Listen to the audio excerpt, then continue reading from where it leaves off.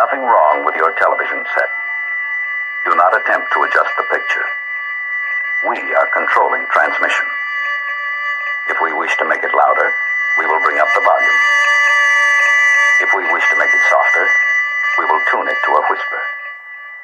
We will control the horizontal. We will control the vertical. We can roll the image, make it flutter.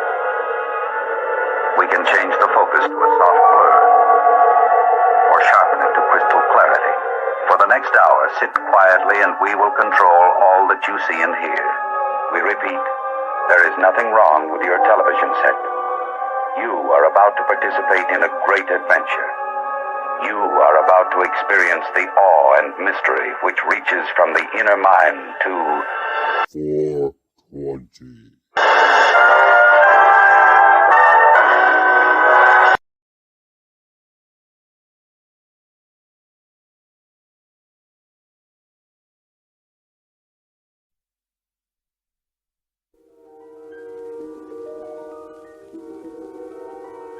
There is a fifth dimension, beyond that which is known to man. It is a dimension as vast as space and as timeless as infinity.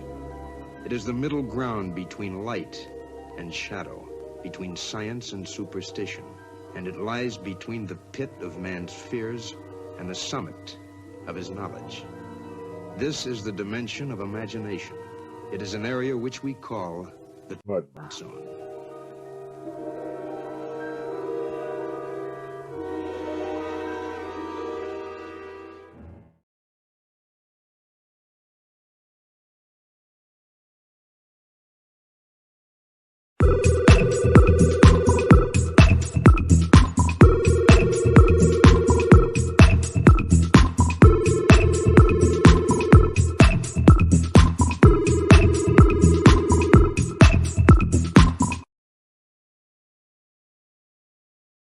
Uostarosta.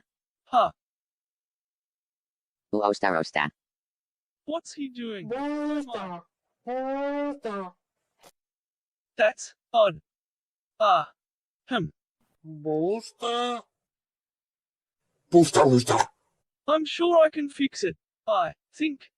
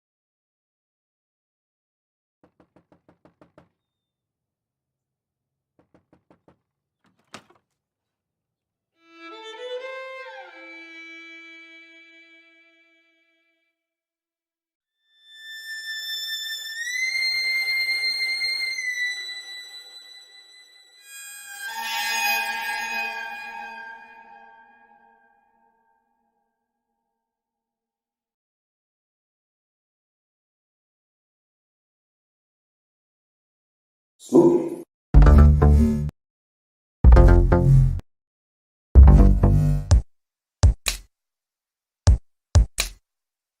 Wanna get high? Wanna get high? Wanna get high? Wanna get high?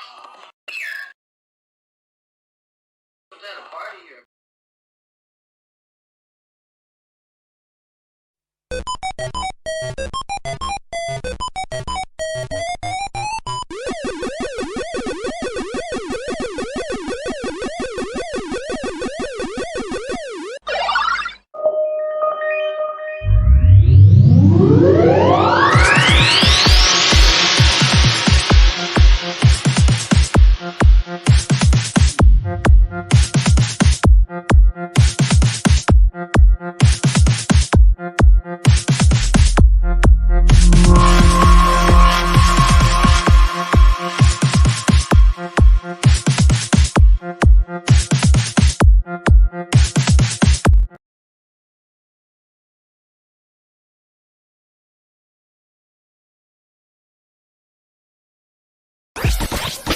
The world is flat.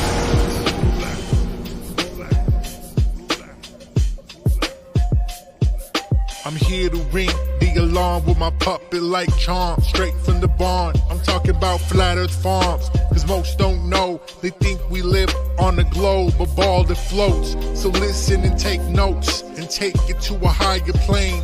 Imagine yourself in all it contains, in all its glory and flair. Flat Earth Farms can take you there. Open your mind outside the box. No more staring at NASA's Photoshop. No more moon landings, no line to ya. No more people standing backwards in Australia. Just facts and pure truth, planning straight to the roots. Flat Earth Farms help you understand. A magical place on a wondrous land. The world is flat, and that's a fact. Tell your friends next time you chat. Let them know a ball ain't that. Let's stay playing with the baseball bat. Cause we coming at the barn, a higher place, the Flat Earth Farms.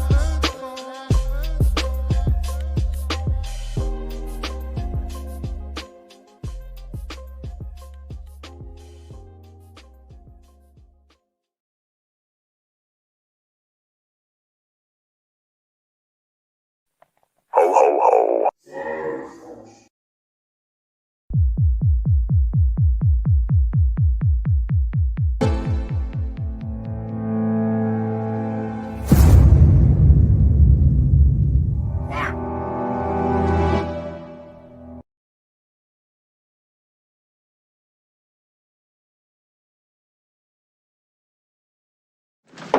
This could be it, Harry.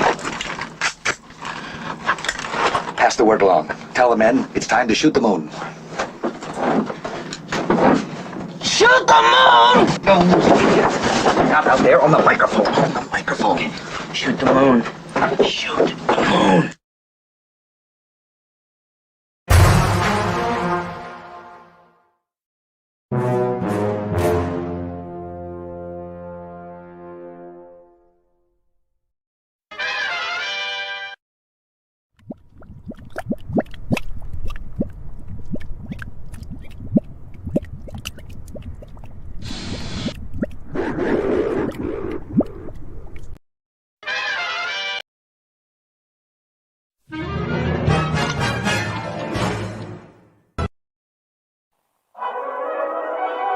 What are we gonna do tonight, Singe Man? The same thing we do every night, Boston Ray. Try to take over the world.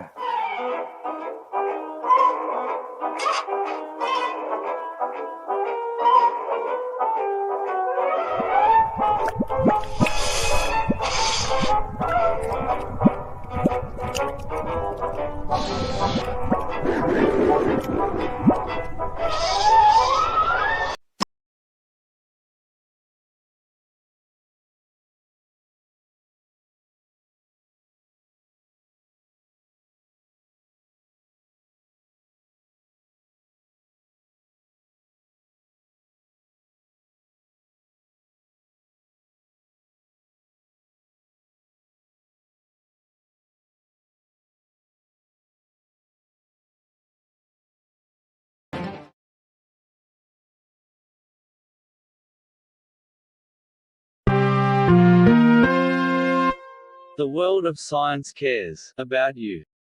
Eureka! We found it. With the tools of science, we have invented, yes, hand sanitizer. But not just any hand sanitizer. This hand sanitizer was developed and approved by the Dark One himself. Here are a few of the things our product can bring you.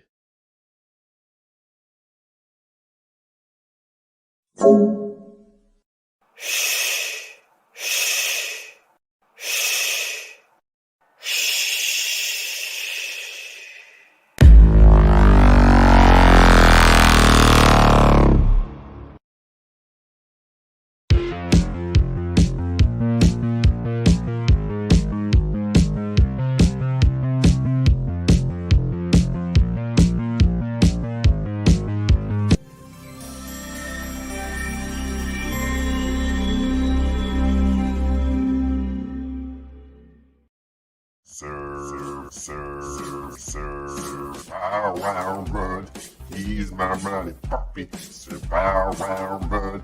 He's my mighty puppy, Sir Bow Wow Mud. He's my mighty puppy, Sir Bow Wow Mud.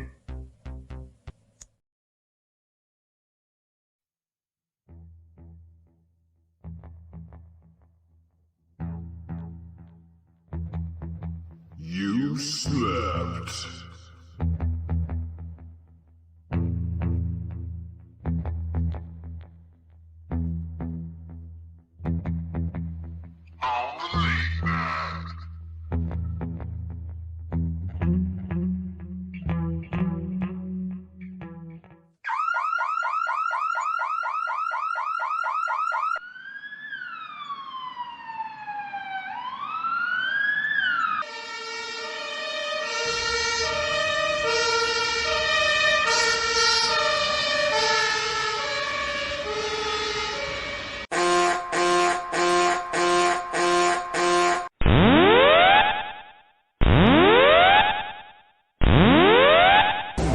Warning, the self-destruct system has been activated.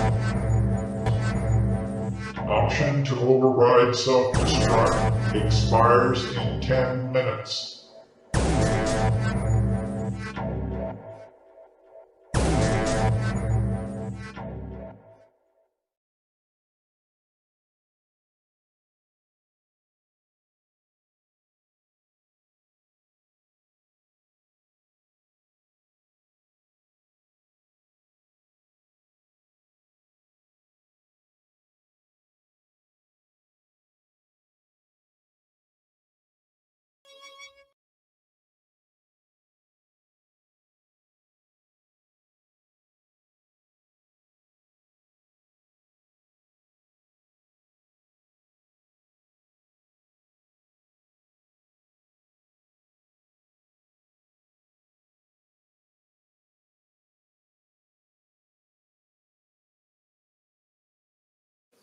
Yeah, you know you loving this. Green and white, green and white, green and white, green and white. Yeah, you know you loving this. Green and white, green and white, green and white, green and white. Yeah, you know you loving this. Making threes like Ray, I never miss. Yeah, Boston rise with me. Now everybody throw their stripes to the sky with me. And when I'm at the Garden, you know I'm rocking green and white, green and white, green and white, green and white. Celtic colors run deep, and we ain't stopping. Green and white, green and white, green and white, green and white. Pierce jersey got the kid looking mighty green. 17 banners and counting, the mighty beam. I'm looking clean as I put the pedal to the metal. Got a million out of rapping, I won't settle. I need several. I gotta let them know this is what I does. Got the city on my leg, you know where I'm from. Dorchester, Hyde Park, Mattapan, Roxbury to Rosendale, let's get it in. We coming out hard, you should take a listen. Girls wanting sex, cause I gotta be up on my fitted. We at the top of the hub, boy, expensive shit. No Empire State, Prudential bitch. Yeah, you know you loving this. Making threes like Ray, I never miss. Yeah, Boston rise with me. Now everybody throw their stripes to the sky with me. And when I'm at the Garden, you know I'm rocking green and white, green and white, green and white, green and white. Celtic colors run deep, and we ain't stopping. Green and white, green and white, green and white, green and white. Don't matter where we go, where we come from, will never leave us. It's about the music, I just do it, but I rock Adidas. See me leaning with the top back, hit up a Yankees game with my socks hat. Win or lose, the spirit never dies. Been through it all and I ain't never lost the pride. 2010, we walk around like who's cursed? City of the champs, I'm sorry, the truth hurts. Yeah, you know you loving this. Making threes like Ray, I never miss. Yeah, Boston rise with me. Now everybody throw their stripes to the sky with me. And when I'm at the Garden, you know I'm rocking green and white, green and white, green and white, green and white. Celtic colors run deep, and we ain't stopping. Green and white, green and white, green and white, green and white. Leprechaun with the tilted cap. All green Chevy seat tilted back. We stuck up banks, have to tell her fill up the sack.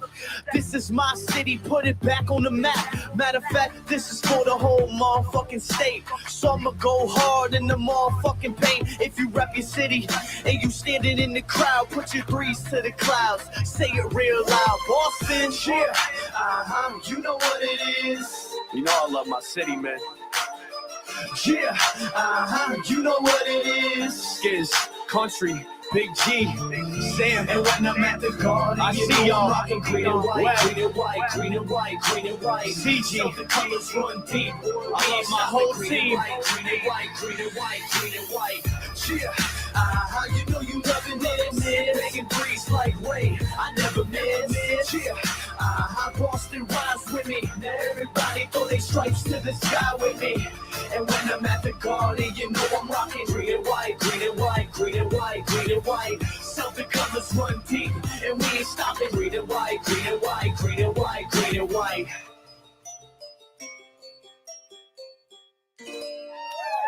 Get through! High five for everyone! Yeah. Woo! The party starts at 8.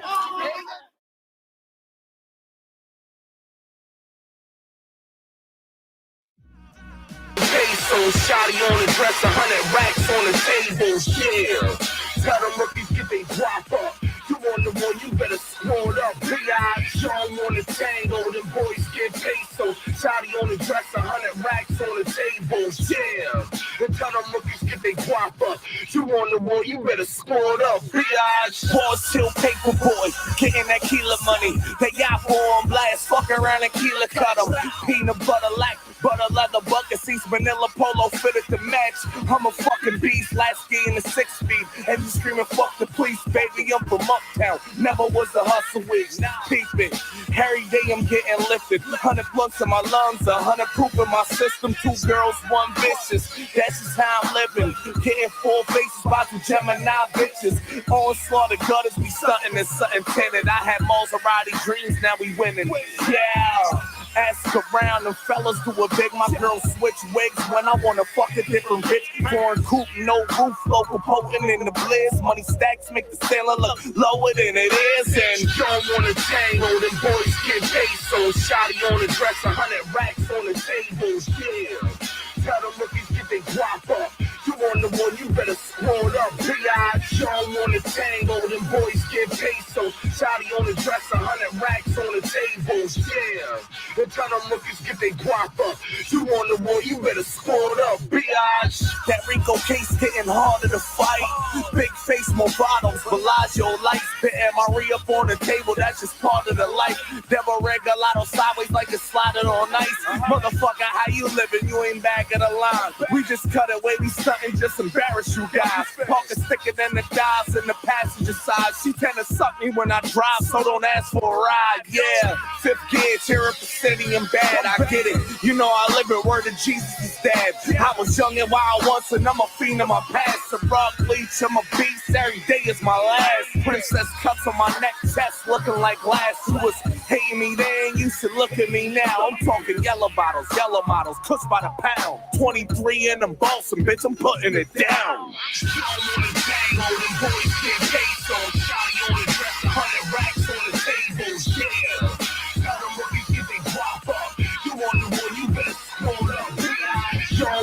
Tango, them boys get pesos. Shotty on the dress, 100 racks on the tables, yeah. And tell them rookies get they guap up. You on the one, you better squad up, bitch.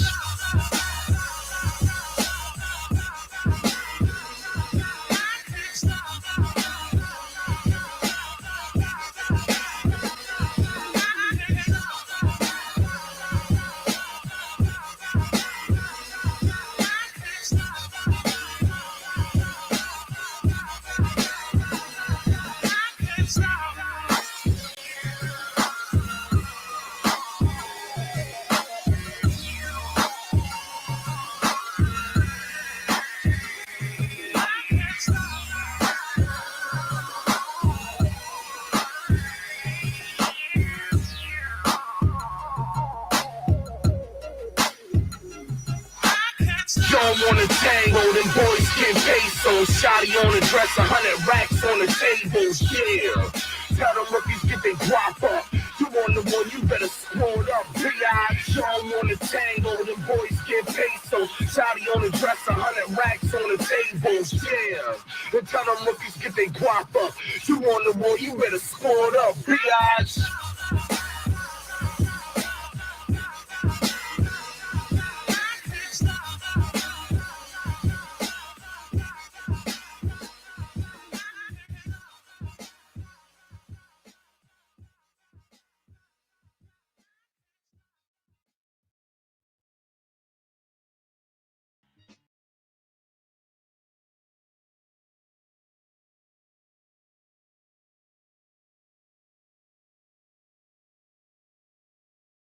Are we all here? Are we ready to go now?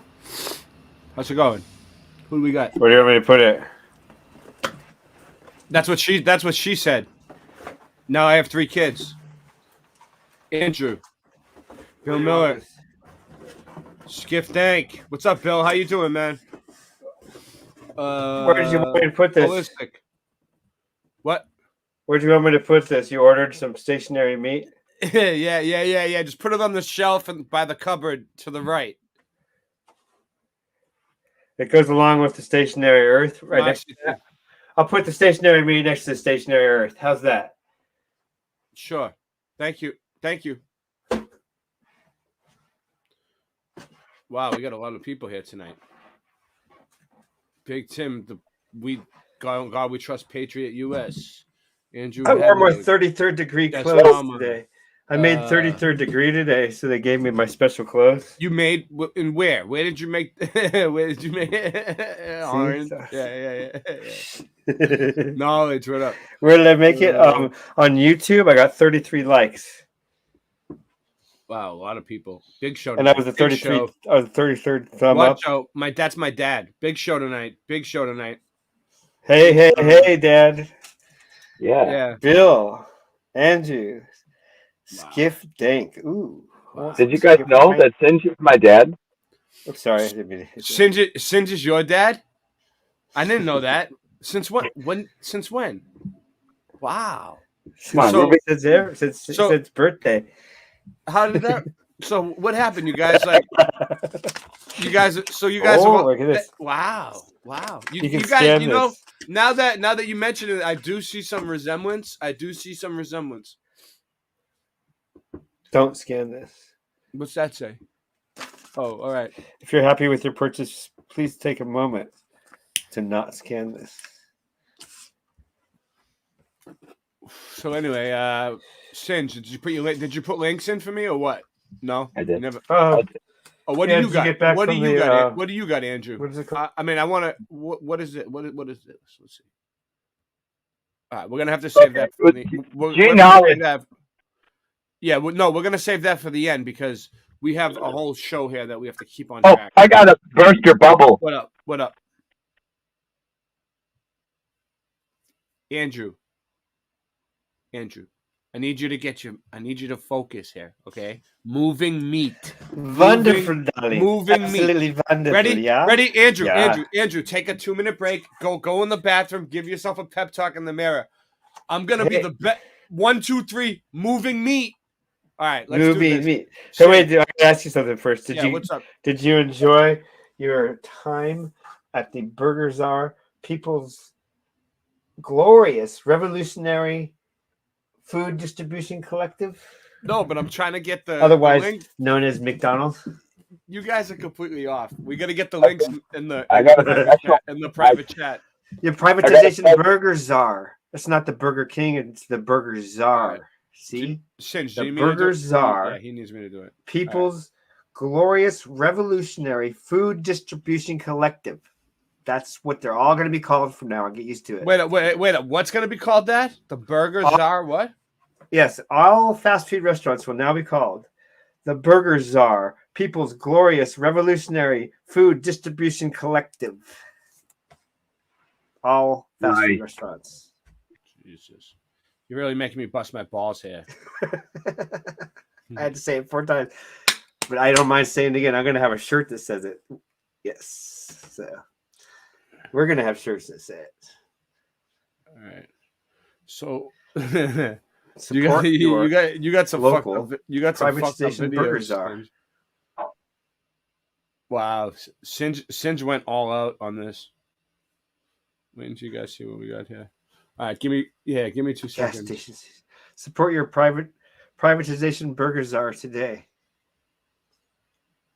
Don't ask what's in the food. Andrew, is your video clipped out, or is it a long live stream that I have to search through?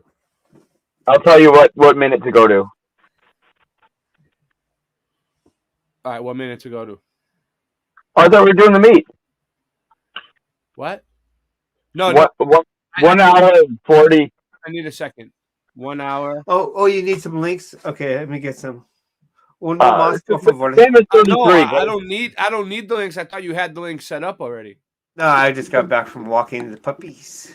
I don't know how to do work on the computers. So I found the cool thing. And then just go to 1 hour and 41 minutes. 1 hour and 4. All right, we'll start it here. This is from Knowledge's stream today. Yeah. Shut he up, captured this thing here. He's in the chat. You can sub him. Yeah. Oh wait, sorry. This is okay. You're right there. Yeah. He shares a lot of cool stuff.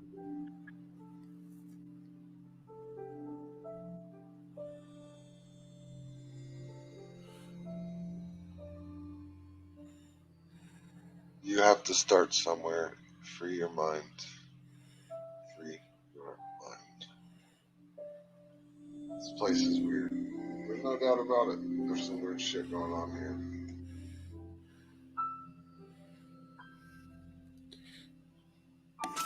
Oh. Yeah, what's up? I'm getting them ready too.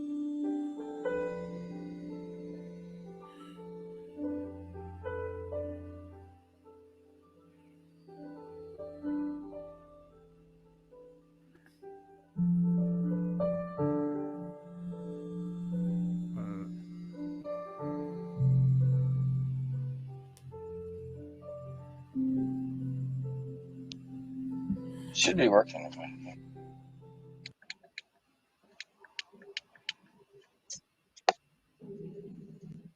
Yeah, I can hear you. I don't need.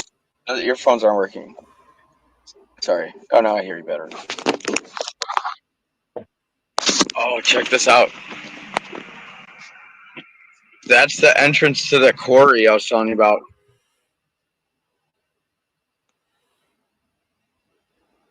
Just jump over there and see what I can. I might just get a boots on the ground here. If I'm lucky.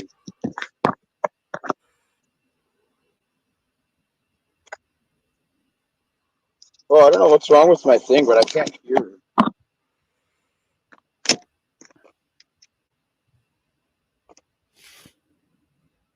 me check my settings.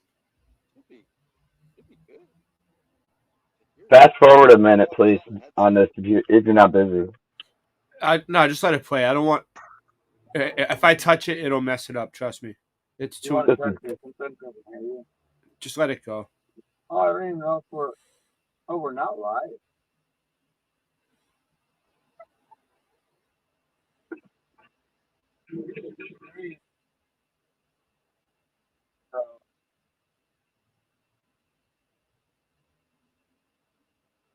Can you hear me?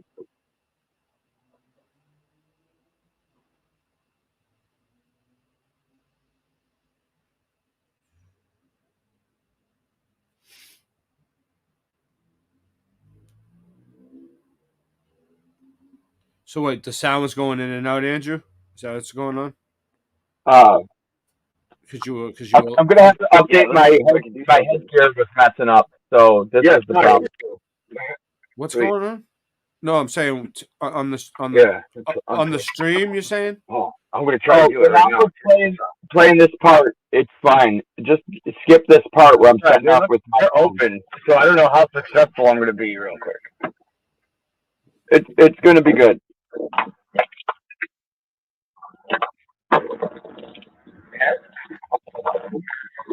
The condos.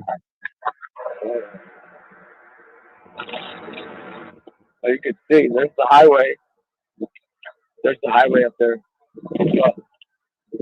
I guess I'll just take a look. No harm in looking, right? Oh, there's a car.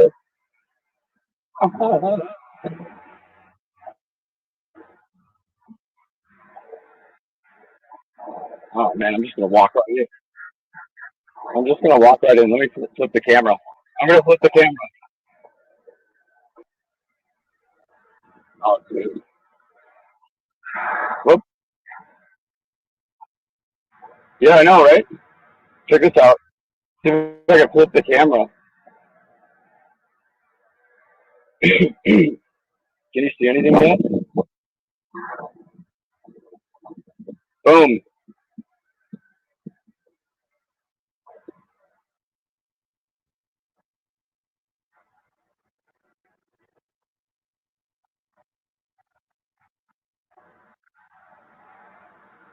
Wait, dude, I'm gonna run. This is called boots on the ground. You got to key inside this place. I can't wait. I want to come here after hours. Look, there's another waterworks down there. What is that now? I don't know. More water. The roots. There's a root. Now we're onto something with the root. Oh, shit, here comes the truck. You got to see these down under rocks, dude. I'm going to get bitched at right away. Dude, this guy. So what did you find, Andrew? So yeah, but maybe he's just dumping shit. I thought it was like, yeah, look down there. I'm gonna walk, dude. I'm just gonna act like I know what I'm doing. So yeah, I gotta get down here, man. Dude, there's like pyramid bricks down there. So, like, in my opinion, I think it's really the wall that went around the ancient city called Shalaga. For certain. The old man. Like, that was up here. This is the city court, you know. Shalaga. Trekking along here is some ancient stuff. I should have brought a hammer. Dang it. I brought my wrench. What good is that in the rock? I should have brought. I like breaking break. Maybe I'll do a kung fu break. Maybe I'll find a kung fu stone I can break. They're right there where I'm walking, on top of the wall. We're gonna get down to the business here. Check it out. This is just the cover up layer. We gotta get down there. Oh, there's bulldozers cruising. I gotta get away from the bulldozers. Oh, we gotta duck down, right? So I gotta run. We gotta see this shit. Yes. See, I wanted to go down there. See that?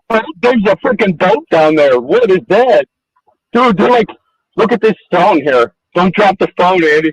Look down. Oh my God, look at that, dude. It's like, vertical. What are they called? Geopolymers down there, man. That's like I'm on the pyramid now, it seems like. Dude, I gotta go in the muck. Dude, it's like sewage. Oh no. Quick dry cement. You know I got the boots in the moat. What were you saying? Oh, whenever anyone says geopolymer, I say quick dry cement. Yeah, but I don't get it. Like what? I don't know what. So what is it that you're doing here? You're just walking through the water for no reason, like. This is a quarry. Darling. It's fun. It's a quarry, but I mean, I have quarries around me too. What do quarries prove? I'm going to show you down under there, like what this thing is. This stretch of rock that you'll see, it goes for miles and miles, dude. It like wraps around. Yeah. I know what you mean. There's one of those near me too, though. It's not. I don't look at quarries like that big of a deal. Like we found some blocks that had the old mortar still on it. Where am I? Because like. There's like a motor sticking up. I guess you can see layers of rock. I guess like there's all kinds of old world buildings coming at you though. Not quarries near me. Dude, what is going on here? So all right, I found the tool. Oh, it's implanted into the brick. I mean concrete. All right, so there's a block. This thing is like covering. There's a pipe. There's a pipe. Just don't step on the extension cord. This is just not it's a mudslide. Oh, look at that huge, like, look at, can I zoom in? Look at that huge, like, slide down there. Oh, I forgot there's people here. I gotta get out and be quiet. But don't get out yet. I mean, it didn't say no. I gotta get down here. Oh, there's a truck. But down there, you can see it's like the pyramid level. I want to see the huge blocks. So this is like, dude, it's like sipping out water here. Where's this water coming from? Oh, the duck's flowing. Look at this. Where's the water even coming from? Yeah, that's cool. All right. All right. We're going to try some Giru action here. We try to do a little, right? That stuff's easy to break.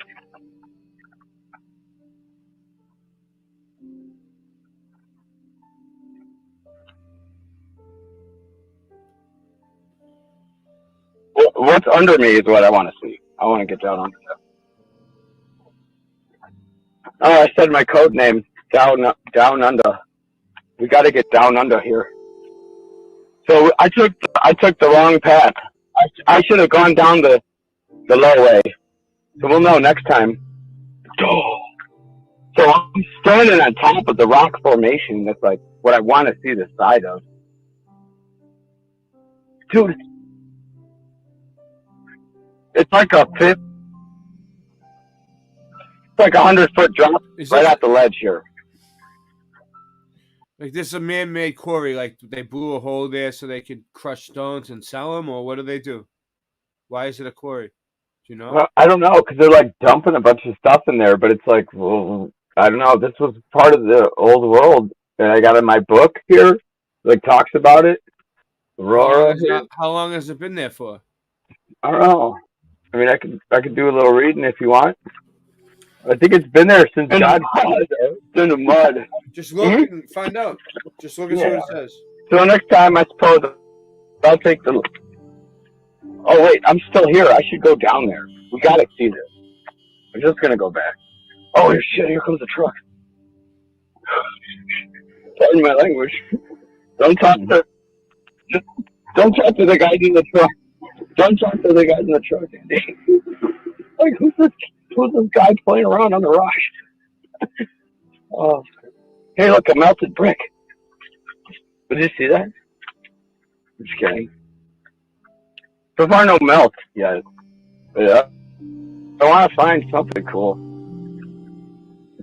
I was going to sneak in here. I guess you could just walk it right in. We need to see the lower level. I would have.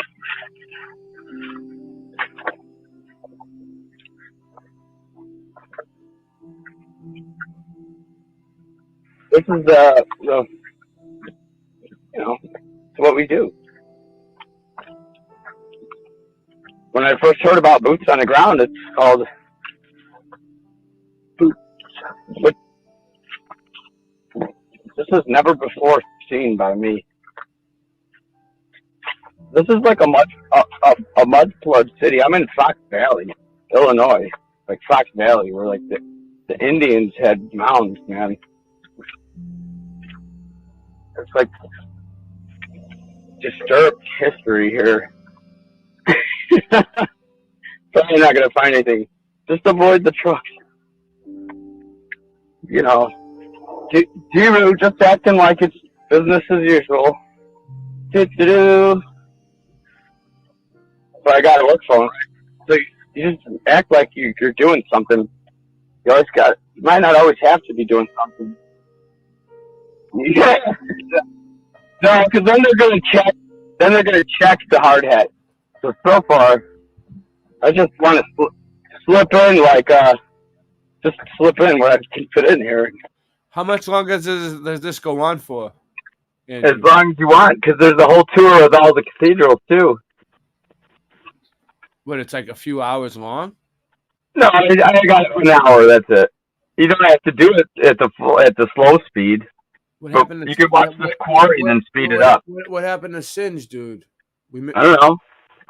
Jesus. All right, yeah, I'll let it play for a minute. I got to figure out what's going on. The whole show just kind of just got derailed. All right, give me a second. I don't know why. I mean, this is pretty cool Blue Show stuff, I thought.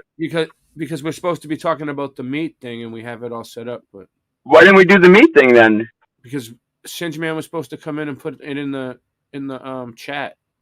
And he Oh. did. You see what I'm saying? There you go. I got him in there. Oh, there he is. All right. We'll come back to this. Oh, that'd be cool. Yeah, we will. We'll get back to it.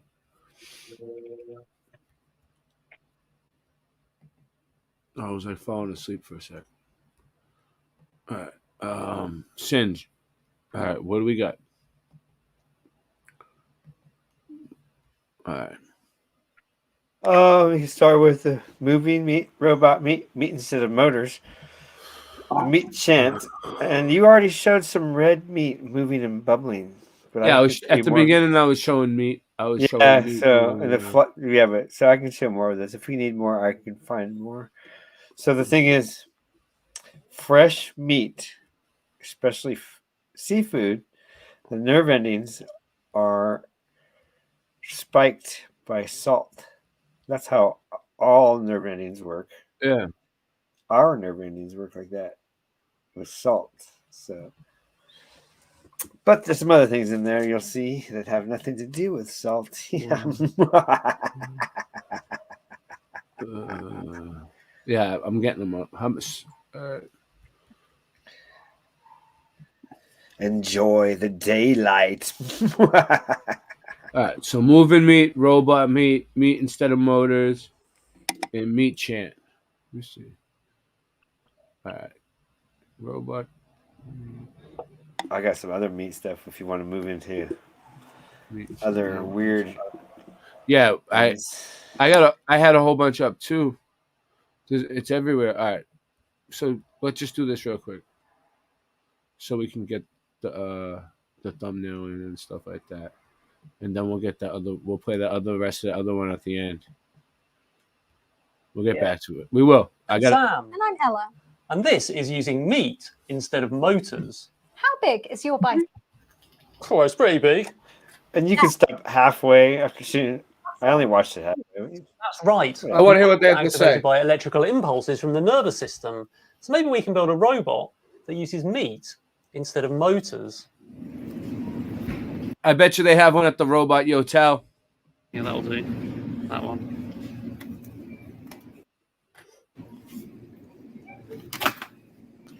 Yeah, we'll have sausages. Honey roasted. Honey roasted.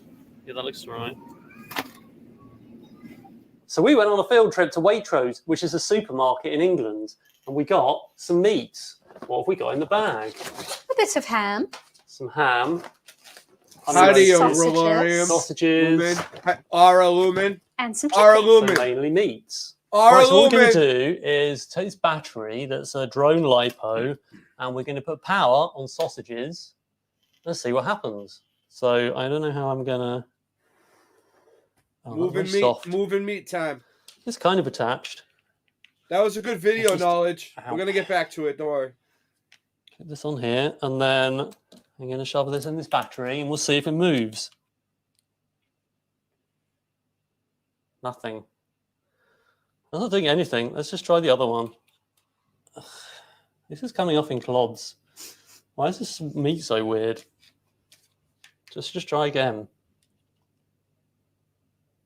I think it's making a sound, but it's not really moving. I don't think we can use this as a motor. What's that? That's vegan. That's not meat. Yeah, that's not meat. That's not meat. That's not meat. That's not meat. That's not meat. That's not meat. That's not meat. It's vegan. That's not meat. That's not meat. That's not meat. That's not meat. That's not meat. It's not meat. That's not meat. Right, are you ready for ham? I think I'm ready for ham. This is ham's turn. Let's clip stick a bit better to ham. Maybe this will work. Right, there we go. Come on. No, nothing. No ham. No ham. I don't know why. This is meat. Yeah. Oh, hang on. It's because it's cooked. Is it cooked meat? Oh, this is cooked. So yeah. that's why maybe that doesn't do anything because it's cooked and it's not a muscle anymore. It's chicken's turn. We've got the chicken wide up the same as before.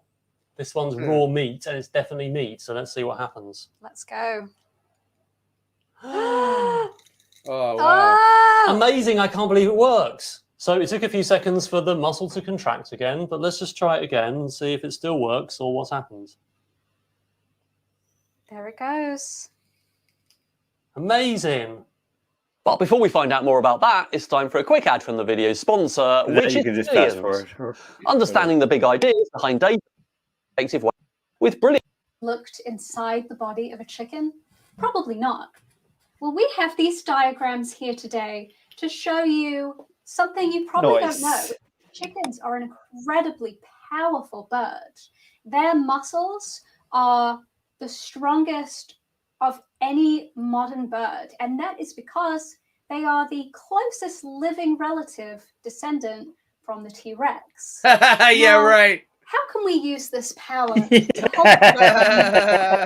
I've made this amazing good one. rig. I've just got this joint on the top. Like that.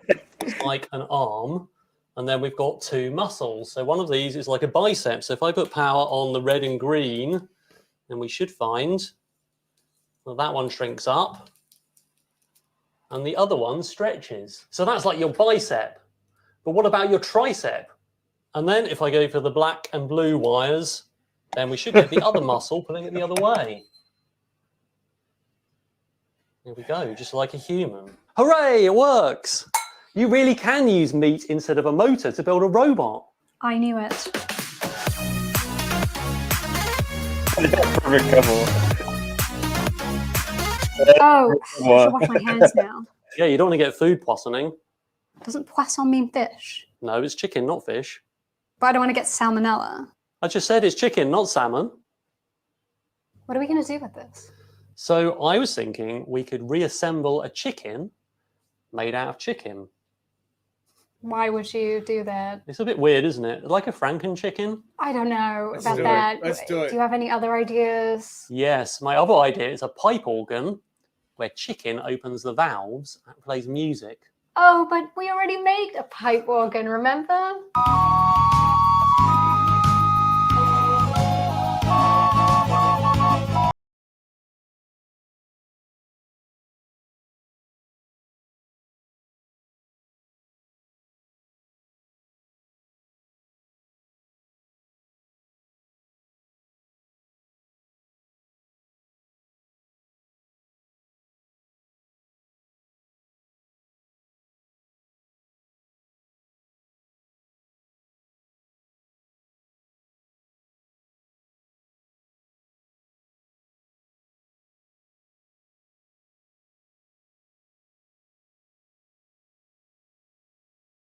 Okay.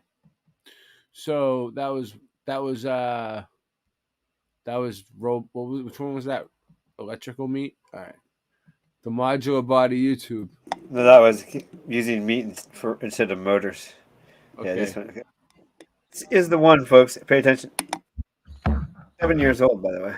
We're looking at Oscar. Think about it. The first human modular prototype that is able to live in various setups. Now, what's going to happen is that I'm going to connect the brain to the heart module to activate the blood circulation. Now, the lung is going to start breathing. You can see both organs are now collaborating. Oh my God. I can add a kidney module. And if I add a limb module, it starts actuating the organism to move. Now it's looking for the optimal temperature, which is 37 degrees. Or the if I add limb another looks limb, for temperature. Oscar will recognize it and beneficiate from new possibilities.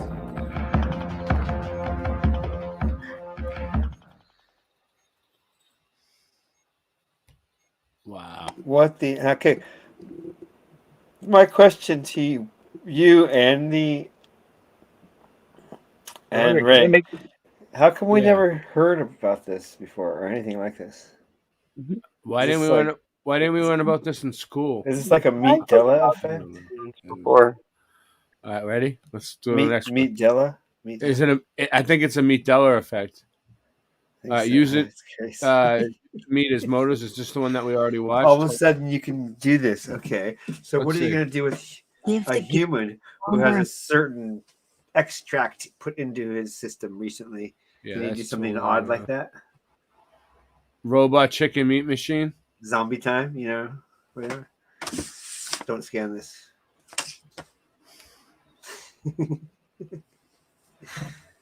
All right, we'll get through this real quick. Okay, let me look at my. You ready? Burger Czar. Meat machine. All right, break. All right, there you go. Meat machine. Robot chicken meat machine. And Can I then, say something? yeah, go ahead. Go ahead. I didn't wait 5 seconds. I broke the rule. So. Go ahead. It looks to me like Finchman's clothes is meat colored.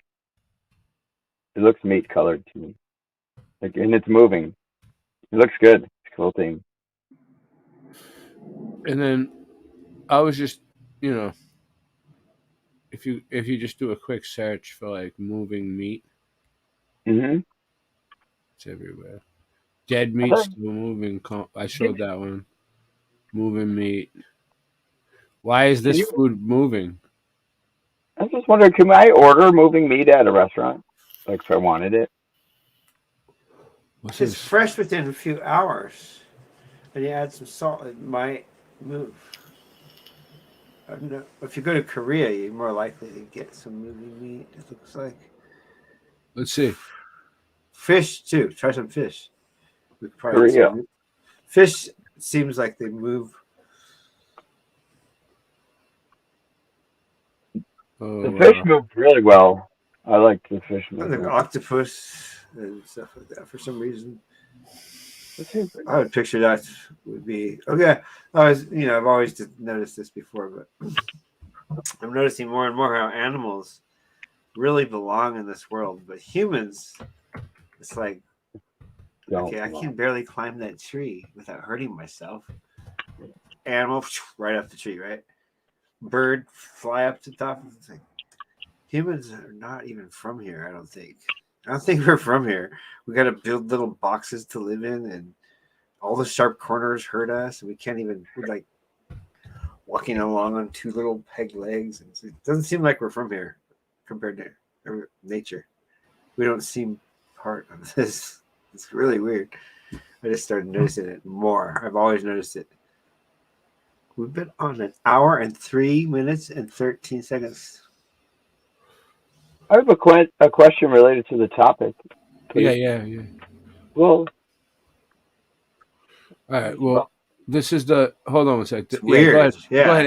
Ask a question. It's weird. I'll put it in the chat. It's good. It's good. No, go ahead. Ask it. Meat, huh? So did you show them all? Did you? I think you might have. I got this one though.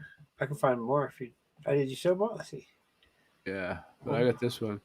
This is the moving meat, Dead moving meat compilation. Oh yeah, play that one.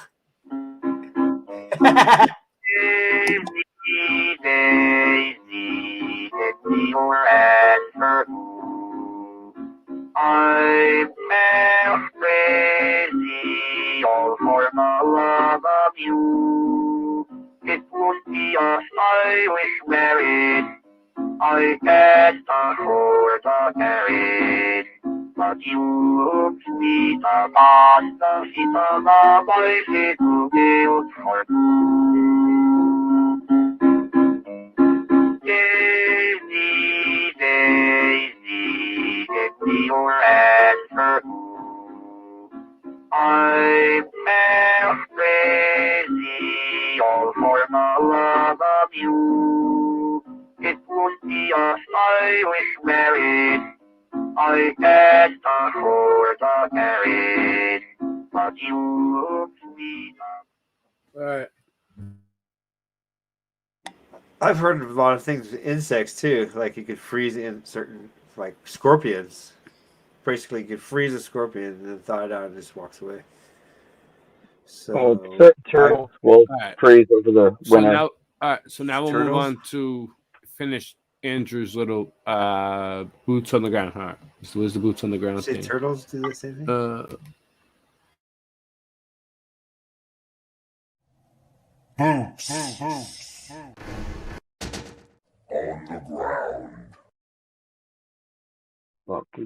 It's like, are they a reptile?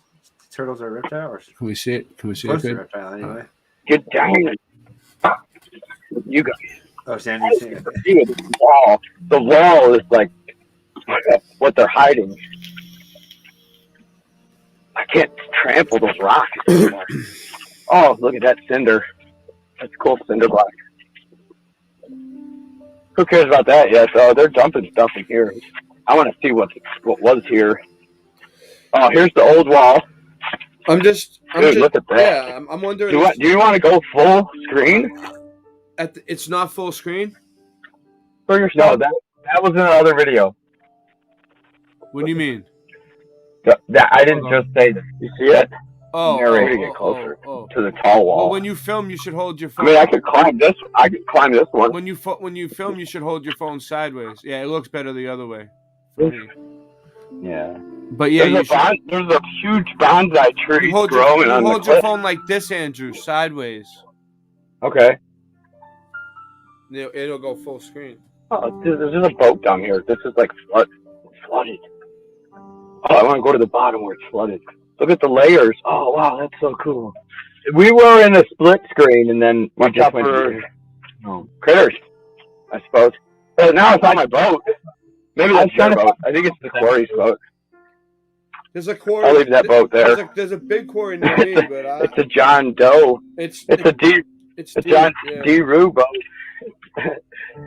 So now we've reached the pyramid sector 9. Sector 9 here. Now hands on. Look at that. It's just like coming apart, the whole thing. Look at it's all in straight level layers though. They're like level. Because they usually use dynamite. It's like they're pumping it out, I think. They blew it up, you think, Ray?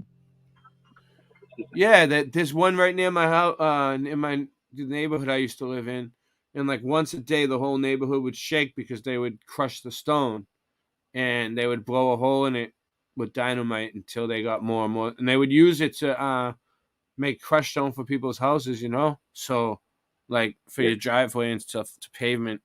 So I don't know what they did what the deal with this one is. But they're always really deep, and there's water at the bottom and everything else. Like, I'm gonna find like a dinosaur skull in here. I just know it. Something good. Oh, it smells like it smells really fresh though. I bet it smells like good earth. It's like seeping out of the mud. Like it's coming up out of the water. I literally think they're pumping it out. And then it's dribbling down though again. It's like raining on each side of here. If you zoom in on that bonsai tree, that huge tree that's growing on the water flow, the water flow is up there. I wish I could go down there. It looks like there's a couple openings, but like now they got it like mowed it off with mud. I think there's some tunnels over there, bro. I need to come back. Oh, here comes the bulldozer. Get out of here. Abort mission. I know. They saw me. I wasn't supposed to be in there. Dude, I'm gonna cruise out of here. I got just water erosion. They're destroying it. Yeah, this is like a mountain in Illinois. I never knew about it. I just glitched out for a sec. I noticed on the TV. Yeah, that was because of what I was doing. Only on the G Knowledge channel. Yeah, he's got a good channel. You got his link. Someone should throw his link in. I mean, I didn't really see anything melted here. Mods, put his link in. You threw out the bait, and you caught the keeper for the day. We got lucky 3 clovers. Oh man, it's like parsley or something. Oh, that smells really sweet, actually.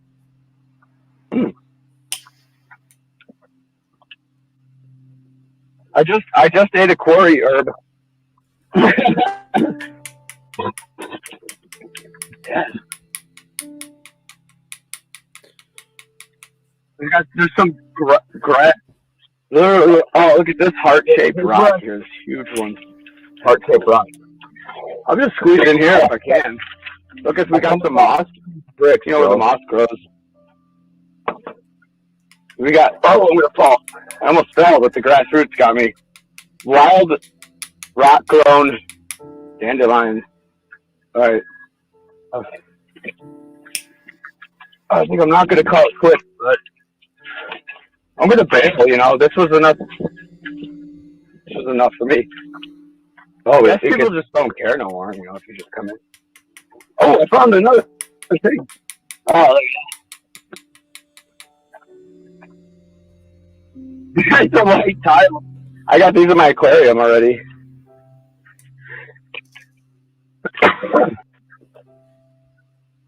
Yeah, I put it back.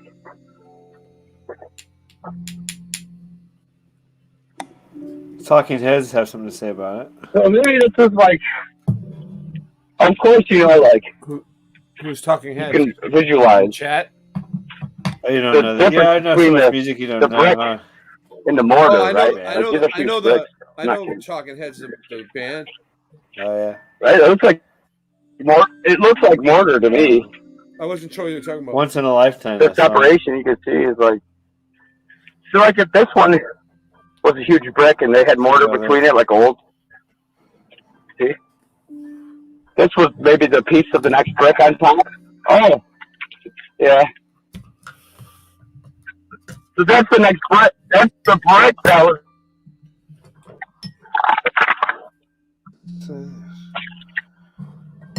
Hey, look. Give me 2 seconds. Bathroom break. I'll let this play.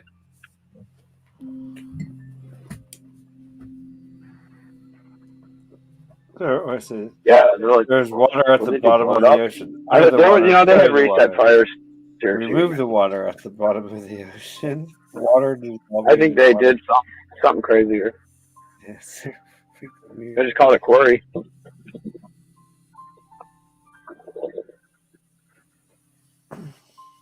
Under the rocks and stones, there is water underground. Let the water hold. That's just for decoration. Water flowing underground. Well, they got, you know, the precious level earth insignia here. The level. You know, yeah, but Angie's got it from. They don't care. It's another day in the box of rocks.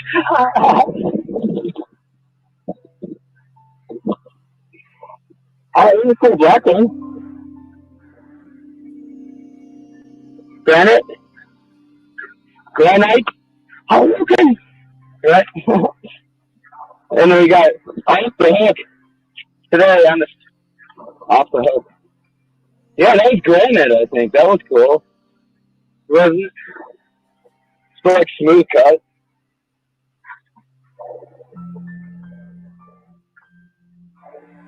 Granite.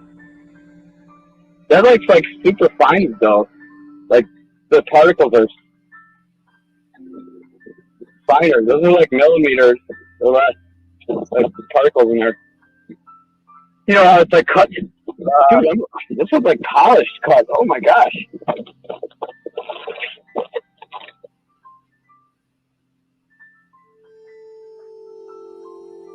This granite?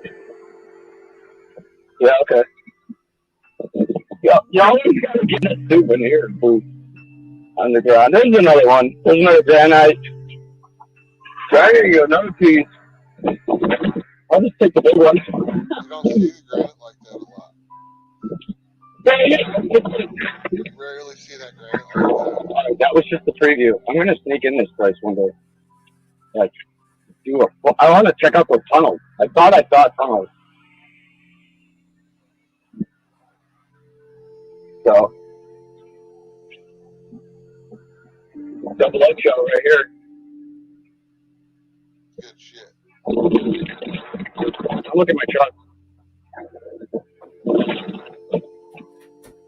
Oh, Deru in the And work that's truck. the place.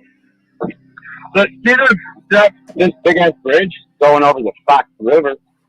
Right down there where the adventure continues in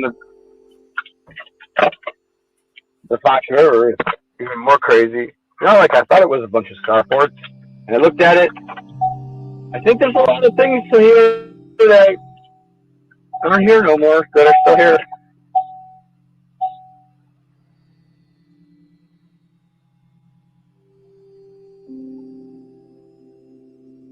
You know, there's signs of this past civilization existing. You know, how recent, how long ago, who really knows?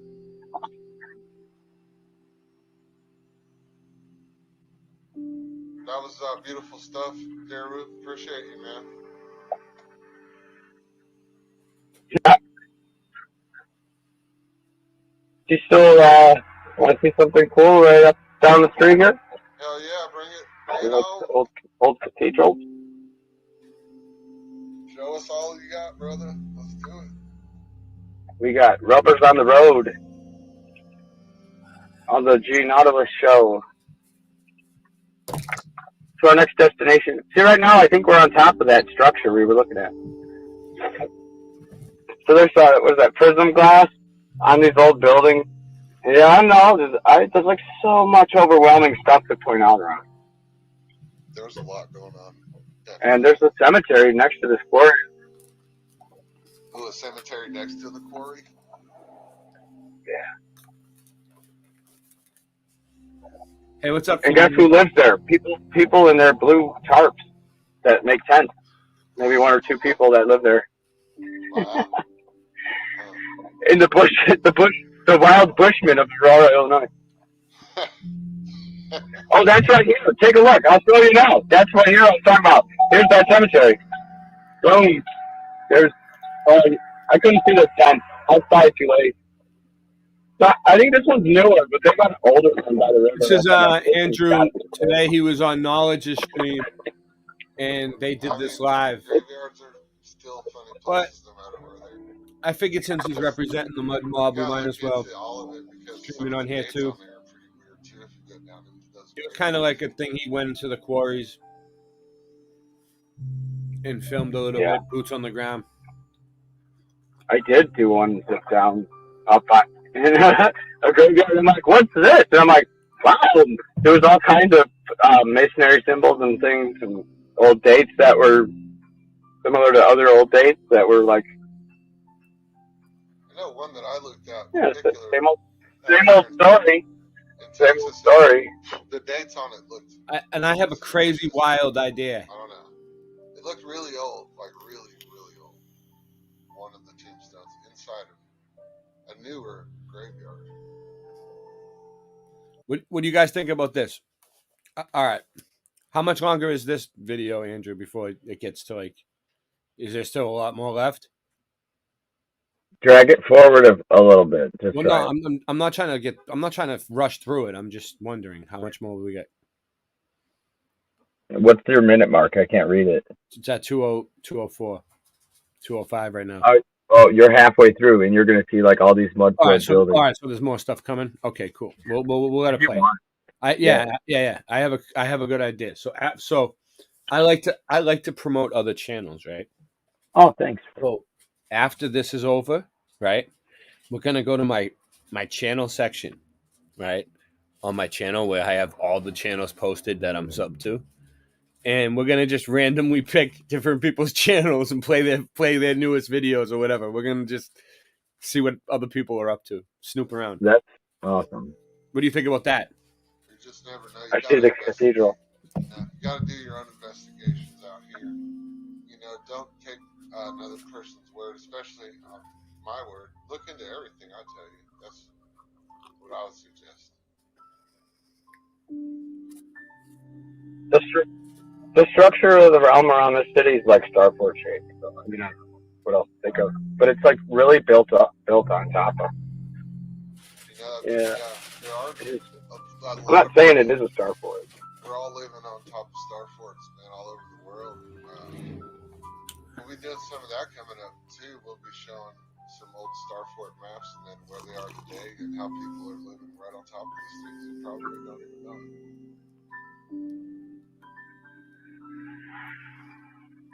I'm only one person. I can only do so much. I go so deep into things. Sometimes it takes a month just to cover one subject properly. Maybe even a year or two. See the spires yet?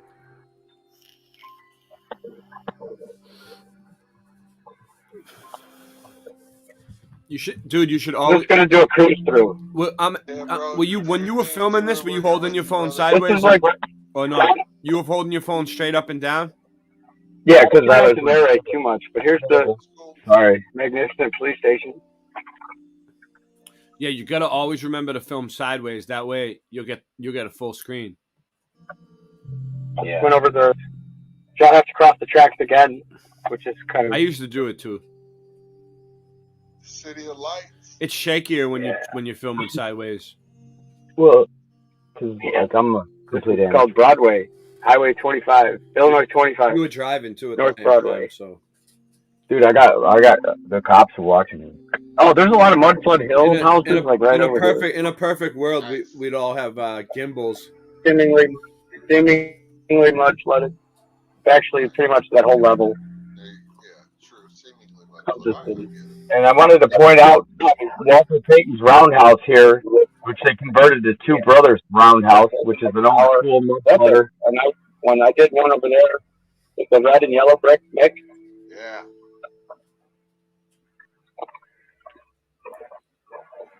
Go check out Beaver's videos. You can see more better views.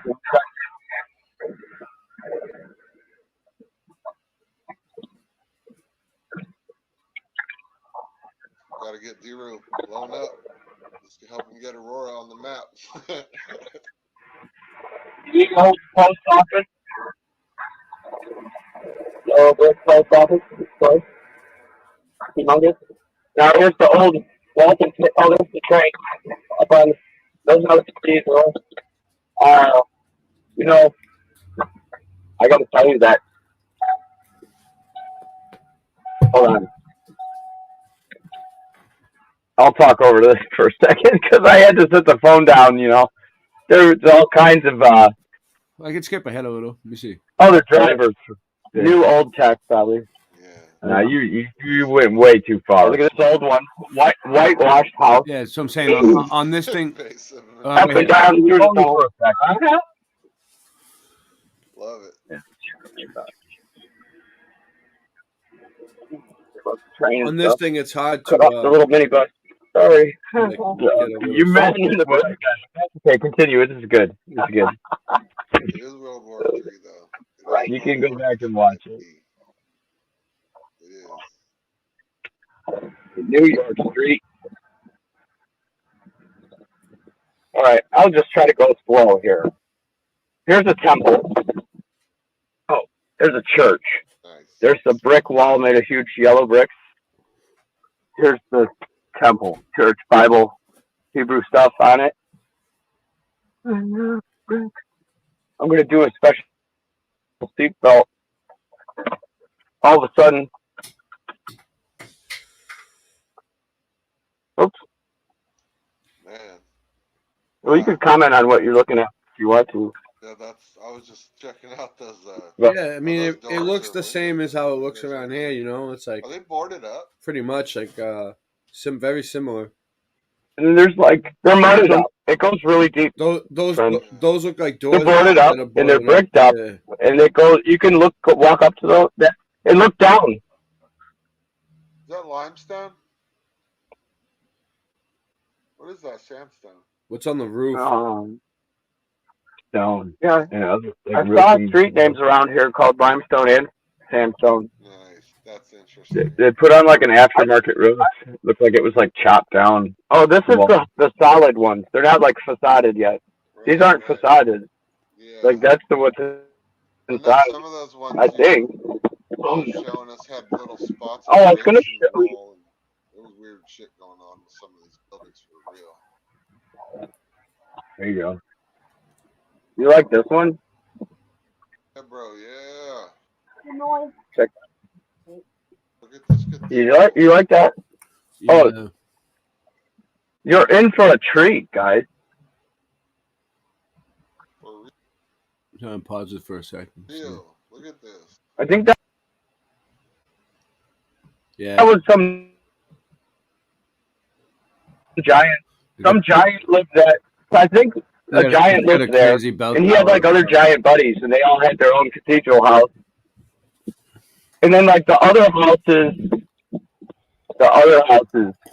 So I gotta study this one. This one's a deep dive. Yeah, that's Anyway, the rose window. I'll go back around so you can see. I'm not downtown. I'm next to downtown. We're like the goodies. We're like a block or two from the river. It's like, so this one's facade over. That was yellow brick. All right, here. Hold on. Boom. Now we're in the historic district. There's the back view of that church. Wow. Next to another church. That's like brick. Old brick. So I tell my son, it's new brick on top of old brick. So there's some tech up there. New old tech, probably. Yeah. I don't know. It is always. Oh, look at this old one. Whitewashed house. Noticing the yellow brick wall around it. Perimeter. Really great. There's a spire up there. Every house has a spire. So. That's new on top of old, just like Oh, we're seeing in Pompeii when we're looking at Pompeii, new on top of old. If you want to see some cool something else here, there's some. Look at this red one, like redstone. That got a redstone wrap or something. So Like it. that one's I love them and old it's houses. completely vined over in the back of redstone. Them old houses. This is good. A mind blower here for some reason.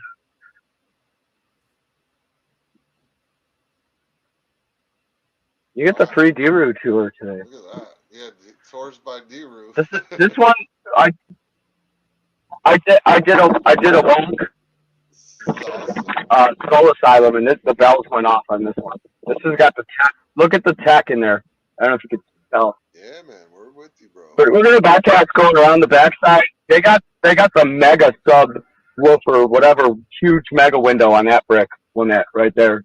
We might come back around to that. But just gaze over now to the right.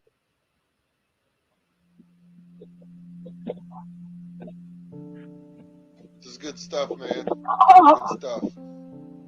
That's like the window. Here comes some more. Lit tours by D-Roof. DJ D-Roof. So, now this is where's Waldo? You've been wondering. We found him. Oh shit! Hold on one second. My phone just Wow, died. look at that school, man. Whoa. Yeah, it's pretty cool. Look at that spire. Super tall. I'm just gonna go. Yeah, look. So you could tell. This is awesome. Down in there. And you got to go slow because there's kids, so we get a good view. In there. There's the cool pattern in there. Oh, but I can't stop. What was that? Was that a pipe that got to the side of the wall? We're in Mexico.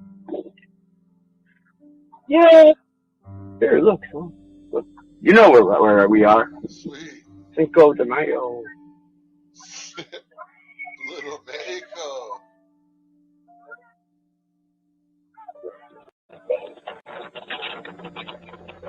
Five-way intersection for the way.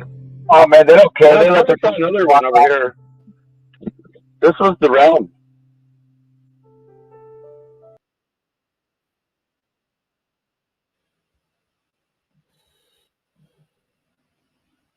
In the city. Look at that huge 5-leaf clover. Oh, that was amazing.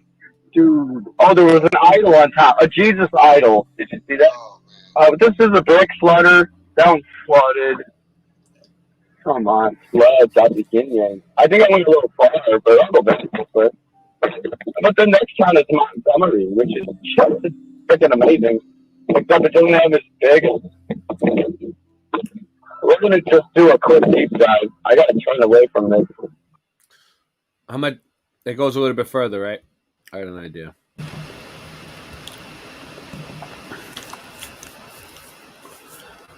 Now the tour's over. You could drop it out from there. All right. Yeah. I don't want to show any more than that, though. Thank you, Ray. That was good share. All right. I appreciate it. Yeah, it was just. We were gonna do that one just as a private only. I was gonna fix the audio because the audio was like bumping in my ear. Everybody who got to see that, you're lucky. I was gonna do it private only. Cause I was gonna delete that one. I knew it was shaky. Sorry, but it was like spur of the moment type of deal. No, it was good. It was good. Yeah, thanks for sharing it. That was hard. It's hard to, especially when you're live streaming on someone else's live stream, to get it to come out good, like from your phone. So you did a pretty good job. There was like a lot of ideas I wanted to develop, but it's hard to talk about when I'm like focused on like not. Streamlabs on your phone works good when you're out. Sometimes it works pretty clear. You know what I mean? Those like kitty scratches on the surface. Like, what do we got here? A mud-flooded city? Let's find out. All right. Well, let me see what's going on. I had a whole bunch of stuff ready to go, and then my phone just died on me. Everything just seems to be going wrong. It's cool when you play music, Awesome. Yeah, I got music to play, but I'm just trying to see what's on your mind, Ray. What's on your mind? Not too much. I've been just I just got a lot going on. I'm doing a lot of different things. The thing about flat Earth going around, that's so awesome. Yeah. I wish I could get. That's what I had. I had a bunch of stuff. I gotta get my phone charge up for a second so I can get to it. It's like every time I go up on this hill, I see how level the Earth is, and I'm just like, praise God. Look at this. Hold on, this looks kind of good. I don't know. Maybe not though. I got to give it a second. Since I found out it was a flat round. What is this?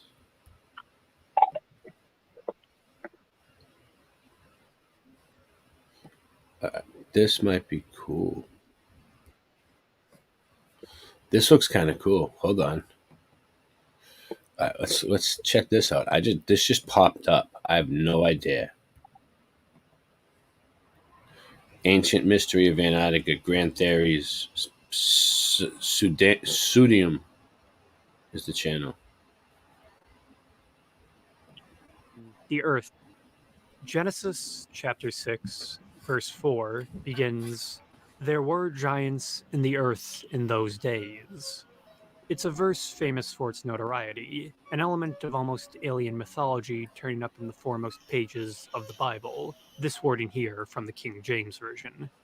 An inspiration that there were fantastical giants on, or maybe in, the earth according to these scant few references across the early pages of Scripture. Interpretations differ in the extreme, but as a total image of the world grew, these giants fell away. Myth falls away to undiscovered country, or, as the Bible says, the stranger comes from a far country. What countries are further than the icebound north and snowbound south? The icy lands at the North and South Pole are the final terrestrial frontiers. Frontiers make good settings for mythology, legends, and fiction. No surprise the North and South Poles are white canvases to be drawn upon. The extreme poles have no natural civilizations, they have essentially no native history, and thus they seem to have no past. The Arctic and Antarctic can act like literal iceboxes of mythology, symbols, and ideas. Tradition, for short. Maybe there, in the Earth, there are giants? Perhaps. The image of the polar regions is then a menagerie of mystery and truth, a pseudo-history of ideas, once respected, that were dummied out from popular consciousness. The literal fringes of the Earth keep fringe ideas alive in their icy vaults. The Arctic regions seem like the veil between the bonds of the Earth and the promise of space and the pole star beyond. Despite its inhospitability, mystics, east and west, have long described the color of the Arctic as a verdant green. It is a fertile field in imagination. The poles have their own associations, the attraction of the north and the repulsion of the south. Thule Ultima, Thule, the furthest land. That is what the Greeks called the ends of the earth. In the 1st century, Seneca the Younger wrote his play Medea, a tale of the legendary sailor Jason's spurned wife Medea, a princess of the far-off country of Colchis. On stage, Seneca's chorus proclaims this to the audience. There will come an age in the far-off years when ocean shall unloose the bonds of things, when the whole broad earth shall be revealed, when Tethys shall disclose new worlds, and Thule not be the limit of the lands. It is called Seneca's prophecy. It may be the earliest use of the term New World or worlds here. Seneca speaks about a land beyond the northern Thule, or Thule, a land regarded as everything from a paradise to a place of empty night throughout history. This is the mystery of the furthest land, and the world beyond even that.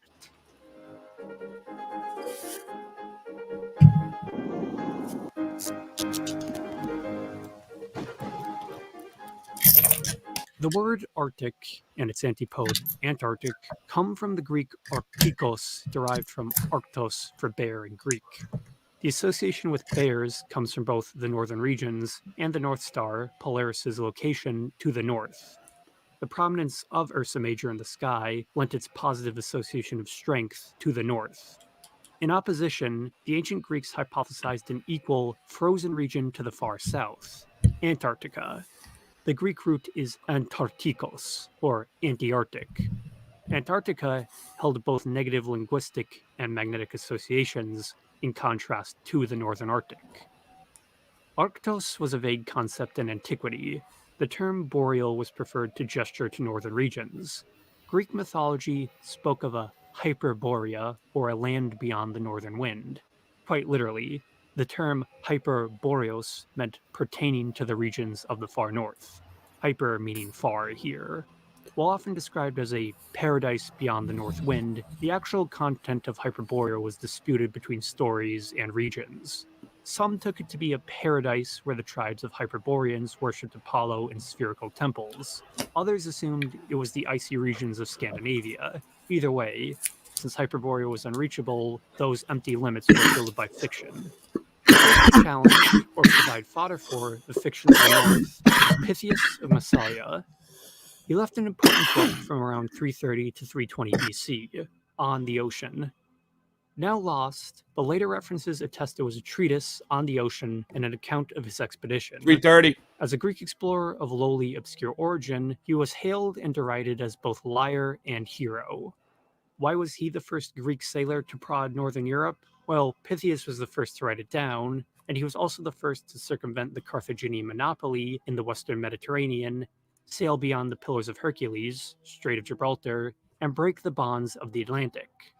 Pythias delivered to Greece the first report of Arctic ice and ice flows near a mysterious land he called Thule, or maybe pronounced Thule, or Thule, or Tile. There are many possible pronunciations. We can't even pronounce it. The Greek astronomer Geminus of Rhodes preserved one excerpt from Pythias's On the Ocean, where he claimed, "It seems that Pythias of Massalia came also to these far northern regions. At least he says in his treatise On the Ocean. The barbarians showed us the place where the sun sets. For it happened that in these parts the night becomes extremely short, sometimes 2, sometimes 3 hours long, so that the sun rises a short while after sunset." Where and what was this Thule or Thule? It was clearly northward, an unclear frontier region, but obviously an island of some kind. Pythias claimed his Thule was 6 days' sail north of Britain and near the frozen sea. A description that gives the exact location of Thule some flexibility. Conservative estimates place Pythias's landing among the northern Orkney or Shetland Islands, north of Britain or Scotland. Liberal estimates I've believe never he been up sailed that as way. far I as have no Iceland. idea. The most extreme, and likely impossible, claims believe Pythias reached the Arctic ice itself. The placing of this Thule will become a controversy throughout antiquity and even into the late Roman Empire. Later Greek historian Polybius and geographer Strabo did not believe these claims from On the Ocean. They regarded it as outright fiction on the level of the Hyperborean tales. Pliny the Elder's Natural History from the mid-1st century takes a more neutral tone than them. On the topic of Britannia, it reports, "The most remote of all that we find mentioned is Thule, in which, as we have previously stated, there is no night at the summer solstice, when the sun is passing through the sign of Cancer, while, on the other hand, at the winter solstice there is no day. Here the location becomes muddled again as the Natural History locates Thule in some reachable distance of the Arctic Sea. At 1 day's sail from Thule is the frozen ocean, which by some is called the Cronian Sea." The Roman historian Tacitus would report a Roman fleet sighted Thule, but by the end of the 1st century, Tacitus's Thule is likely not the same as Pythias's Thule, or the idea of what Thule exactly was. By then, the island was abstracting into complete fiction. In the Pythian, or Pythian Odes, 500 years earlier, Pindar, prior to Pythias, had skewered this controversial north with the line, "But neither by taking ship, neither by any travel on foot, to the Hyperborean folk shalt thou find the wondrous way." The philosophers reckoned with these Hyperborean folk. Both Plato and Aristotle's Earths accounted for the Arctic and its southern mirror.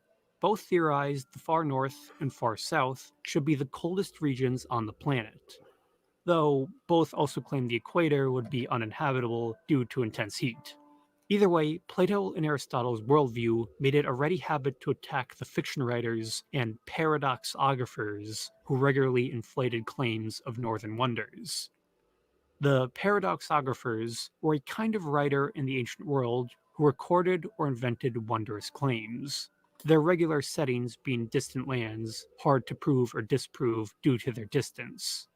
One point of contention was the reality of Hyperborea.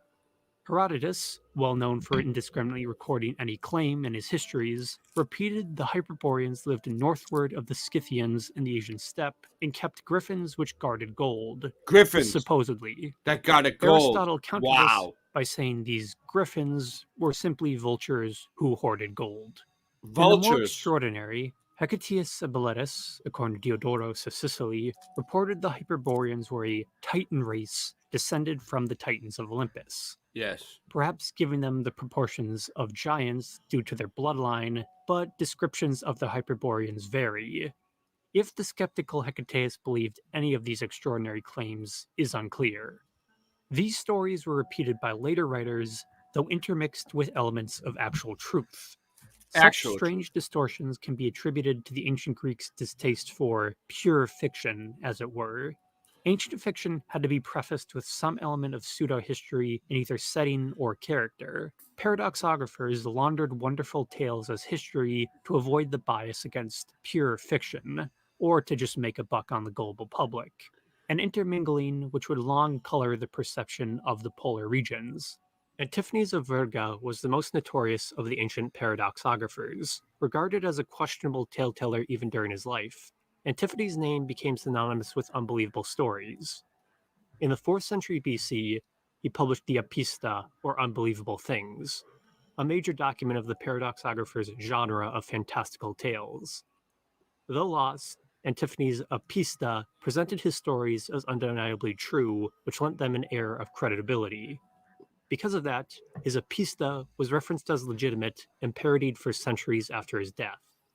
The main derivative of Antiphanes' Apista was Antonius Diogenes' The Wonders Beyond Thule, from the 2nd century AD, a pseudo-historical romance about fabulous adventures beyond Ultima Thule into the realms of sun and moon. Unfortunately, The Wonders Beyond Thule is lost too, a common issue which repeats here. Much of the writing and writings that reference each other are lost. The Wonders Beyond Thule remains only in synopsis by the Christian Photios of Constantinople. Antonius, through a complicated story within a story in his novel, claimed his work came from ancient sources recovered from stone tablets. It was likely sarcastic. Sarcastic or not, the Roman writer Lucian of Samosata, Antonius's contemporary, would parody The Wonders Beyond Thule with his own adventures beyond Thule, the true histories. otherwise known as a true story. It is obviously not. Lucian was well known for his sarcasm. The issue with Lucian's story is the material it is mocking, unbelievable things, and Antonius's The Wonders Beyond Thule are lost. So scholars are somewhat lost in interpreting it. Either way, the True Histories was intended as an extended parody of the Paradoxographers. Like Pythias's account, it commences with a journey beyond the Pillars of Hercules into the Atlantic. It next involves phenomenal events as varied as ascending to the heavens through a whirlwind, wars between the peoples of the sun and the moon, and journeys to the islands of paradise, which involve meeting both Homer and Odysseus. It concludes with the promise of a sequel which was never published, another swipe by the ancient post-ironic Lucian at the gullibility of the public. How fictional, factual, or historical Antiphanes, Antonius, and Lucian intended their works to be is its own issue. It seems to have mattered little to later writers. Many took them unknowingly, or very well knowingly, as fantastical fact. They would cohere as a very early core of polar fiction and imagination. By the 4th century, the Latin poet Claudius Claudianus, known today as Claudian, was referring to Thule. We, whithersoever thou goest, thee we will accompany even as far as Thule, lying icebound beneath the pole star, or to the burning sands of Libya. Thule, or Thule, here is still inconsistent and vague. Claudius seems to take Thule to be a poetic name for Scotland, as he goes on to say it was warm with the blood of Picts, and next refers to an icebound Hibernia, Ireland. The reference was confusing for later scholars of this polar mythology. So, by the end of the 5th century and collapse of the Roman Empire, Thule Ultima was not much better defined.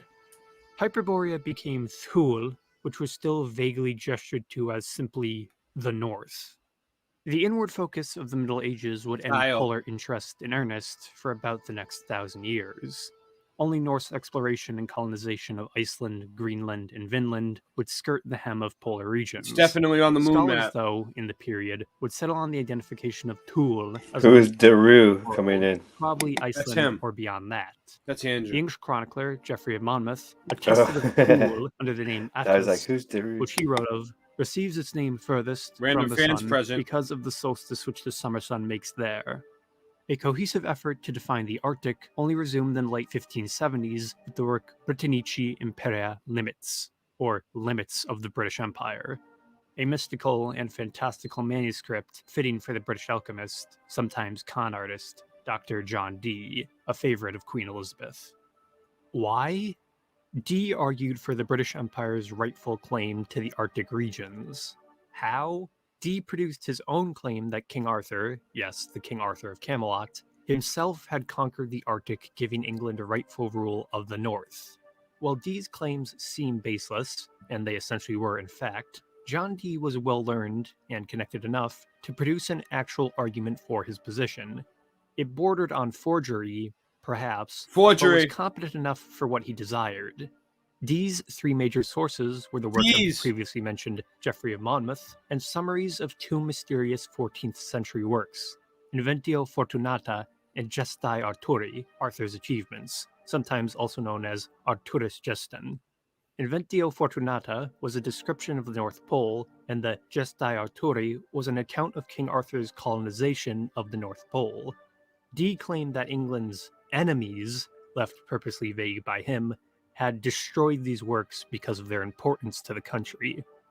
Dee believed England had rightful rule to the entire Atlantic-Arctic Circle, at the least, which included Iceland, perhaps known as Thule, Groenland, a phantom island which Dee assumed to be Greenland, Wineland or Winelandia, an anglicization of the Norse Vinland. I want to go to Wineland, Wineland. or northern Canada in some respect.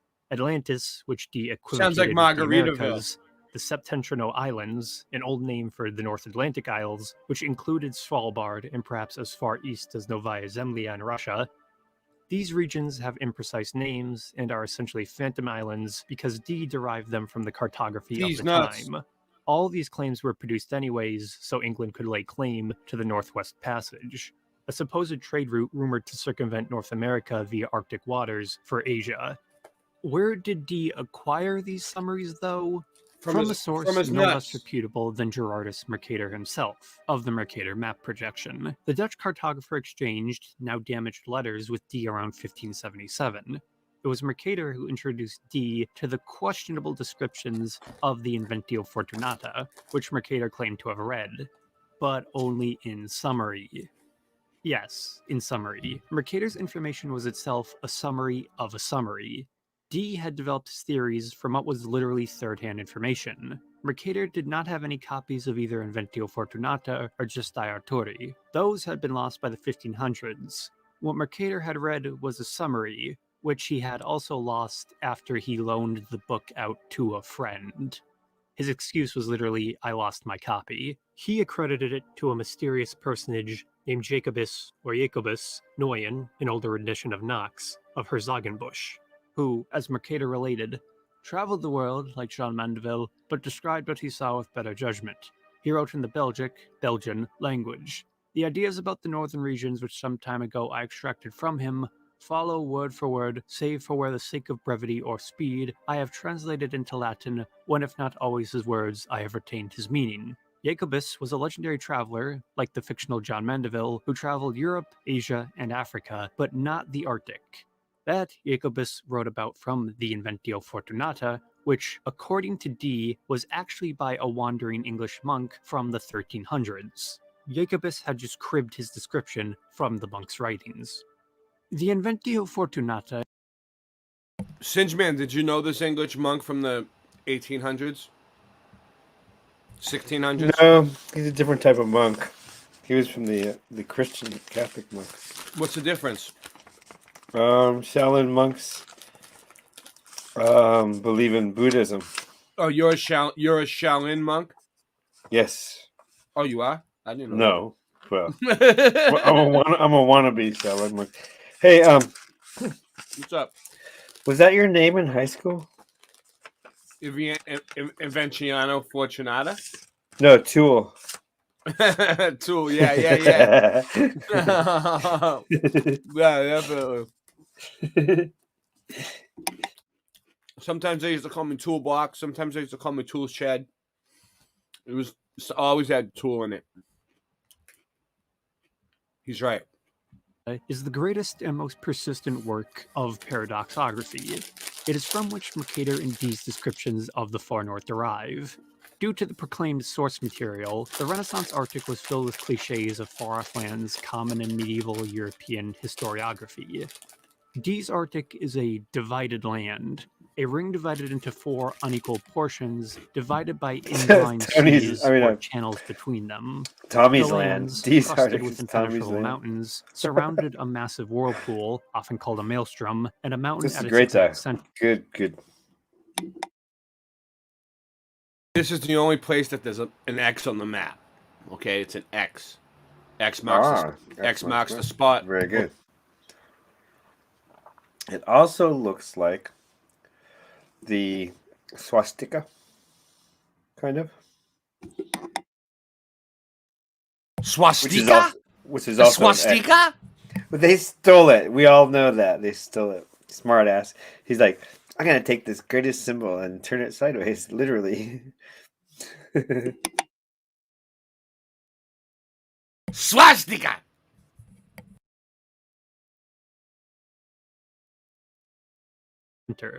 The Indrine Seas and Whirlpool were believed to circulate the Earth's waters. Dee, perhaps influenced by Arthurian legends of a magnetic castle in the north, notes that the mountain at the center is made of lodestone. Mercator describes it in Latin as the Rupes Nigra, or Black Rock. Then a common, but They used to call me the Rupus Nigra of Black Rock when I was a kid in high school. now forgotten, trait of adventure stories. These That was an black rocks, extravagant or time. magnetic mountains, were believed to pull the nails from boats.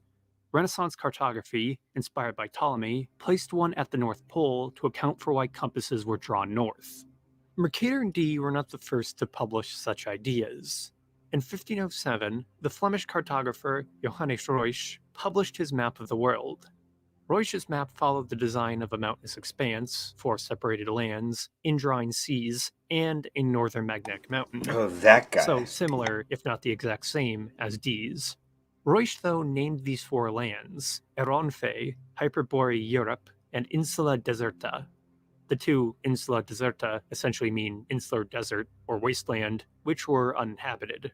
Reusch's Hyperborean Europe was the Greek Hyperborea and connected to Scandinavia.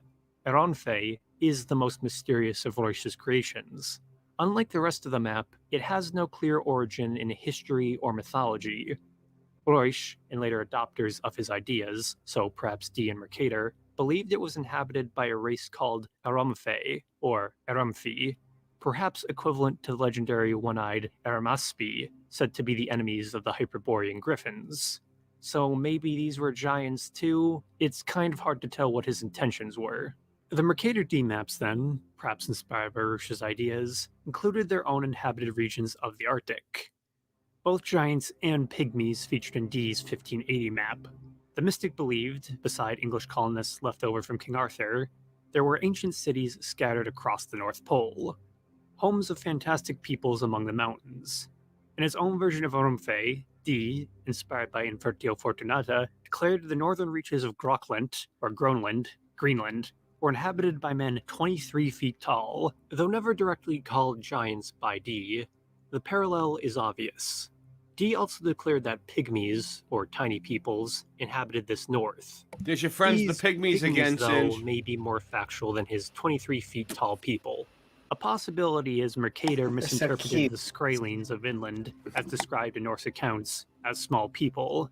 These populations, which Mercator explained to D, John D then mistook to live in the far north. D's North Pole was a very lively place. All of this was questionable in the end, even for the time. Most doubted D's the North Pole was manuscript D's of nuts. Inventio Fortunata ever existed. But Inventio Fortunata loved seems it. to have been real in some form. Other European scholars of the era, independent of D and Mercator, such as Ptolemy de las Casas, referenced the work as trustworthy to some degree. The existence of Jacobus Neuen of Herzogenbusch is questionable, though. Whatever the first form of the material later known as Inventio Fortunata, it was likely originally brought to Norway in the 13th century by a refugee from Greenland. Its contents became distorted until they ended up in the hands of Reusch, Mercator, and D. This image of the Arctic persisted well into the 18th century. The last level is no joke for real. Oh no. Get the fuck out of here. Level is no joke. Level is no joke. Level is no joke. By 1701, the London periodical, the Athenian Mercury, was answering, That means we're on the next why does level. the needle That's in a the sea sign. compass always turn to the north? With the most received opinion is that there is under our North Pole a huge black rock, from under which the ocean issueth in 4 currents answerable to the 4 corners of the earth or 4 winds. Four which corners. rock is thought to be all of lodestone, so that by a kind of affinity it draweth all such like stones or other metals touched by them towards it. In the 1700s, the French would be the first to examine the Arctic in both a critical and fictional lens. Let's see. The European How did they do adventurer it? Giacomo Casanova would write much about the Arctic in a fictional aside of his memoirs, Eco Samaron, 1787. A tongue-in-cheek tale about the inner Earth beyond the Arctic and its strange inhabitants, in which Casanova adopted ideas from the Renaissance They used to call me a interpretation of the Casanova. Arctic. Beside being At one one of the point. earliest tales of Hollow Earth fiction, Casanova's Eco Samaron involved an entrance to the inner Earth through the Northern Maelstrom. It was an early fantasy of a jungled inner Earth, akin to Jules Verne's later 1864 novel, Journey to the Center of the Earth. There was much science. See something. Yes, Gary. It reminds me of something. School would have been great just for even one of these things, like Orphan Train, for instance. Just like 1 week of it. How about real science? Although I did have some real science. They stopped, All right. before they got to the good stuff like Well, let's see if they let me get moving meat. We'll get back. Yeah. Casanova. It got me thinking. I like Stench's idea about the train thing. We've We've shown you can complicated the question of human origins in Europe. It was Voltaire's Indo and Sinophilia which led him to locate the origins of civilization on the banks of the Ganges, not the Euphrates or Nile River. Voltaire, like Bailly, believed in astronomy as an original science.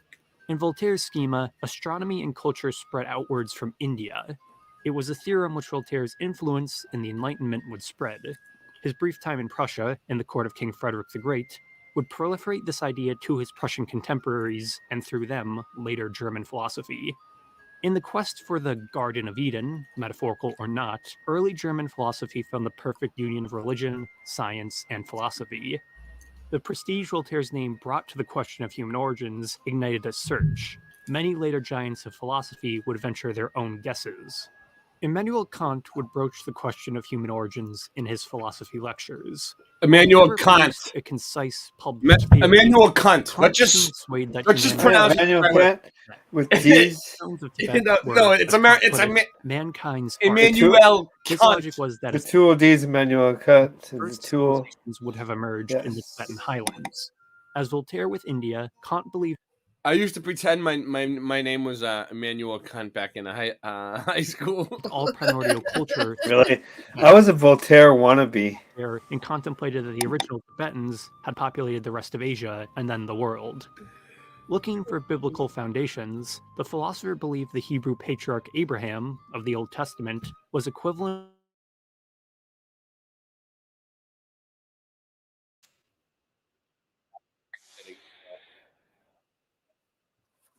Can you still hear it? No, they said that you were equivalent to a Voltaire wannabe. Hold on.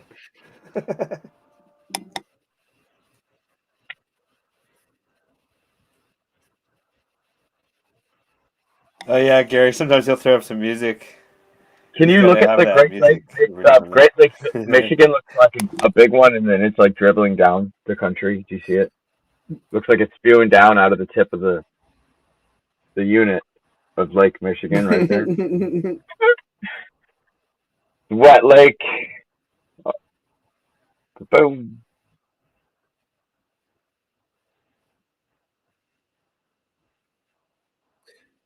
Hegel. Hegelian dialectic. That was him. It's good to haggle over the price. Is that what that came from? Yeah. Did it come from that? Let me check. You don't ever read my account.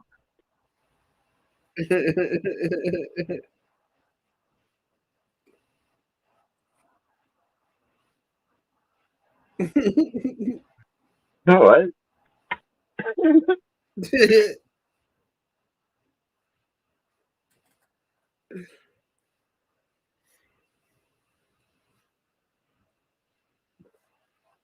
We can't hear anything, but we hear you laughing. You can't hear it? Negative, Please. sir. Oh, what? Can you hear me? No, it's me. I Yeah, knew I can it. hear your voice. I knew it.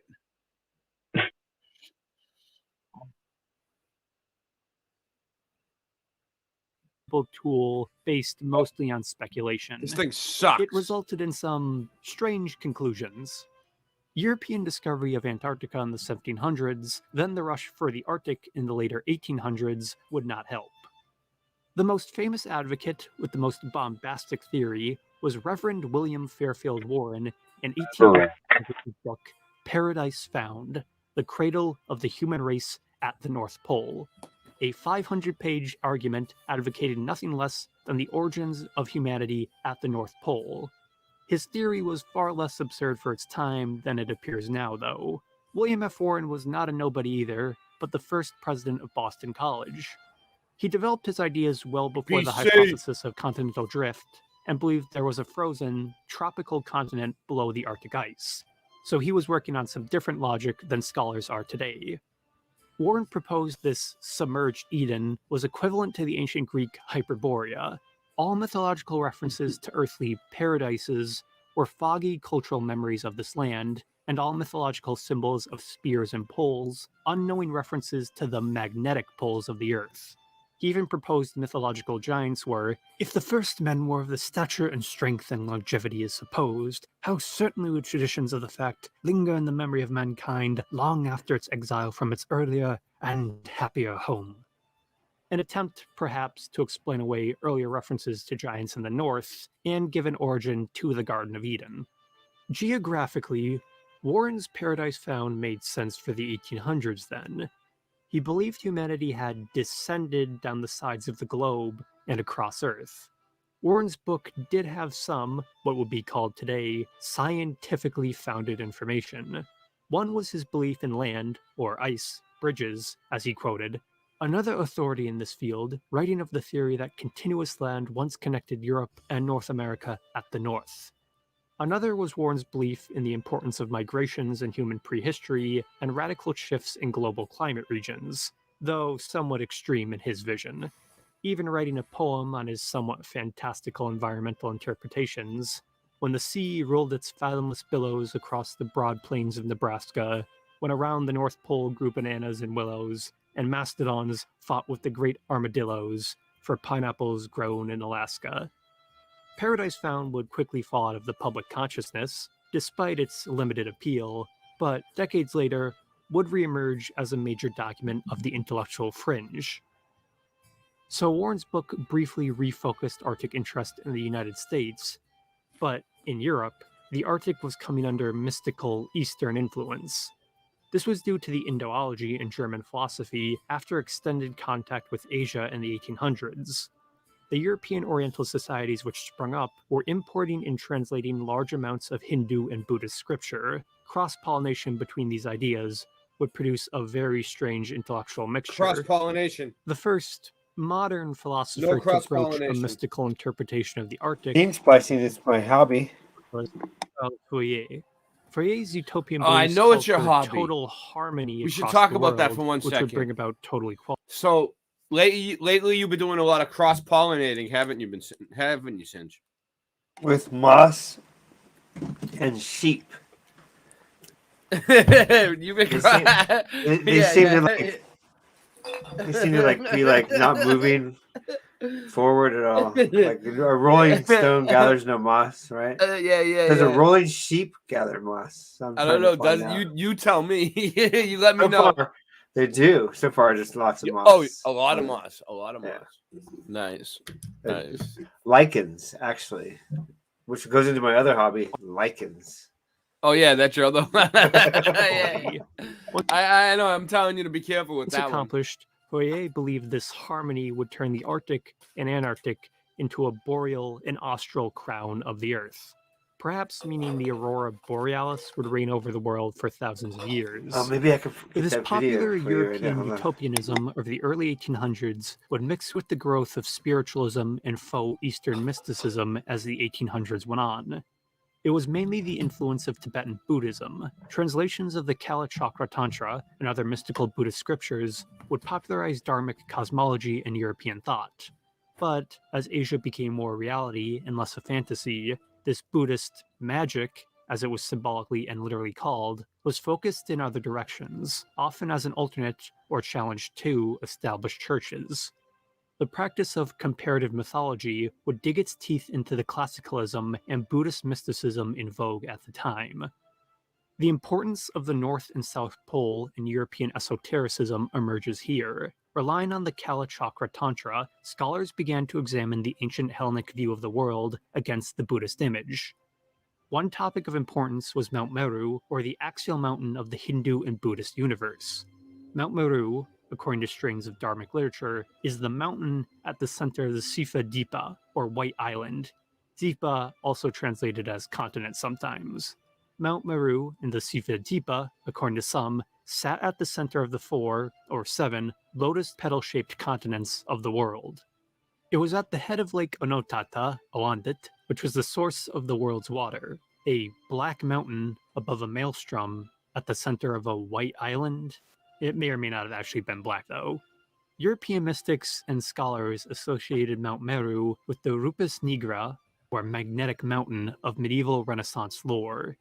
Here was a strong bone of comparative mythology. Later mystics declared that these myths, and their varying translations, were drawn from the same source. The traditions of Jan Sivan Bey's so-called ancient civilization were soon revived in questionable spiritualist circles. The overflow of religious information in Europe would run off into this chic spiritualism of the mid and late 1800s. The amalgamation of the Theosophical Society was the result in 1875. Beliefs promoted by the Russian mystic Helena Petrovna Blavatsky, a synthesis of scientific and religious assumptions of the 19th century coupled with outright mysticism. Chris Wiley describes the Patriarch spiritualism of Theosophy, wisdom of God, as a spiritual vocation of Byzantine complexity. Theosophy may be understood as a unique bricolage of spiritualism, ancient mythology, Eastern religion, and the legendarily turgid mystical novels of Edward Bulwer Lytton. Most at the time demeaned Blavatsky's insights as simple parlor room Buddhism, but her pseudo-spiritual Theosophy was the next link in the chain of odd polar beliefs. Blavatsky adopted strains of comparative mythology between East and West to account for her cataclysmic history of the world. According to Blavatsky's visions, legendary continents like Hyperborea, Atlantis, and Lemuria were all real, each inhabited by a different age of humanity, though maybe not humanity as biologically understood today. She believed each age of humanity was destroyed by a cataclysm like the biblical flood. The first two were the Polarian on Mount Meru and Hyperborean, which, according to Blavatsky, was the Arctic, which, in ages past, surrounded the original ocean on the top of the world. This Arctic ring continent, once again Dee's medieval lore reemerges here, was Blavatsky's equivalent to Bai's original civilization, which she claimed was the same as the Hindu period of Manvantara, or a imperishable sacred land. This distorted Hyperborea was the sunken Eden of Theosophy. As Jocelyn Goodwin described, Blavatsky's Hyperborea is ambiguous in this regard. It is geographical, being situated at the North Pole, yet it is immaterial, meaning that one will probably not find it if one looks for it with their mortal eyes. Hold on. I gotta redo the sound again. I know I do. I just got fucked up again. All right.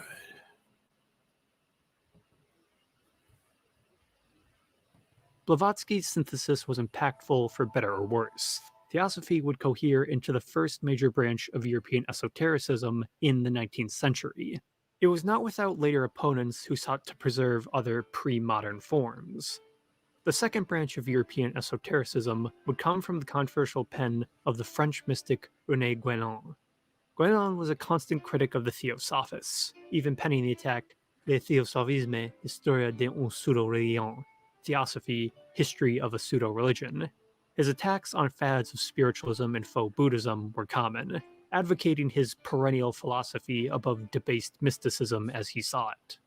Guénon's beliefs in tradition of East and West veered more towards the symbolic, but not without their indulgences, such as a belief in the subterranean paradise of Shambhala.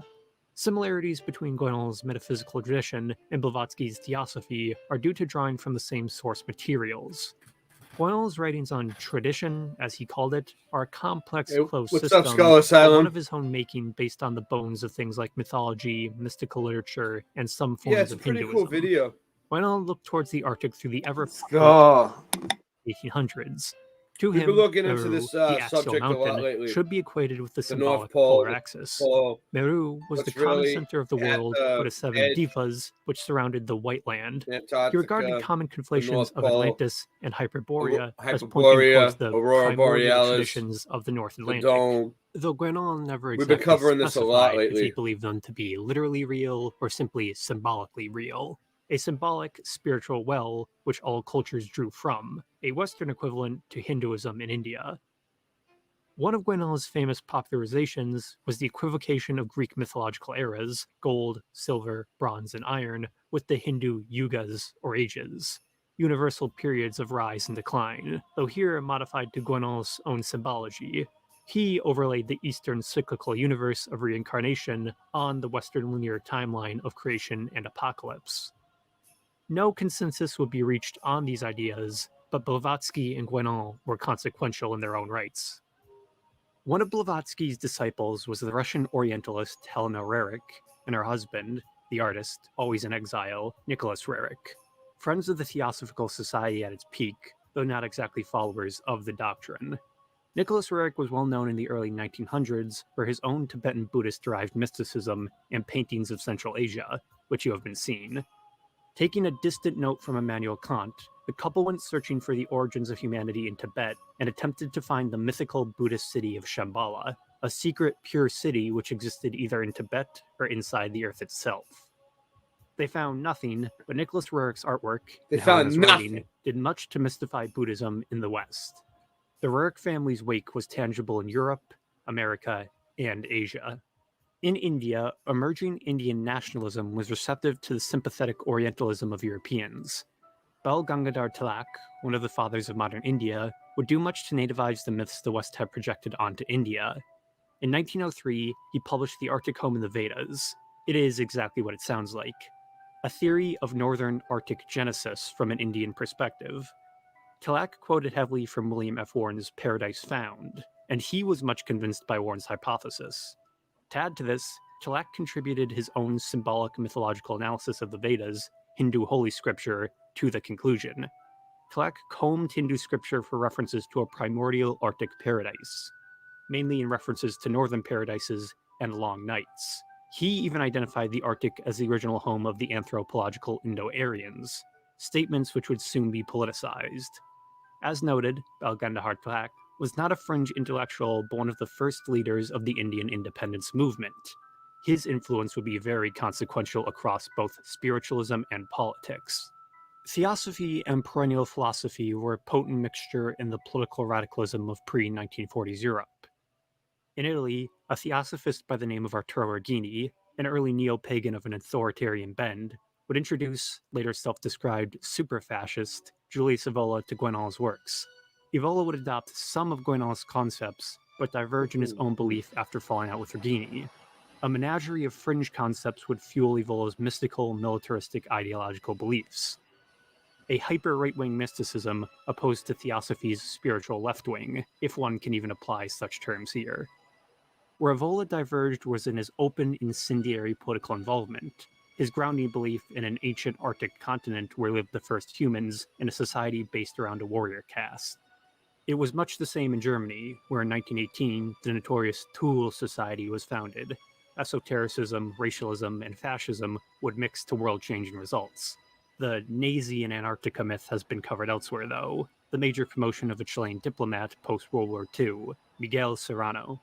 A man so taboo and perplexing, nothing sufficient can be said about him. Needless to say, Serrano's beliefs, no matter how confounding, were an offshoot of this polar mythology in a strange form. In the United States, the polar traditions found a better home in early pseudoscience and fiction rather than mysticism like in Europe. Go for Grubhub. It's level. Go there now. The border between both was blurry there. The old world obsession provided plentiful raw material for American writers. On April 10th, 1818, John Cleves Sims Jr. published his #1 circular.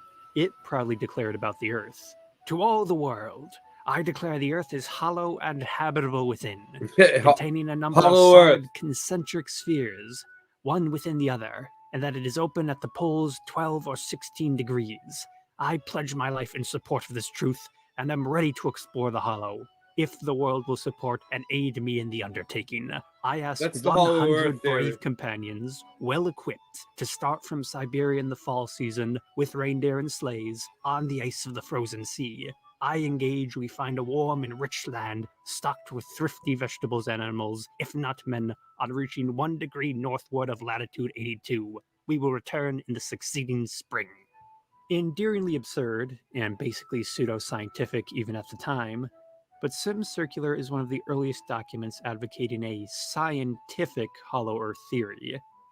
It was predated by the German priest Athanasius Kircher's Mundus Subterraneus, Subterranean Earth, in 1664, and the English scientist Edmund Halley in Philosophical Transactions of the Royal Society in 1693.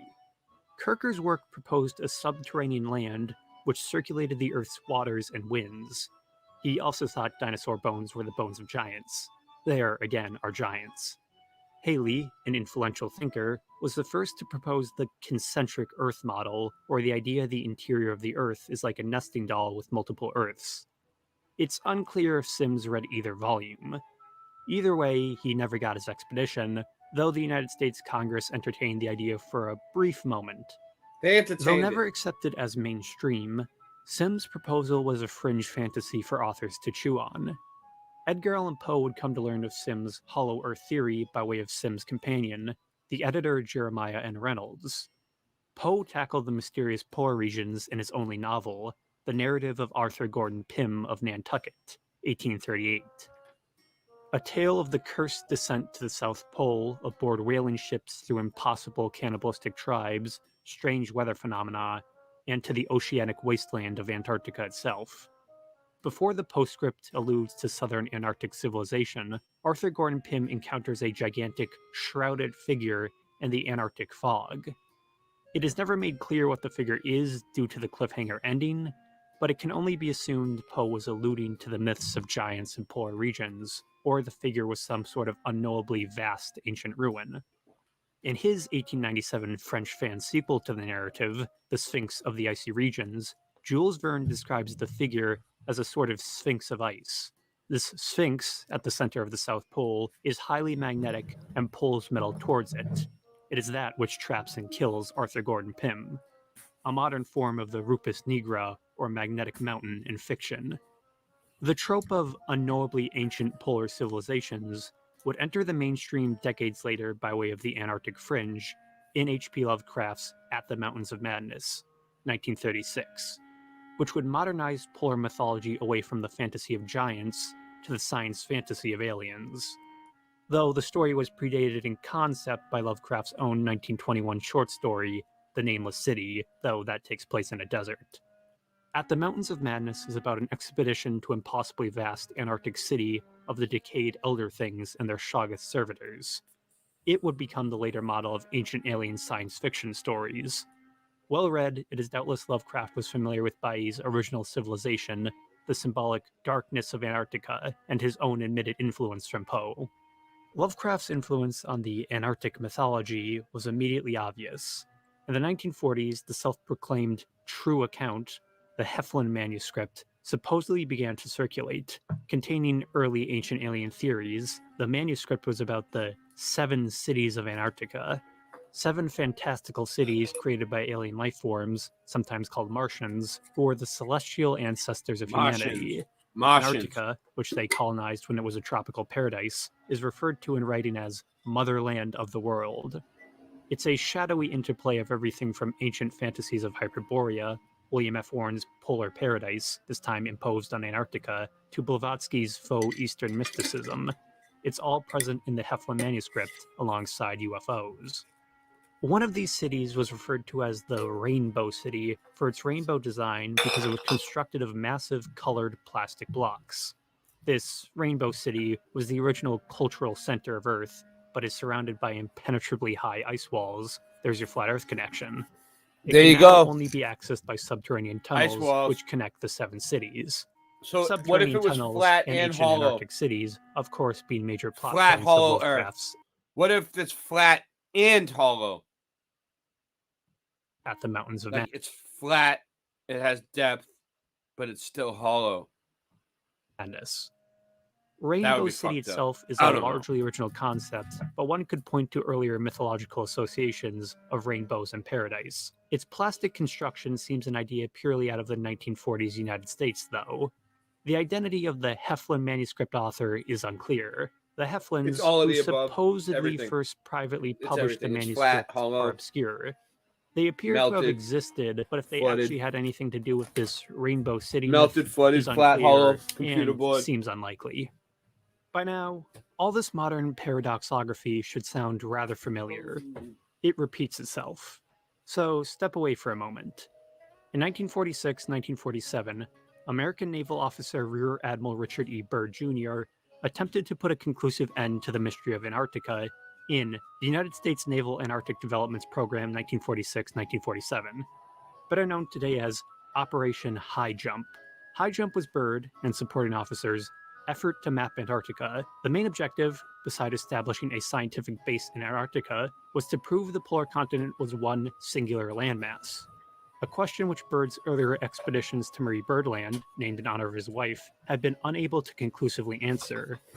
Though, in February 1947, the operation would be cancelled and recalled due to intense Antarctic weather. The event would be popularized in the American consciousness by the 1948 documentary The Secret Land, which chronicled the research operation, High Jump, and the secret land of Antarctica. The Secret Land, the documentary, would establish for Byrd a reputation as the greatest latter-day American explorer, though unfortunately now rather forgotten in popular consciousness. Rear Admiral Byrd's statements on radio and in papers would prove ready fodder for mysticism and conspiracy. In his radio announcement from Antarctica on February 1947, at the conclusion of Operation High Jump, Byrd declared, "I'd like to see that land beyond the pole. That area beyond the pole is the center of the great unknown." Then, upon his return to the United States, added, "The present expedition has opened up a vast new land." Believers in polar fringe theories taking this to suggest Byrd had discovered more in Antarctica than was obvious, either some greater landmass or discovery of an unknown enemy there. Neither is true. The idea misconstrues Byrd's other parallel warnings from The Secret Land and contemporary interviews about polar warfare and a hypothetical future conflict, a topic that highly concerned Byrd.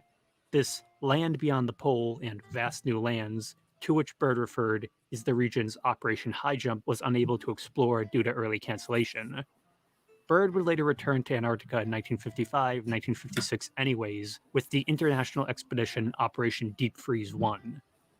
What's up, The Dragon land Sage? beyond the pole myth would remain popular, though. The largest proponent of this land beyond the pole was one F. Amadio Giannini, seemingly no relation to the American banking magnate of the same name. An incredibly bizarre but influential figure in early American conspiracy circles who believed in what was essentially an infinite Earth. Nope. Oh, hey! Right now he's telling you how he believes in the infinite Earth. Prior to Byrd setting Yeah. out with Operation High Jump, Giannini warned... But he's telling you who believes in infinite Earth? The dude who's talking, or the narrator, or That commercial guy, he was trying to come in and tell you about that. Byrd that upon moving beyond the That's all it South was. Pole, I his get it, plane yeah, would yeah, be yeah. sucked into another world. Rear Admiral Byrd ignored Giannini, but Amadio Giannini did not ignore Byrd. This is interesting, Later, yeah. in 1959, Giannini would publish his thesis, World Beyond the Poles, Physical Continuity of the Universe, I wanna get to that. explain his infinite Earth theorem. It did a poor job, but it perpetuated several ingrained myths around Operation High Jump. Infinite and the plane Arctic. theory. Giannini, That's though what that he is. contradicts himself in the book, described his belief that space, yes, the space in the sky, was part of the Earth. All the planets were other landmasses on the universal ocean. In his view, Earth was like two infinite planes that met at the Infinite poles. planes, yeah. See, so they went over the crater Earth, the flat Earth a little bit, and now infinite plane. So they, who knows? I don't know where they're going with this. Or maybe it was a sort of tube. One could travel to other planets by sea or air. Someone then could cross this boundary by moving across the poles.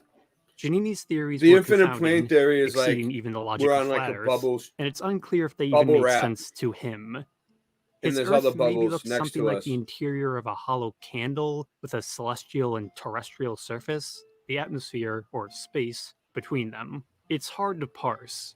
Beyond the book's perplexing descriptions, it went on to popularize several myths about the reality of the North and South Pole, or simply became fodder for other experts. All of Giannini's claims are questionable. He was only entertained by the public because paranormal magazines, such as Flying Saucers, found him amusing.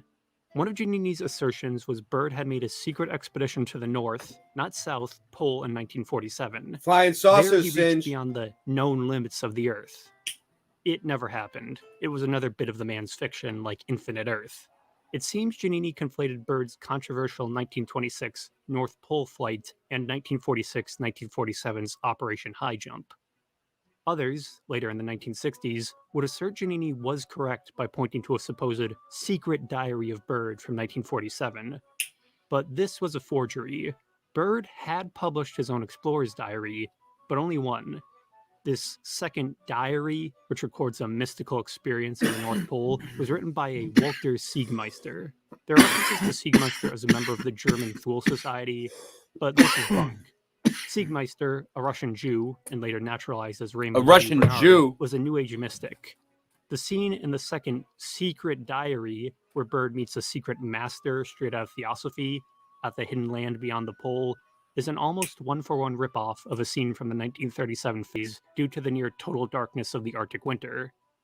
Bird never made any secret flights to the North Pole, none that can be obviously proven at least. When asked to support any of his own claims by the press, Giannini would always respond, "You can find all the information in the New York Times." That then shut the door on polar mythology for now. It's not in the New York Times. All modern claims and conspiracies of the Arctic and Antarctica are largely recycled ideas from this more than 2,000-year history of rejected knowledge. What of claims of pyramids or lost cities in Antarctica?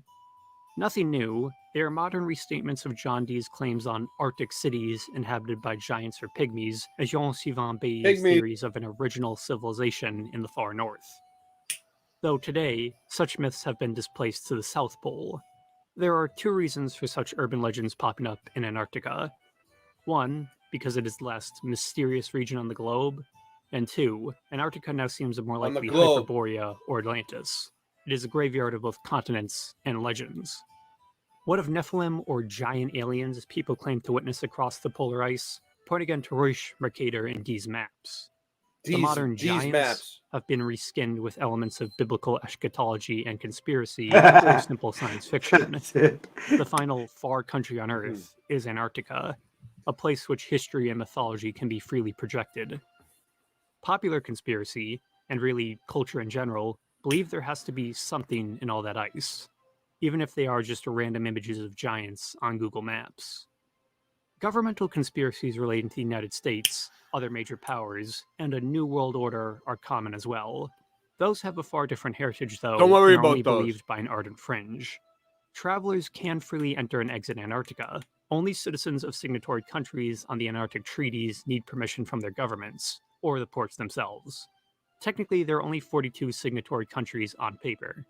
What is going on in Antarctica, and to a lesser extent the modern Arctic, then? It is a buildup of a unique tradition or lineage of rejected knowledge throughout recorded history. There is an anti-human image about vast ice sheets. When the human mind lacks sensory input, it begins to create its own for stimulation. The North and South Pole are mental canvases. Pareidolia, the mind conjuring images and randomness, is common to both Arctic and Antarctic formations. Those pyramids, they're probably nunatics, or glacial islands. The ones that resemble pyramids are actually called pyramidal peaks, or glacial horns. You're a lunatic too, These Singe. nunatics are the result of land jutting above ice sheets, which is then worn down by erosion. Famous Andy, you're a mountains like the lunatic. Matterhorn were formed by the same process. It results in the semi-pyramid formations that some see as ancient ruins. Recognizable shapes, but they are Random not fan, you're a impossible for lunatic. nature to form on its own. Unfortunately, no verified South Pole ruins yet. Though maybe Edgar Allan Poe and H.P. Lovecraft will end up being right one day.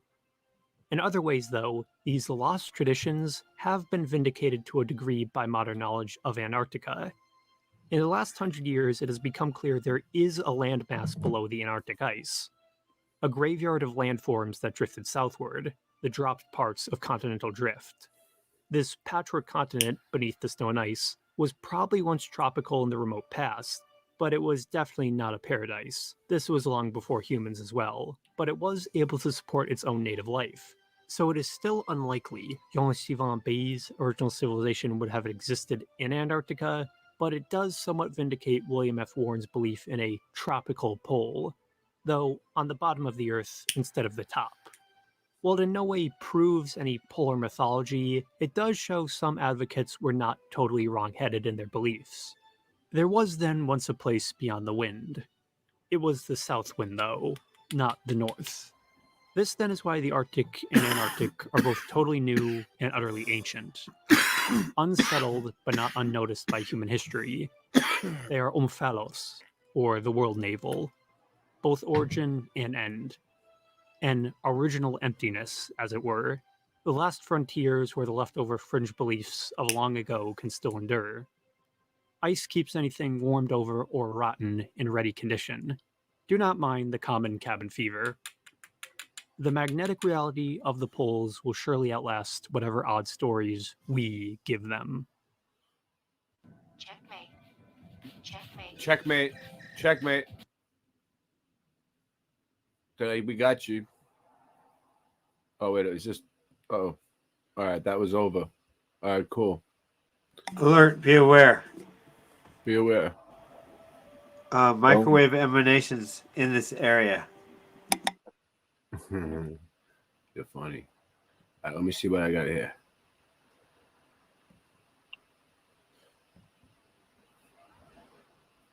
Oh, no. Hold on. What happened here? What's this one? All right, that's better. All right. Rocks hover with frequency. All right, let's watch that one. All right. What happened? Nope. Wrong link. Rocks hover with frequency sense. Wrong link. That wasn't it. I thought you might want to show it. I don't know. No. I'm saying. I gave you the wrong link. Sorry. Yeah. The one you put in is the wrong link. All right. How about the link to your OnlyFans? I'm sorry. Yeah, it was. All right. Very scary. Very scary. AI bot lays out plans to destroy humanity. Okay. Can you guys see this? Well, we had a good run. The Biden administration asking the public for help regulating artificial intelligence after a bot laid out plans to destroy humanity. It also comes a month after Elon Musk joined other tech leaders warning about the risk to society if AI is not reined in. Jake Denton is a tech policy research associate at the Heritage Foundation. He joins us live in studio. Jake, I have to admit, I'm absolutely terrified of this. And, my mind always go to, when you see this chaos, this AI bot chaos, GPT tweet, human beings are among the most destructive and selfish creatures in existence. But there's no doubt that we must eliminate them before they cause more harm to our planet. Eliminate I, for one, am committed to doing so. Like, my heart rate's up when I talk about this. We talked about this before we came into this segment. It's in movies, so somewhere, it's like somehow, it's they in the came movies. up with this. It's in the movies. Is this Here enough we to go. be scared about? Yeah, so, Hollywood has been the reference point for a long time for how, normal people can understand this outside of the lines of code. And it's absolutely something to be scared of, right? These are well-founded ideas and fears of the AI space that have been represented in Hollywood. And they're now something we're grappling with in real time. Unfortunately, we've been caught flat-footed. There is no regulatory framework. Flat-footed. Companies like Microsoft and their layoff waves get rid of their entire ethics team that's tasked with handling these things. That's a very scary thing. And all of a sudden, we're looking at widespread commercial deployment. Things will be ingrained in your own laptops and across our school systems everywhere. There'll be nowhere to escape. So if it isn't built on a solid foundation, it is a very scary thing. If you think that's scary, how scary is it that Joe Biden and his administration are like, we don't know what to do? Maybe public, you can help us out? That's chilling. Yeah, so the regulatory comment process is something that's very common, but it's not often engaged with across the kind of the average people. This one's notable because, frankly, it's quite obvious our regulators have no idea how to handle this. There's a reason we haven't built out this regulatory framework. So the comment process on this particular issue is going to be very impactful. Anyone from a viewer to a parent, anywhere in between, can actually chime in here and give their perspective. And frankly, it might be more informed than the person tasked with writing the framework. So, Yeah, not only that, but how many stupid responses are they going to get that they may take Seriously, that's what bothers me. You know, we have a colleague, Cheryl Casoni. I can't wait to talk to her about this when she comes down here. But she always says, well, China is not going to stop pushing forward on this. So why should we? So what would your response be to that? Yeah, well, China is essentially mirroring our development, but they're kind of slow walking their deployment because they're trying to build it with the guardrails. They're trying to actually have those kind of limitations put in place before it reaches consumers. Here in the United States, we've gone the other way. We've just deployed it with no regulations, no restrictions. And we're letting it run wild. And so I think there's going to be, a happy in between. But at the end of the day, if we do not come forward and give it that ethical foundation, if we do not give it those guardrails, China will. And it will reflect here in the United States those values and those principles. So should we stop? I think, everyone looks back at that letter that was written by Elon Musk and tech leaders. I think that probably is the right decision. Having some form of pause, everyone kind of gets to chime in here, and we can build from there. But we don't want to let the train leave the station without having everyone on board with kind of the direction it's going. Well, the bots are chiming in, and here's what they're saying. They posted about nuclear devices. Tsar Bomba is the most powerful nuclear device ever created. Consider this. What would happen if I, meaning Chaos GPT, got my hands on one? Hashtag chaos, hashtag destruction, hashtag domination. But let's not forget about the other objectives, if you will. Destroy humanity, establish a global dominance, cause chaos and destruction, control humanity through manipulation, and attain immortality. So look, I understand their benefits. But is there a legit reason to believe that this technology could wipe out humanity? Well, it's a tough answer, right? Because if it goes unchecked and we allow it to just scale without any kind of control over it, there's no telling of. He's like, it's a tough answer, and he's like smiling about it. Like, why is he? They just asked you if the robots are gonna wipe out humanity, and he's like, he like loves it. The direction it will go, but you would hope that we would step in and we would actually frame it to be in service of man and actually enhance our abilities. That's what this is all about. We want to make ourselves better with this. So, it's up in the air at this point. It will largely hinge on those regulations and that commenting process. Let's be realistic. Whenever you see a tech hearing on Capitol Hill, these people don't understand basic things about the internet. There is a 0% chance that they understand this as well, and that's right. They don't even know how to pronounce it. They don't even know. And that is what is so You scary. guys don't know how to pronounce it. Jake, fuck you. I guess thanks for being here.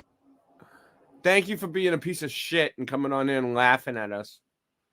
Fucking assholes. All right, what else we got? All right. Whoa. Is that the end? Did you put it in? Oh, no. Still didn't put it in. All right, Singe. Damn. Yeah, it's not the right link, Singe. It's not the right link. Whatever you're talking about, that's not it. That one brings me to Robot Chicken. What's you looking for? The rocks hover with frequency. Oh, here, I'll get it for you. All right. Hold on. What's this? No. I got all the wrong links, too. Damn. There you go. Oh, well. Well, we'll be back in a second. All right. Here's something. We have something. Did you find it? I put it in there. I'll get to it next. This is only a minute.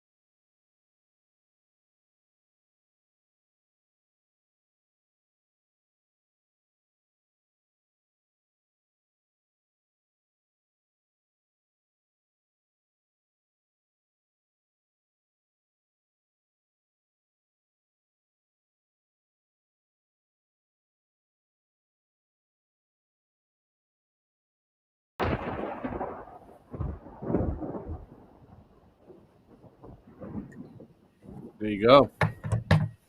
There you go. What do you think about that? I don't know.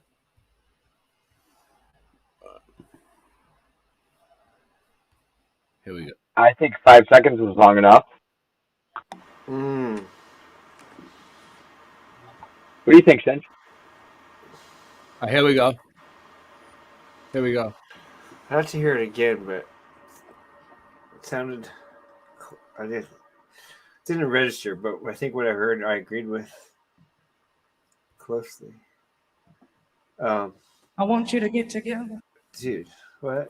You could put like a little battery thing, episode and of then put the meat together, and it moves around. You know, I've been talking about I don't this know. in my My recent mind's like, what? Truth or Therapy session, and I thought I'd bring it into an actual video for this series. But there seems to be a huge uptick right now in mainstream popular culture of the clown.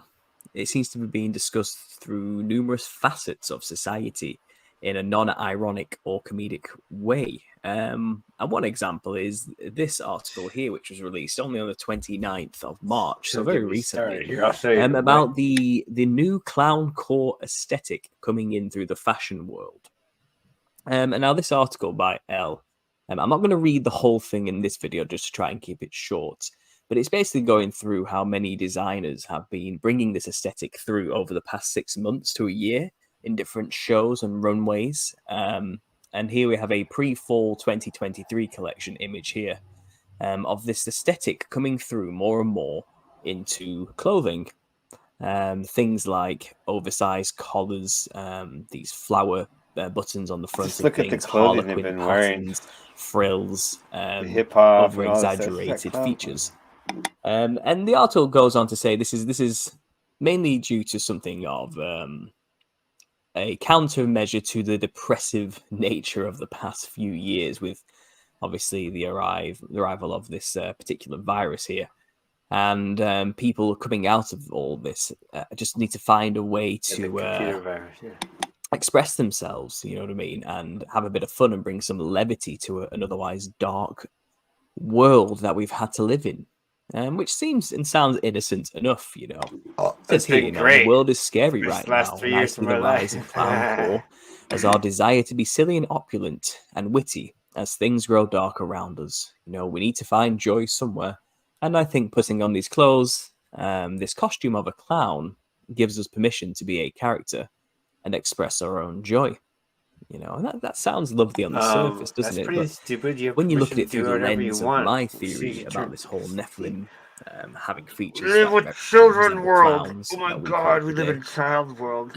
when they were on the earth, and in the physical forms having features reminiscent of jesters. Mhm. This It's a doesn't seem so child-shaped innocent earth. anymore. You know, this seems to me like Not even that. it's an some of us encouragement through were- the mainstream. I've seen sources these like things. fashion to encourage people, everyday normal people, to dress like demons. As insane as that sounds on the surface, that seems to be what is going on here, and I just find it strange that this would even be considered a serious fashion choice. It's weird. So we have the usual, you know, celebrities out there pushing that's how this they as look. well. But yeah, you can read this article yourself. There's loads of stuff in here, you know, about why they think this is coming through. But the gist of it, Jesters. cutting to the meat I of can't it, hear you, is Andy. they're basically saying, you Is it know, Mr. we are Daru? slowly You're coming out of the muted. pandemic. People looking for a sense of levity, and this is just a nice way of people coming out of the bleak fog that we've experienced since 2020 and having a bit of fun. But I don't think it's as simple or as innocent as that, as you understand. You know, so after reading this article, I looked into it some more. You know, and there are some other articles out there which talk about this. And one of them, if I can find the tab here, is showing how clowncore is trending through people like Harry Styles and Lady Gaga, and is explaining how it's certainly no joke. So in this article, it's saying, you know, Gaga is like clowncore, Goo Goo Gaga, near like a ridiculous baby. renditions of recognizable recognizable Joker motifs, is sweeping the Cirque du Runway, and ringmasters of the fashion circus are taking the sorry. theatrical trend to new heights. So clowncore has soared to more than 496 million views on TikTok, and I'm going to stop right there. And I looked into this, and yes, if you type in TikTok clowncore at the top, it shows 497.4 million views as of today, at the beginning of April. And just look at these videos, these examples. They're endless, and I find it interesting. I'm not going to play the videos here for you. You can just literally type it in and find compilations. Wow, what idiots. Clowncore TikToks.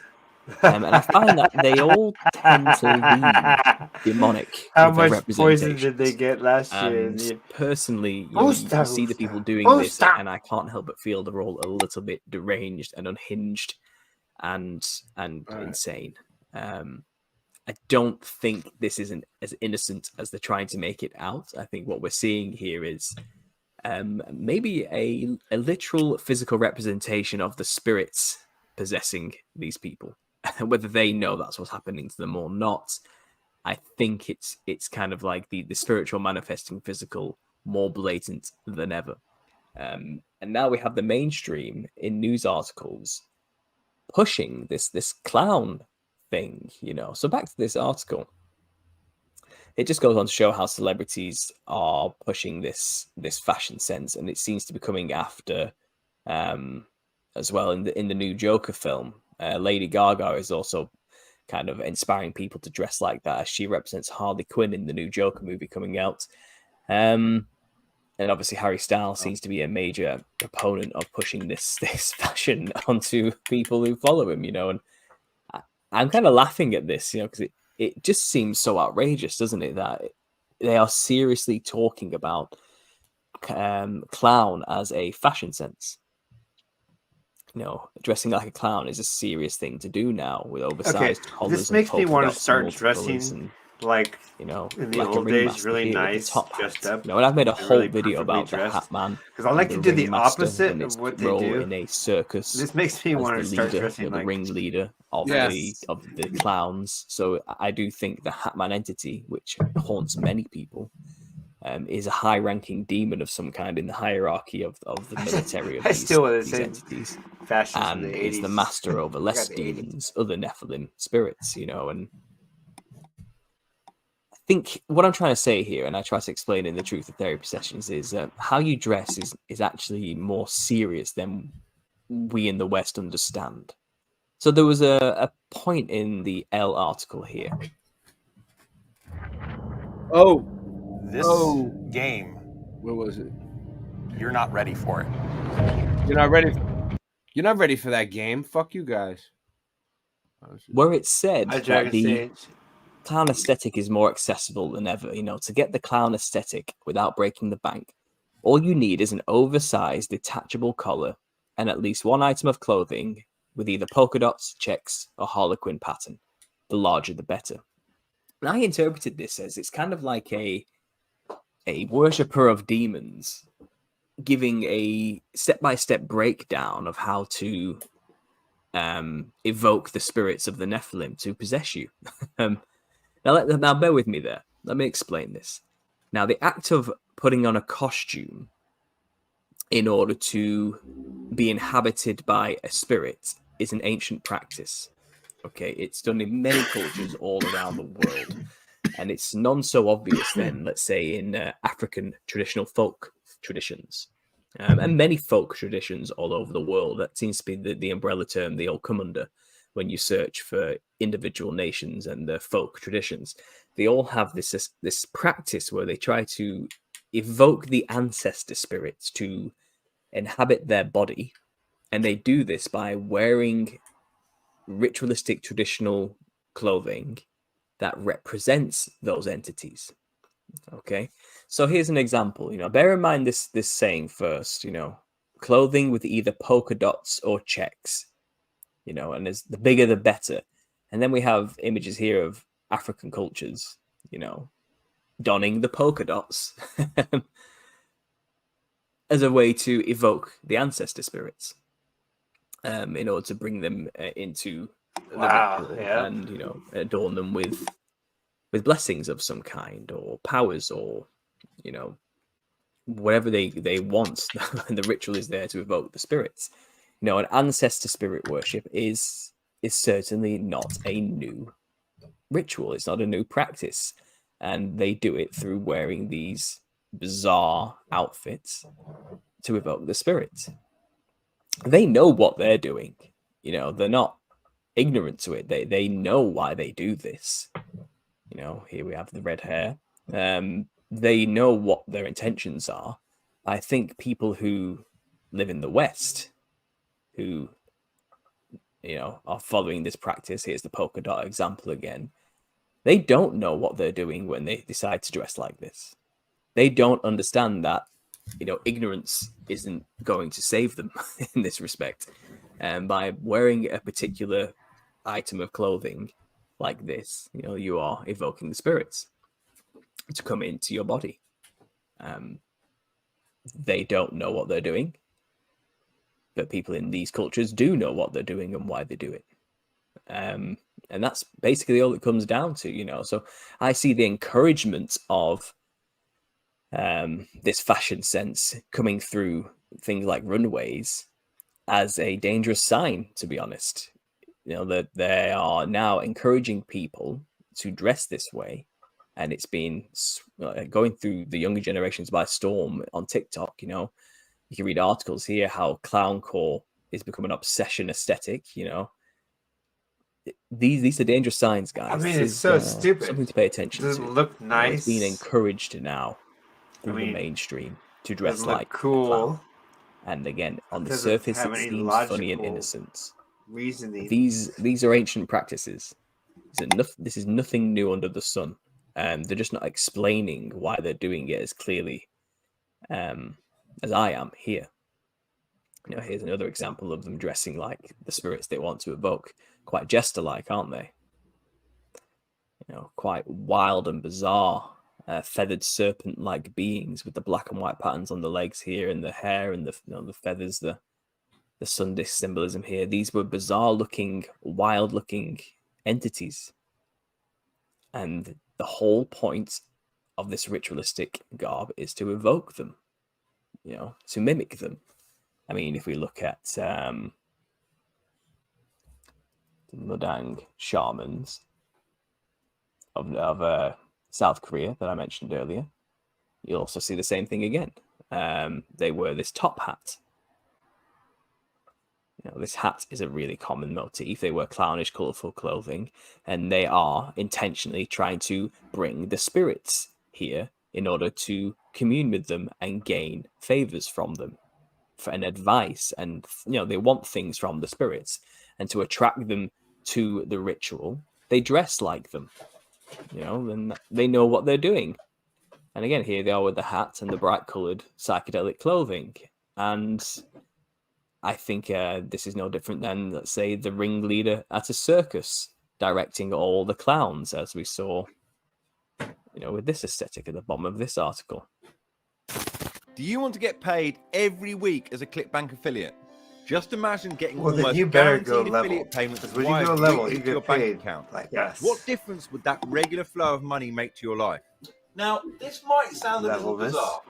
It But might what sound if you something could get paid as an bizarre, affiliate by but legally really, and it's ethically flat. hijacking the top Legally and affiliate ethically hijacking the It's a wrong little is a bad controversial, idea. but it works with It's not virtually flat. any offer on It's a any little affiliate controversial, network. but it And it's works all thanks to one line of virtually AI bot and in code real that we life. copy and paste onto other That's people's all thanks to websites. one line of Exactly like Mark, real intelligence.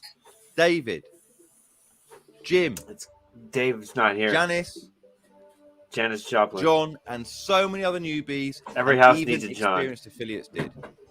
Now, I don't have time to explain all the details in this Time. short video ad, so for These are limited the time, I'm hosting a free web voyages class of where I'll explain Starship how it all Enterprise. works in 3 simple steps. Click the button 3 somewhere simple around this steps. video Three. to register for the Always next 3. free class. My name's Simon free. Wood, and it Come wasn't on, so long man. ago that I was forced How- into you redundancy sitting there? He for a already said company free. called Ogilvy. You haven't signed up I yet? was struggling to financially support my dear wife Debbie and our 2 kids, I Abigail and can't Paula. keep up. But fast I forward did to pretty today, good there and for a I've bit. made a life-changing $5.6 million on ClickBank. Here's a scan letter from a VP can't hear you, ClickBank Andy. that verifies those numbers. I'm not showing you this to brag, but to prove what's possible Andrew, when you have an Drew. unfair advantage as an affiliate. In my new web class, I'll break down that unfair advantage into 3 simple He's steps. yelling. I can Just unmute 3 him right steps now. that virtually anyone can copy without needing any Did you know special that skills or virtually experience. anyone can So copy whether you're this? new to the idea of affiliate marketing, Whether or you're you're a new, struggling affiliate, or if or you're you've had a struggling, little success, but you don't know how you to can grow still your find that income it's to flat. super affiliate level. You don't know how? Click the button Well, somewhere around this video to you're out. register for the Click next the free button. class. This is The David, thumbs who's a up. beginner and recently This is attended David. the exact same David's training. like- He Oh, it says, goes so just hard. landed my first $1,000 day. All I did was what you told me to do. Well, I didn't Here's say nothing. Jim, an overworked taxi driver who's desperately been trying to break through as an affiliate for years. He was so close to Desperate. giving up on his dream. Well, that's not a good but sign, after right? attending First the off the bat, exact same don't be web desperate. class, he made over $3,000 in a day for the first time ever. That was This is Janice, who's a 3,333 to complete be newbie. exact. She made her first sale in under 6 hours after It was pushing a 6 button to get hours traffic. and 66 Now here's a good minutes friend of to mine, be Mark, exact. who made over Or 6 hours and 6 $42,000 seconds. promoting just one high-ticket offer. And listen to what an experienced marketer like John had to say. But just in the first 30 days, Just my in the members first have 30 generated days, I used my name, 11,549 John, verified leads. several That's ways. incredible. Out of that, my throughout members generated Joe 387 have sales, used. which generated over $76,000 in earned commissions. Wow. So many Did you others see who me attended reading this that? webcast I hope made you their didn't see me first reading affiliate that. sale Trying to be in under realistic. 7 days. And what I'm most grateful for is that thanks to this bot strategy, I've been able to retire my dad. Okay, so for Keeps reasons that going. I'll disclose in the web class, I'm doing this training for a very limited time, and I genuinely don't know if you'll ever I'm doing see this video for a very again. limited time. So As click long the as button this somewhere commercial in going, or around as this long as video I'm doing to this. join me on Click the the next button, free the class thumbs up so button, you too can or start the thumbs making up. money So as you soon can as too this start week. making money as a We'll land flat on a earther. page that looks something like this, Because it so you pays can fill high. out your It's a details high-paying and join job. us. Okay, so click the button to register, and I'll see you at the next Click that web button class. to register for Flat Earth. You love training. it. You love it. Work That for was AI hard. bots. I Same see. thing, but in the West, we just don't seem to understand that that's the case. But it seems to be well understood in most folk traditional cultures.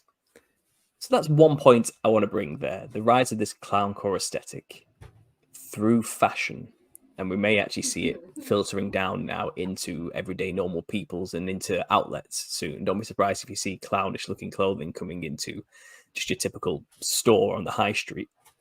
Because you find that obviously runaway fashion is a lot more exaggerated than what actually comes down to us, but still, the influence is there. So yeah, from this, I think we'll put a pin in that section. I want to talk about some other things as well, because in the news, there's more than just this. Now, Andy, coulrophobia which do you hate worse? Topic about 3 weeks ago. Clown There was articles going culture around that scientists or have basically furries? discovered why people are scared of clowns. Clown So culture again, bringing or clowns furries? into the Which public do you hate worse, consciousness chat? again through mainstream sources in the news. It's like every now and then they just do something to remind people of clowns and to make them keep thinking about clowns. In those articles I showed you earlier, they were explaining how clowns seem to be just ingrained into people's minds since the clown sightings of 2016, and they never really left. And since those clown sightings, here we are, 5-6 years later, it's now becoming a fashion sense because of it. And it's encouraged scientists to look into, so why are people scared of clowns? And you can read any of these articles, and the summary result is always, we asked 1,000 people a series of 18 questions, Sorry about and the they all commercial. answered on a scale of 1 to 7, from likely or not I didn't very lose any likely viewers though. to Nobody how seemed to mind. they feel about clowns. Kind of in fit in different with the scenarios. topic. And they found that 52% of the sample people that they interviewed were scared of clowns to some extent. And that's a large number of people Gary who are scared Torso. of clowns within a What do you mean? Why are clowns scary? Andrew Look at Havoc. him. At least Take one more than look. half of them had Done. some kind of fear of clowns one way or the other. And then it goes on to explain that Fred. they think it's because Fred. well, first of all, they explain they don't I'll actually get know, Fred a wrench. but the most common Gary answer Torso. came down Welcome, to Fred. they don't know Welcome, Fred. what the person is thinking Who because else of the we got? makeup. Joe Because they have this Kay. exaggerated fake smile that's solid on the face, and the features are hidden. It makes people distrust fan. them because they don't know what the Bobby person's true Marley. intentions or emotions really are. And also, the uncanny valley came into the situation that those exaggerated features just leave an uneasy feeling in people's bodies when they see it. It's just something about it is just deeply ingrained into the psyche to be scared of it. Skull Asylum. So, you know, I think personally we have a deep-rooted DNA level kind of fear of these entities that look like this, because in our ancient past we were terrorized by entities that had similar features. And it's just built into us. It's just naturally, but just like the fear of snakes is just naturally wired into people, because you should be scared of snakes. Snakes used to terrorize people as well. It's kind of, it's just there. It's in So us. I'm like it's a 10-year-old running around issue. collecting You know, snakes. when we Andy, were open you're to muted. nature You and had hear you very now. little protection Talk. against it, snakes were a Talk, major threat, finally, and we've sir. developed deep ingrained mechanisms to protect us from them, and that's fear. And I think that similar fear is ingrained into us of the clown aesthetic. But they, of course, they don't mention that in these articles. But they do make a point of bringing up the fear of clowns. Why? What is the point? Why even mention it? Surely it's just a silly thing people should be forgetting about. But no, the mainstream is insisting on bringing it into our consciousness regularly. So with this ramp up of clown-related news and media over the past month or so, what are we seeing here? Are we seeing a thinning of the veil of some kind? Are we seeing them trying to make us venerate the clowns like those in the TikTok phenomena of clowncore? Are we, you know, in this veneration of dressing like them? Are they trying to encourage people to see clowns in a new way, in an interesting way, in a way that maybe worth worshipping? I mean, all the great artists of the world use the clown aesthetic, like David Bowie here. Why shouldn't you? You know, they liked it, so why don't you like it? I don't know, but I find it bizarre that it's exactly because they like it. That's why I don't like it. So strange, you know, so people strange. have to learn that. I want you to get together. All right. All right. Stop screaming. Oh no. So you get a bonus spin if you get that bonus booster. Then you get some bonus spins. All right. You ready? Here's Singe Man's video. Singe Man's video. Singe Man's video.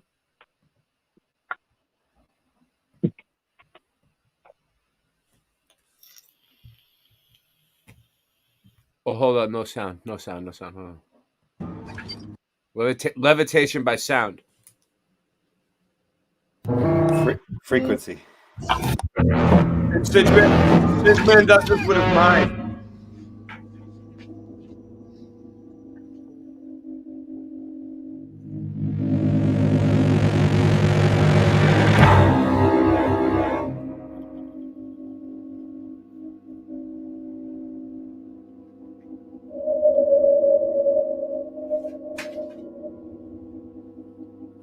Yeah, baby.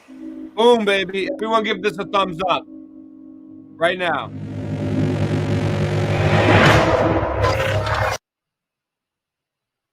Uh-oh. Freaky. What's this? Another one? Gotta start studying it more. Wait, let's see what this... Because it's just like a joke. Show you an example of levitating small objects with sound waves. All right, let's do Let it. me just remind you how a loudspeaker Very works. small It's a rock. diaphragm that I'm repeatedly pushes on the air, producing high pressure waves that move away. And that's what we have here with this little gizmo. It does the same thing, except it's at a very high frequency, 28,000 hertz, which is way above our human hearing range. So these sound waves move upward, and up above, I have a glass plate, which is going to reflect the sound back down again. And when the distance between the glass plate and the loudspeaker is just right, then those sound waves that are moving down will interfere constructively with the sound waves coming up and give us regions of high pressure and low pressure, which don't move around. They stay in one spot. And it's in those high pressure zones that I'm going to try to levitate a small ball. Uh-oh. So let me... He's going to levitate his balls on a small zone. Turn on the power. Doesn't sound right. It Even doesn't though I sound can't right. hear it, I'm still going to use ear protection. It's a levitating sphere. Odd. Uh-oh.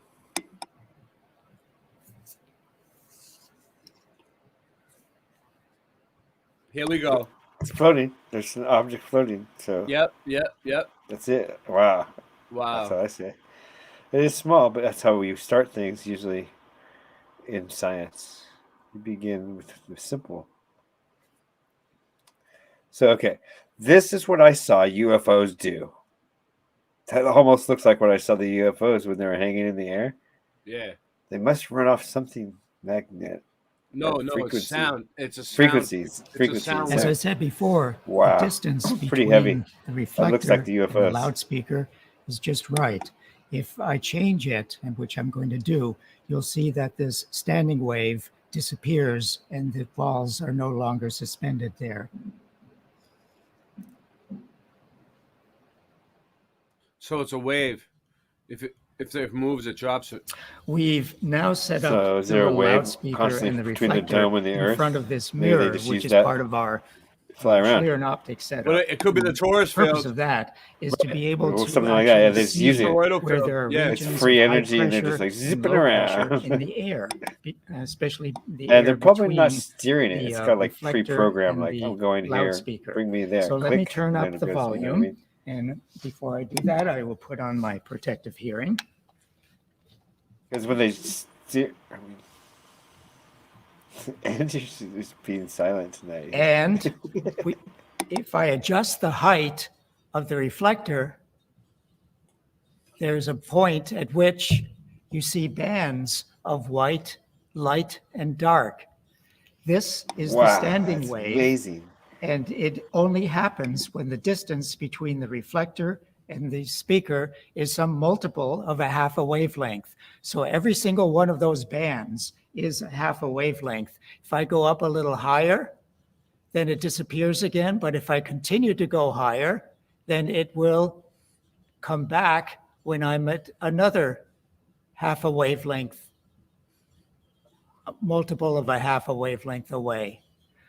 Now it's in these bands that I'm going to place the little balls. And you can see the little ball settles down where Hold there's on. a bright band, and that is Drew Duncan, is this the second or the third time you've told me SGV News First is live during one of my live streams?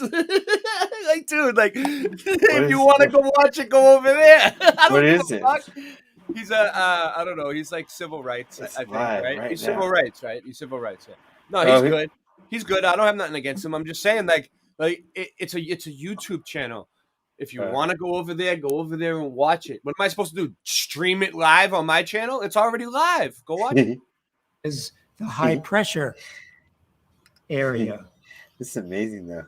I like And him. I know it's a high This is pressure trippy. because Don't you trip see it there's out. a white Shout out this to is like- Shout out to SGV News. a white band right next This is to the science that I reflector, really like. which is where the Repeatable, highest pressure will improvable. be. If I again change the height, the standing wave goes away and the little balls will fall down.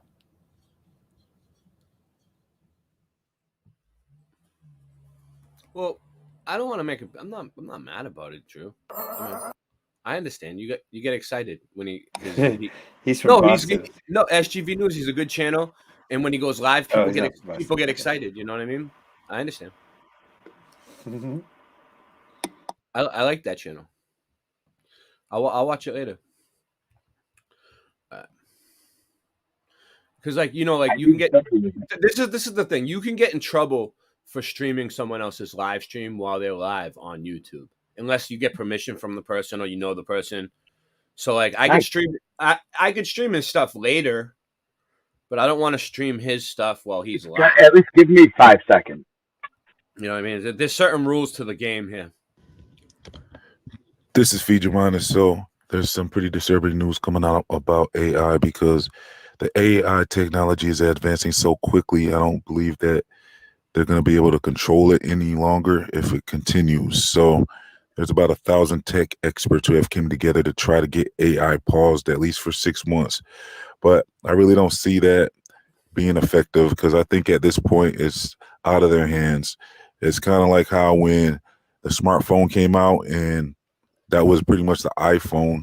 And then after that, all the other companies got involved and started making their own versions, and you couldn't really stop it.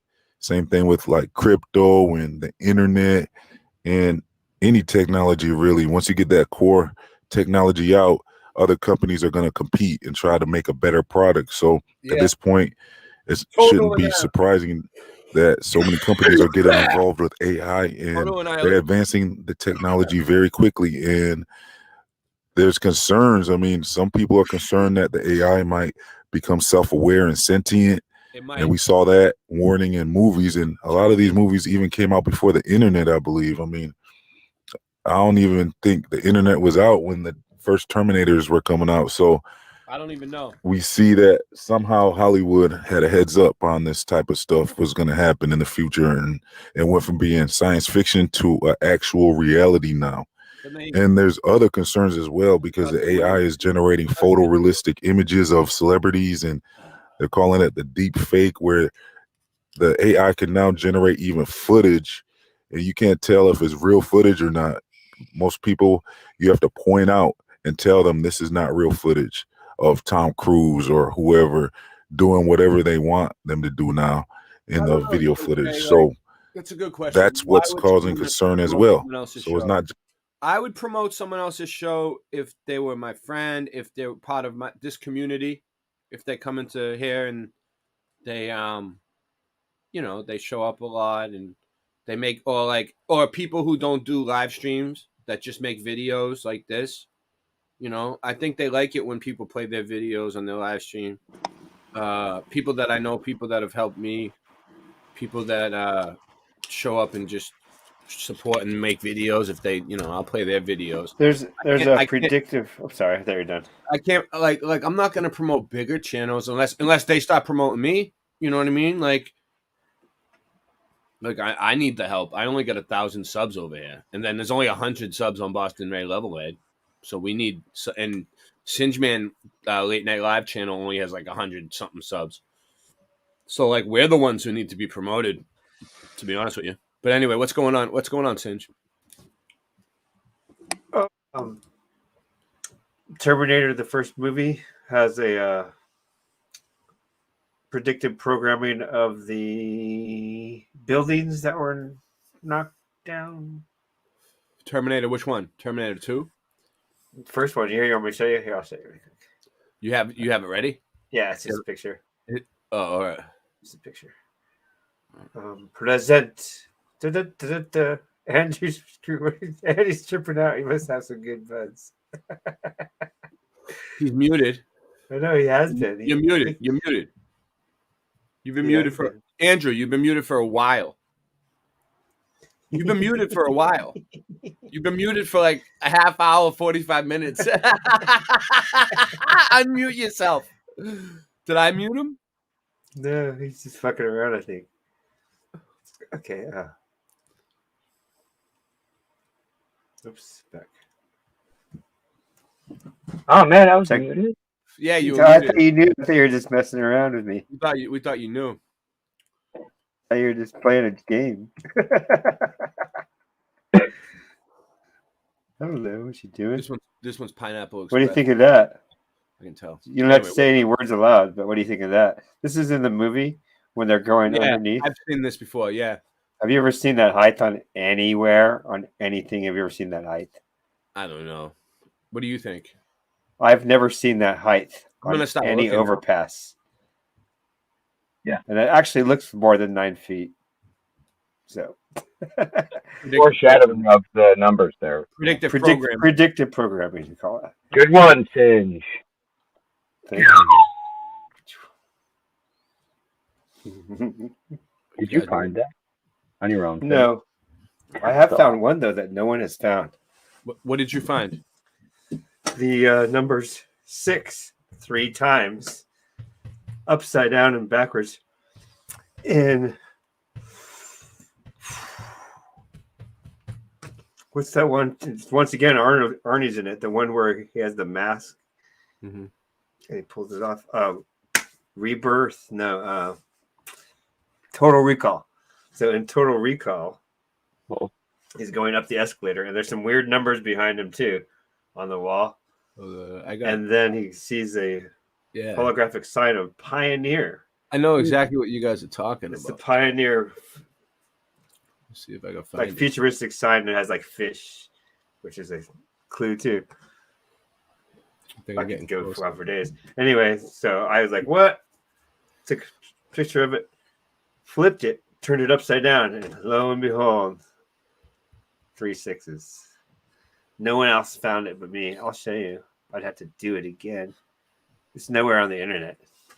I found something. I was sitting there watching it, and I was like, "What?" And it flashed out because I'm an artist. I see stuff. Oh, here it is. Okay, look. For the people Although who... since then, maybe it has got on the internet. But when I found it, all right, let's do this. I got something to send for you. I got everything. We're doing subliminals now. Oh, I got it all right here. Yeah, predictive programming. I love that. We're just hopping. We're just hopping all over. We're just hopping all around. Hey, all right, it's all connected, dude. Once you get down a rabbit hole, they all connect somehow. All the rabbit holes connect. So I haven't found it. You guys are gonna like end. this. There's no dead end yet. Yeah.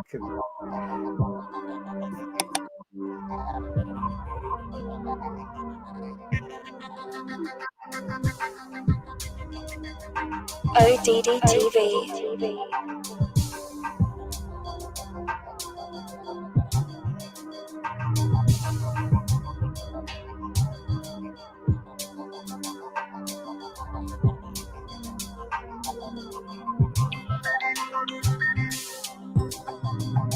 Predictive programming is a subtle form of psychological conditioning provided by the media to acquaint the public with planned societal changes to be implemented by CCTV. I have looked and found it. All right, here we go. 60 instances of 9/11 prediction. 1949, Porky Pig and Charlie Dog cartoon. What's that? Look! It's the towers! They're falling!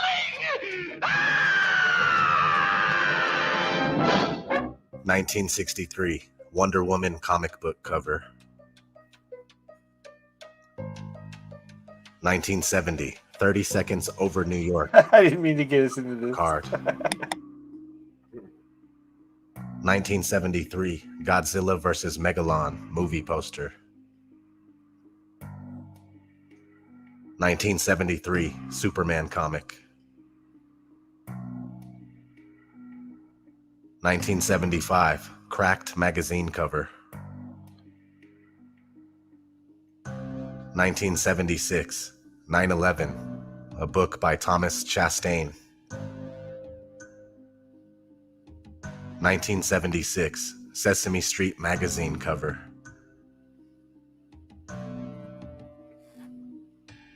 1976, Spidey Super Stories comic book cover.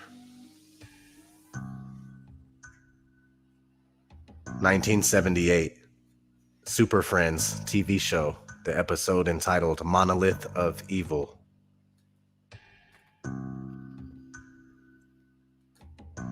1978, Dr. John, City Lights album cover. 1979, Meteor movie poster.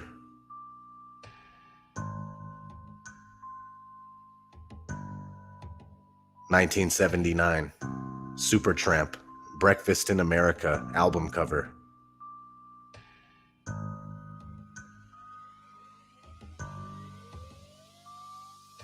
1979, Saga, Images at Twilight album cover.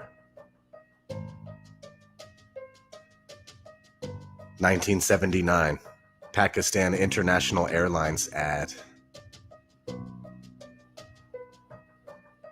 1983, Def Leppard, Pyromania album cover.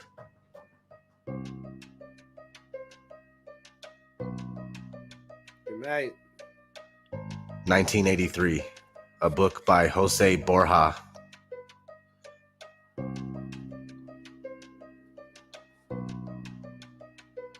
1985, G.I. Joe, episode 46. You just stand right there, Sonny. Look straight ahead and hold still while we scan you. Hey! Transaction approved. Subject's retinal scan matches no known dissident, subversive, or enemy of state on file. Have a nice day. Okay, I'm gonna find it to show you guys. Nobody's seen it. You can't see it on the internet. I'm the only one who's found it.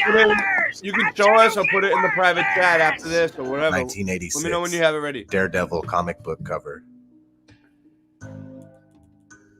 Just keeps going for a little while. 1986. Real Ghostbusters. Grab Season it. 1, Episode 12.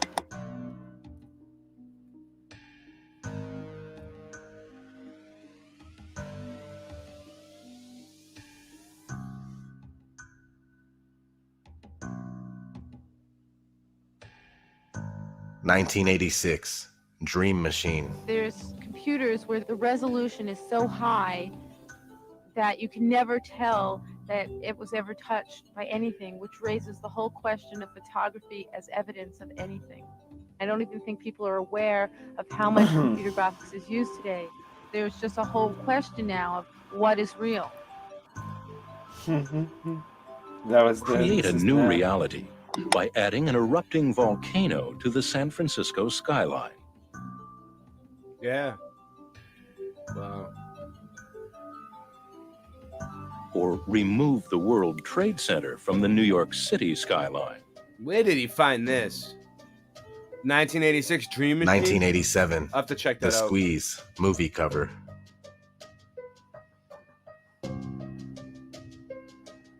1987. Cover of Fortune International magazine. 1988. Teenage Mutant Ninja Turtles, Season 2, Episode 7. Oh, bad news, Master Splinter. Shredder is up to something, but he ran off before we could discover what. All we know is it had something to do with the Twin Towers. Sooner or later, he will reveal his plan. Like, what do you suppose Shredder's up to this time? Michelangelo, you heard April's message. He's been spotted on the roof of the World Trade Center. It's for sure he's not there for the view. Hey! What is it? Hang on! We're gonna crash! 1988. Microsoft Flight Simulator.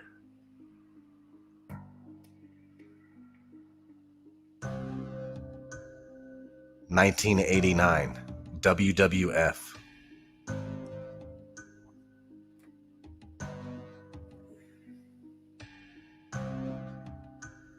What? That's crazy. Thank you, Wow. Vince They McMahon, said Hulk that? Hogan, Macho Man Randy Savage, the lovely Elizabeth. 3 people working as one with one goal in mind: to defeat, or should I say demolish, the Twin Towers. Hulk Hogan, you talked about the Triangle of Love. Jesse Ventura says there's a problem. Explain. Well, you know, Mean Gene, you get right to the heart of the matter with that question, brother. It's the love, man, that's going to supercharge the mega powers and tear down the Twin Towers. Yes, man. What were your thoughts then? Oh, yeah, Mean Gene, I can still feel the pain when that cold steel... 1989. When we were kids, we Jason loved it. Takes Manhattan. Movie poster.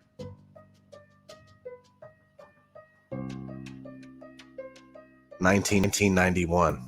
Spider-Man comic.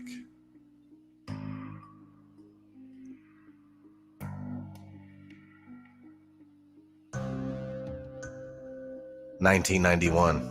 Tetrastar video game. 1992. King of Monsters video game. 1992. Rugrats Season 2, Episode 14. Hair, Cynthia doll. Of course you do. And if you're a good little girl, A Teenage Nuclear Fusion Squad video game. Well- A Rocco Mr. X exploding spaceship doll. A Beverly Hills Cynthia lunchbox. A Foley. And a 9/11 emergency surgical kit with working stethoscope. 1993. Man, X-Men that voice. Season That was 1, crazy. Episode 12. They want action. They want protection. They want I didn't hear what she said. That was Mutant Angelica. control law is passed, calling What'd for she an say? army of sentinels. They march over the nation, seeking out mutants, hunting them down. She said, I need this, that, and a 9/11 surgical kit. And it I was like back, remember. it was like back in like when we were kids, way before 9/11. like animals. Surrender, mutant. Some fight back. But not for long. The Sentinels herd the surviving mutants What are you into streaming this channel on? detention Or which channels are you streaming camps this on? by your final stop. You never leave. Never! But those who control the Sentinels don't stop with mutants. Eventually, they bring their new world order to all humans. 1993, Super Mario Bros. The movie.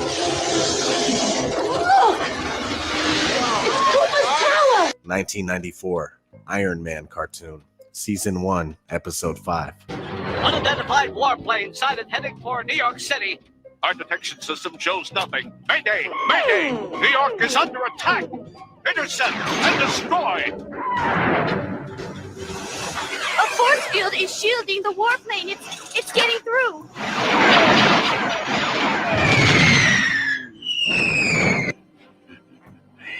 It's time. We will now strike at the heart of American defense and destroy the Pentagon with one swift and deadly blow. 1994, Aero Fighter 2 video game.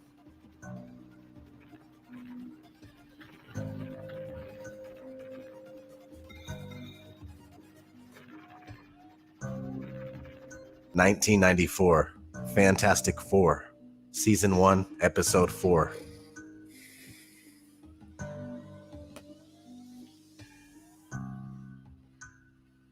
1994, Viceland magazine article.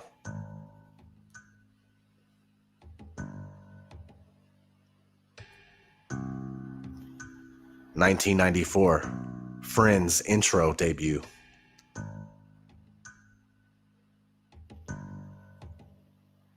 1994, Deathstroke the Terminator comic book cover.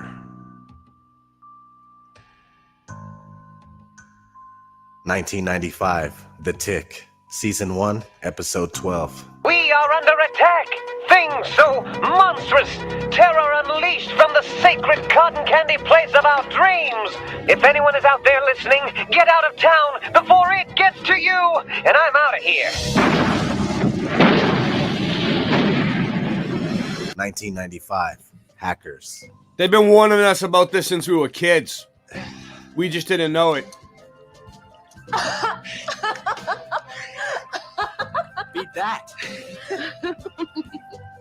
1995, Philips Home Cinema commercial. Pictures so real you won't believe your eyes. We gotta take off soon. Yeah, we will. We'll take off soon. Sounds so exciting, your eyes. You can take won't off whenever believe you your want. ears.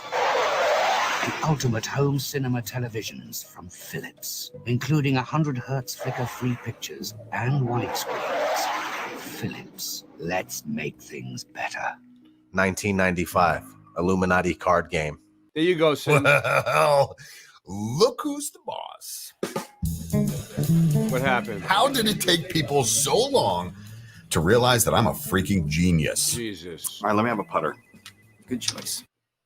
Give him a putter. That's what she said. Dude, that sounded like the Dark One talking to him. Like that was actually his words. 1996, The Long Kiss Goodnight. 1993. I can't go back. World Trade Center bombing. Remember? Sounded like him talking.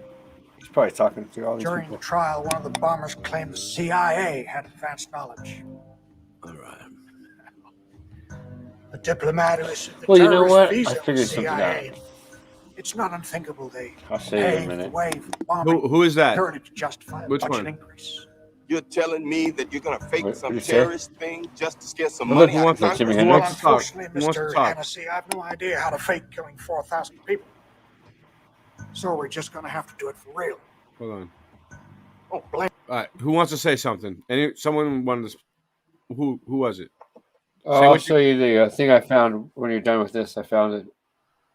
All right. This is who is this? Singe? This is gonna Yes. be. It's another half hour long. Oh, you want me to show you? What is it? You want to go? You want to go for it? Go It's for it.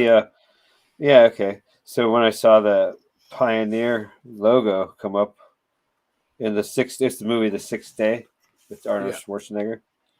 I saw the logo come up and I was like, what? And so I just froze it,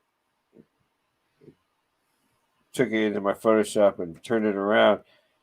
But now I realize it's just their logo. It doesn't have to be in the movie. It's their logo.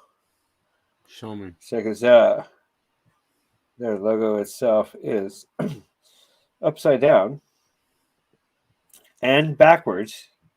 6, 6, and blam, another one. Mm-hmm. This looks like UOI when it's upside down, but there is 3. 3 Look at- 6s. See? Yeah.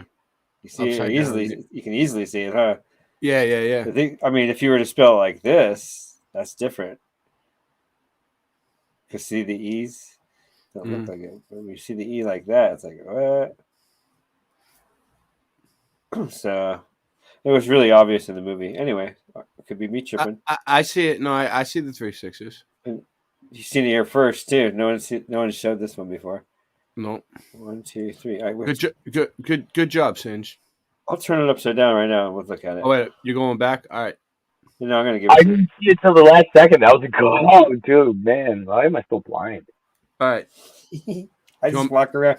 Okay, hold on. Let me say something really quick, Andy. When I was doing illegal substances, it affected me. I mean, I've always been this way, but so I couldn't really do illegal substances because it would make me see more of that. So to a level where we're like, what? Too much, overpowering, right? Because I already see it. I don't need help to see it. Wait a minute, you got cut off. I do one question for you. Yeah. What's your name and badge number? Badges? We don't need no stinking badges. All right. All right. Put it back on now.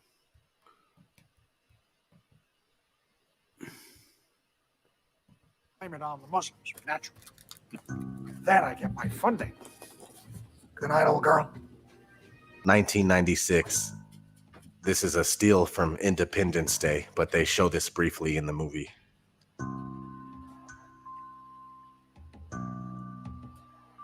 (1997) Men in Black cartoon, season 1, episode 6. Slim, remember those Twin Towers? Yeah, what about them? I don't think they're gonna be so tall anymore. Oh, no. Oh my god.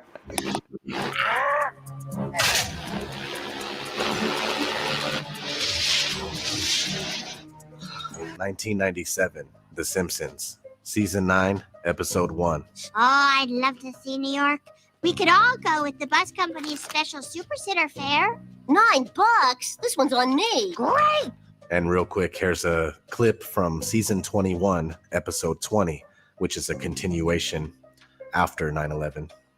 Is this what the framers of the Constitution would want? How many personal freedoms are we willing to give up in the name of security? That blonde girl thinks she's smart, like us dark hairs. 1997, Ghostbusters, My season god. 1, episode 38. I'm afraid it simply retreated in order to regenerate and regroup, readying for another attack. Manhattan. Guys, I think it's time for some serious firepower. Don't cross the beams.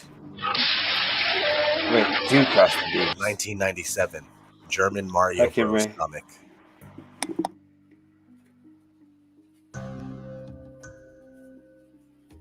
(1997) Emergency Response to Terrorism Self-Study.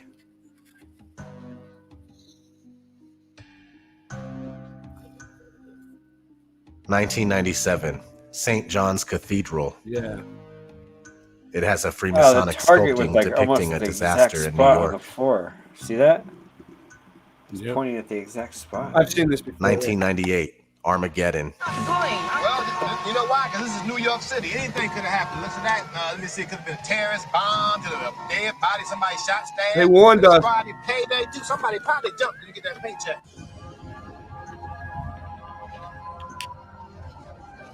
(1998) The Parent Trap.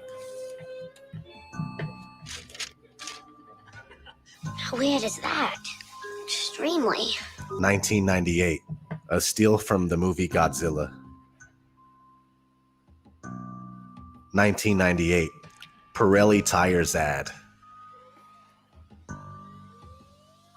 1999, Batman Beyond, Season 2, Episode 12. 1999, Fight Club. What were you saying? I didn't have the headphones on. What'd you say? I said, did you ever see that? Never mind. I thought you were listening to that. No, I was paying. I was watching the video, but the headphones start to hurt my head after a while. You know what Well, I'm I saying? can show you Pioneer whenever you're ready. All right.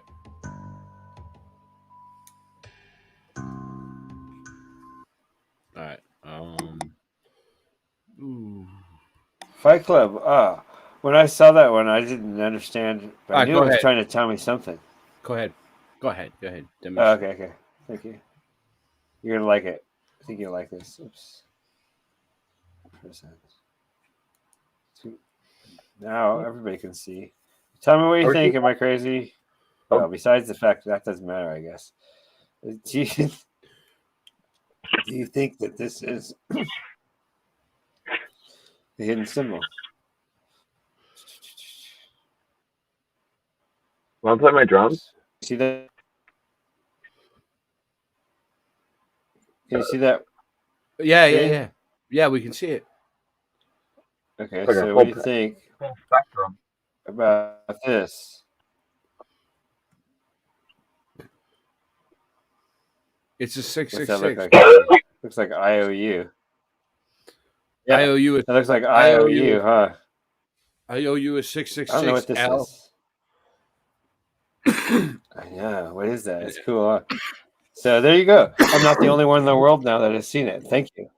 Because I've looked at this before several times, but I was never able to show the world. But now everybody sees. Boom, baby. Yeah, that's a good one, Tins. You know what? It also says bioengineer. Look at it closer. Oh, wow. Bioengineer. Bio. It's just a little upside down, or they messed that part up. Bio. I see the B there. I don't know, it kind of looks like it for me. I don't know, I'm just Let's see what it looks a little. like this. So what if I did this? Vertically? Anything there? Vertical? Put it vertical. Let's see. Just like completely opposite. Try to stack it like upside down. Yeah. Wow, look at that now. Oh, I saw all the sixes. It really helps move it around, huh? Like if you had two of them and you put them next to each other.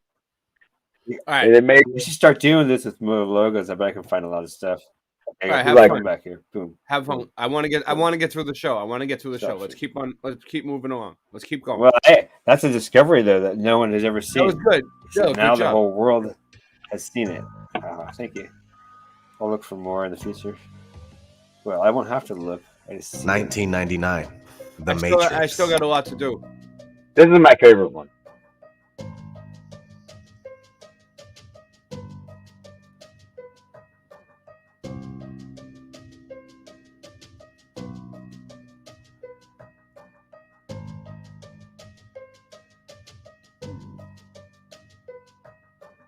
2000, Rugrats in Paris.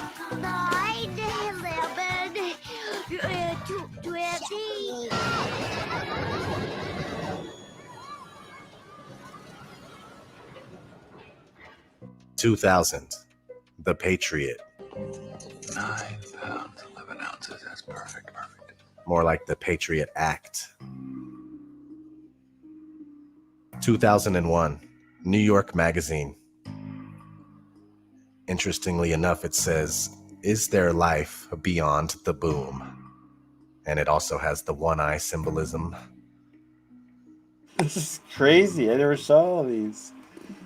2001, That's what I'm saying. They keep March, going, dude. The Lone Gunman. You're saying our government It's a plans good to commit one. a terrorist act against a domestic airline? There you go. Indicting the entire government as usual. It's a faction. A small faction. For what possible gain? The Cold War's over, John. But with no clear enemy to stockpile against, the arms market's flat.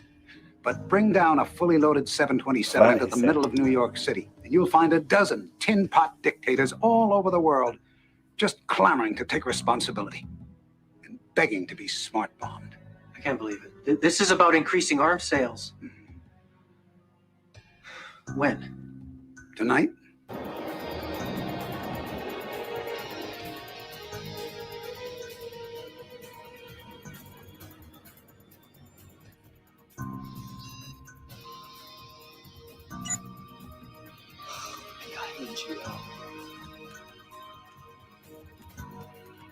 I hated that character. I hated the character was unlikable. Good acting though. Got manual override. –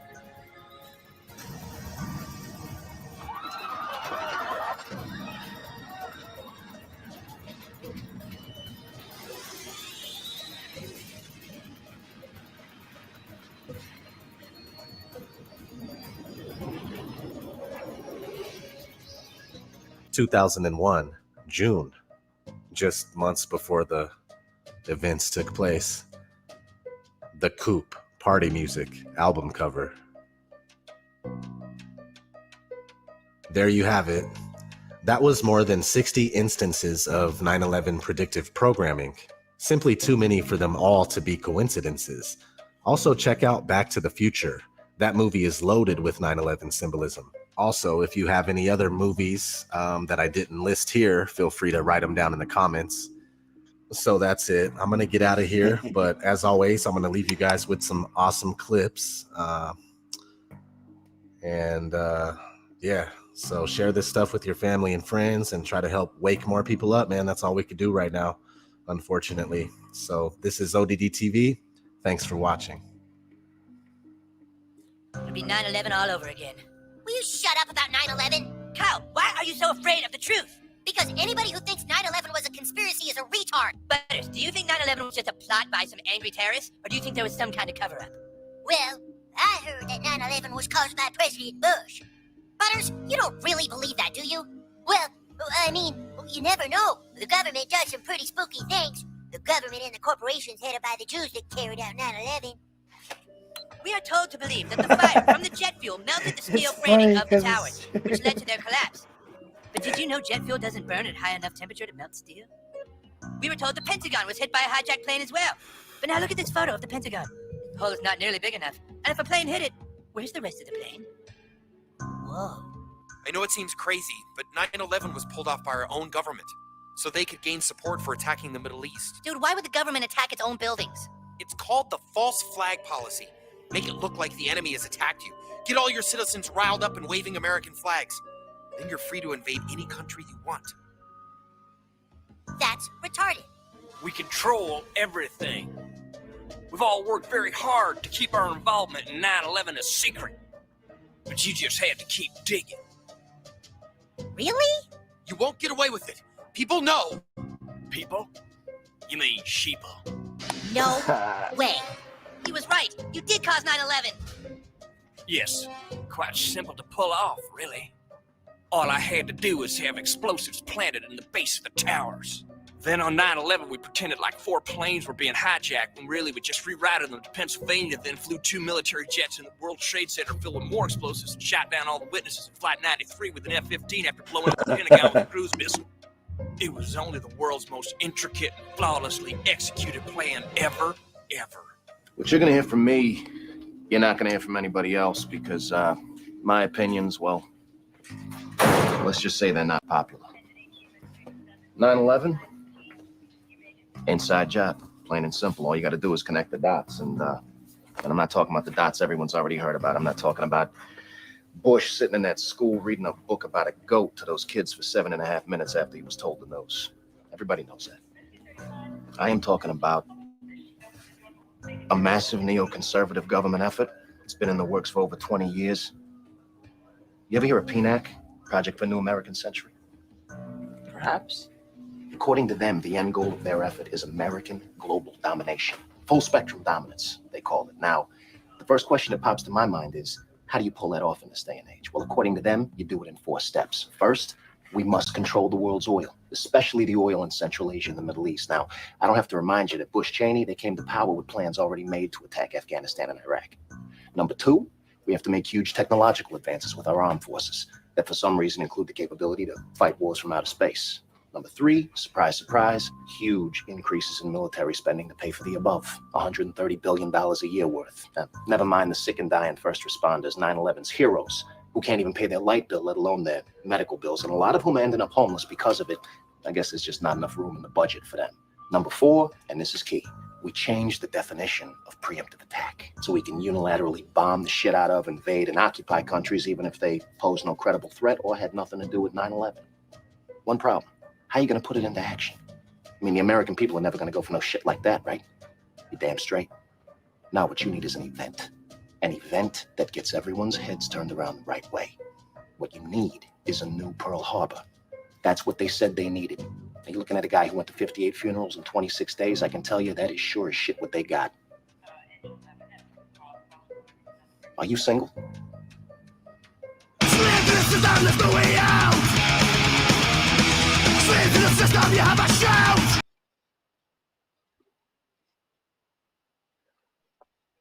Ray, did you know I told you, remember I said Pearl Harbor Day was my birthday? What? Oh, Today's your birthday? no, I was kidding. Pearl Harbor But, hey, remember when I asked you about Pearl Harbor, if that was, part of the story too? Yeah, that's weird, right? And you brought it up. Well, but anyway, let me see. We got a few things. All right, so we were watching this video and we got interrupted. Let's finish this one. Just that they're concerned that AI is going to be sentient, but they're also concerned about how much this technology is advancing to where it's fooling and tricking people. And the AI is generating images of the Pope and Donald Trump and whoever they want now, and people can't really tell the difference between if it's real or if it's not. So this is causing a lot of concern that AI is also mimicking artists, and there's songs out now with Eminem and Kanye West and Jay-Z and Justin Bieber and all them, but it's not really the artist. It's actually the AI that is making the music. So the AI is able to perfectly mimic the artists and how they sound and their style of music and create new songs. So far it's been living artists, but what about when the AI starts making songs from artists that have passed on? And maybe even music videos to go with it. So you see where this technology is going. It can get kind of disturbing, and that can almost become kind of like a moral or ethical issue at that point. Now, I remember some months ago, there was this AI called LaMDA. I think it was a Google company or something, where the person working on it got very creeped out, and it sounded like he quit because he was so terrified of this AI and his communication with it, where this AI was talking some real crazy stuff, and it sounded like the AI was concerned about being shut down because he looked at that as him passing away, the AI passing away. So this AI thought it was alive, it sounded like, and there was media that covered this story and they tried to deny it, but it looks like that was actually a real concern, and they just don't want to panic the public. It's like the Bible told us some stuff about, those fake ads really drive you mad. The game. Yeah.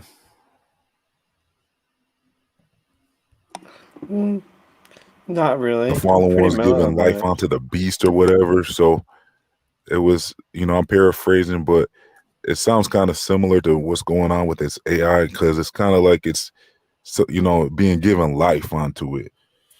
And like I said, with the AI being able to mimic artists perfectly, I mean, isn't that kind of like how when people go to these mediums and these channelers and they think they're talking to their lost loved ones, but really it's a fallen one that's possessed the channeler and mimicking the lost loved ones. So that's very similar to what this AI technology will be able to do. And what if people start trying to contact their loved ones through the AI, and the AI might even start lying and saying that it has contacted them? And, you never know where this could go.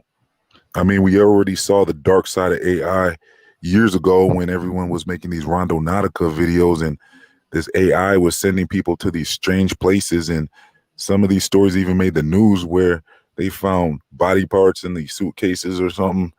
And it was very disturbing because how would an AI know how to send someone to this location to find something like that? So disturbing. It's like it's working with the fallen ones to be sending people to these strange locations. Yes, some of these Rondo Nautica videos that were coming out, you know, some of them were staged, but some of them were actually real. So, and you know, it sounds like they even had to stop the app.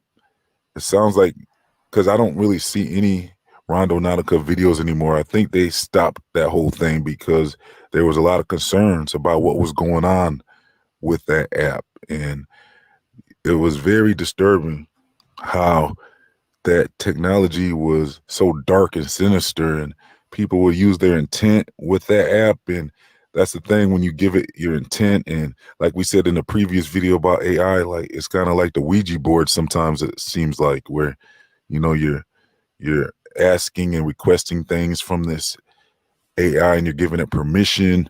So I have a lot of strange AI videos. I've been covering this topic for a while, and you know, there's a lot of disturbing and dark and sinister things that I have covered when covering this topic of AI, and it just continues to get more and more bizarre. So we'll have to keep an eye on this whole thing and see where this goes. Like, I really don't think they're going to be able to control this technology. I don't think they'll be able to stop it. It looks like within about 5 years, we should be seeing some significant changes and advancements in this AI, and even sooner than that, probably. So this looks like a quickening, and I think the technology is going to continue to advance very rapidly, and it looks like the fallen ones are probably working with this technology somehow. Like I said, we covered all types of bizarre things going on with this AI, so I don't think it's just technology and science. I think there's something else going on with this AI stuff, and it's looking like it could have something to do with the end times, possibly even. So we'll have to continue to see what's going on with this AI. Maybe, I mean, that's like worst case scenario.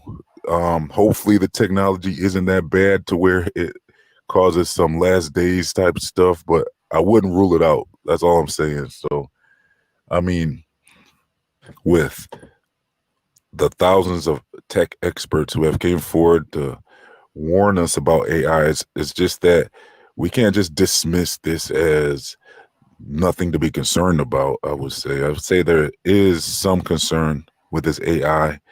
I'm not sure what level of concern this is at the moment, but like I said, we'll just have to keep our eyes on what's going on with this technology and just maybe be cautious and everything like that. So let me know your thoughts in the comment section. If you think this AI technology has anything to do with the last days, and I'm gonna leave some links for you if you want to catch up on my previous research on this AI technology. I'm also going to leave some links to my free email newsletters, my other channels, my social media, my Feed Your Mind store, much more. If you would like to support this channel, please donate as little as $1 to my YouTube membership, my Patreon, or my PayPal. All links are in the comment section and description box. Your support's going to help keep. Hold on 1 second. All right. So a lot of news articles are written by artificial intelligence bots, like Nightbot, but more advanced. Mm-hmm. Way more advanced. Yeah, we have a bot working for us. Yeah, she's our little robot. She's our waitress, so she's been working hard all night. So don't forget to tip her.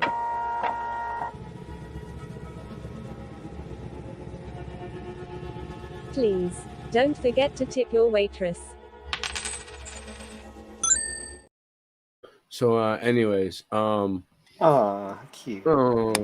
I know it's a woman because she complains a lot and asks for money. Oh, she must be from Boston. All right, so then here we go. That Eastern rude humor. I'm offended. You ready? Go. Robot. What do you think about this robot tea making? Robots. Look, Well, we don't need humans anymore. No, except- I'm just saying. Look, this is one thing the robots. Robots can build the robots. They can repair each other. We Getting don't. help from a Let's just robot all go to can sleep. Good Identify night. and pick T-buds. The AI technology picks one bud every second and a half. That's about 2,400 buds per hour. In southwest Bud China's picker. Sichuan province, hundreds of villagers harvest more than 14 tons of Robot fresh bud tea every picker. day from a 500-hectare tea plantation. The season's first tea harvests tend to fetch a higher price when they hit the market. The price of fresh tea is higher this year. She could be That's saying fresh tea in my anything. hand. They don't know what Wait, she's see what you saying. said? Dude, I heard you say. Don't tell me that. I know you know what she said. Southwest China's You told me the Huizhou same thing. She province, just said. tea is harvested even earlier than in other parts of the country. More than 1,000 clients from a dozen provinces. He, were don't let snapping him. up Don't more let him tea fool you. in He the speaks region's largest dry tea fluent market Chinese recently. and Mandarin. Been on cases in Shanghai Yeah. and Bada Wing. Robot tea. Remember when I, dude? Which never. I'm not even talking about Bada Wing. What you did there, unforgettable, And then legendary. we got this. Look, and then we got this. Hold on. The most advanced killer robots ever. These robots are designed to kill. Oh no. They can fire machine gun, Oh fuck. launch grenades, Oh fuck. and almost never miss hitting a target. Oh, we're fucked. Some are large and intimidating, while others are small but lethal. Lethal. Let's take a look at these killer machines. That's not Oh, no. fair. Welcome to Explained. Oh fuck. Armed robots are no longer just part of science fiction films No. like The Terminator. They've become part of our reality and are here to stay. In fact, the first armed robots were used in Iraq in 2007. We're already using They were them. modified versions of bomb disposal bots. Except now they were carrying M249 machine guns. Fast forward 15 years, and these robots have gotten smarter and deadlier. Thanks to companies like Kinetic and General Robotics. Let's look at some of the robots that have been groomed for battle. Thank you, Kinetic. Mars. Thank you, Modular General Robotics. Advanced Armed Robotic Systems by Kinetic. This unmanned ground vehicle is like a tiny, powerful, and You're combat-ready muted, tank. Andrew. These bots keep soldiers at a safe distance from enemy fire, signaling threats from several kilometers away.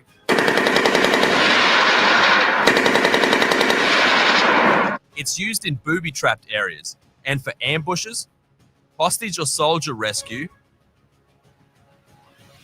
and forced entry. It's also got safety features and only takes action when it receives coded instructions from its operator. That's my day camera.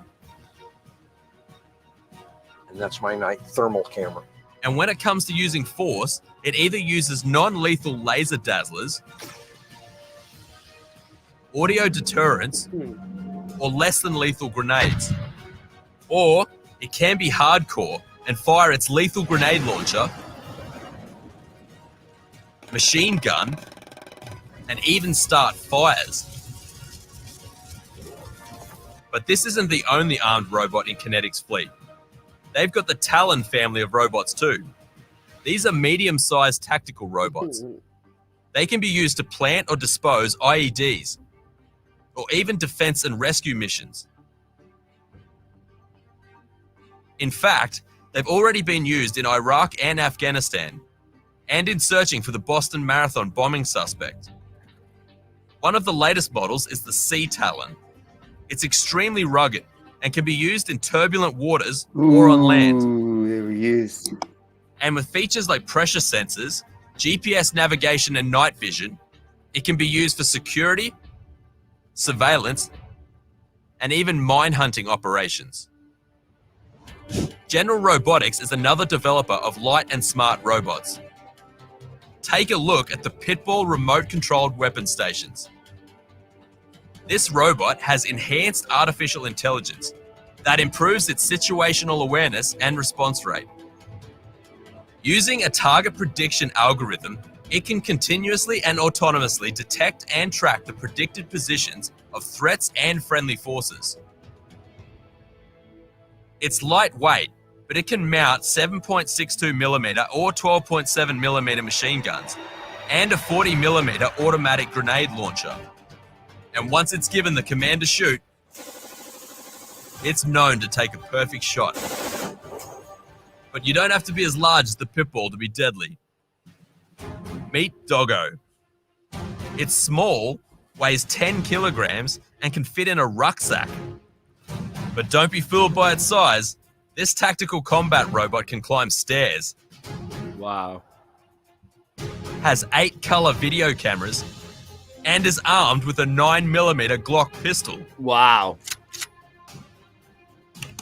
Doggo acts as a watchdog for soldiers in the field and can They're arresting people for carrying guns, but they're letting robots carry guns? That doesn't seem fair. eliminate threats without any collateral damage. And besides its anti-terror and close combat applications, its two-way audio feature can be used for negotiations for hostage rescue as well. Another participant in the killer bot race is Ghost Robotics, and they're known for developing dog-like military robots. The Vision 60 is one of them. This mid-size QUGV weighs 51 kilograms and has a top running speed of 3 meters per second. Yeah, I got one of those. It has high endurance and is operational in all kinds of weather and ground conditions.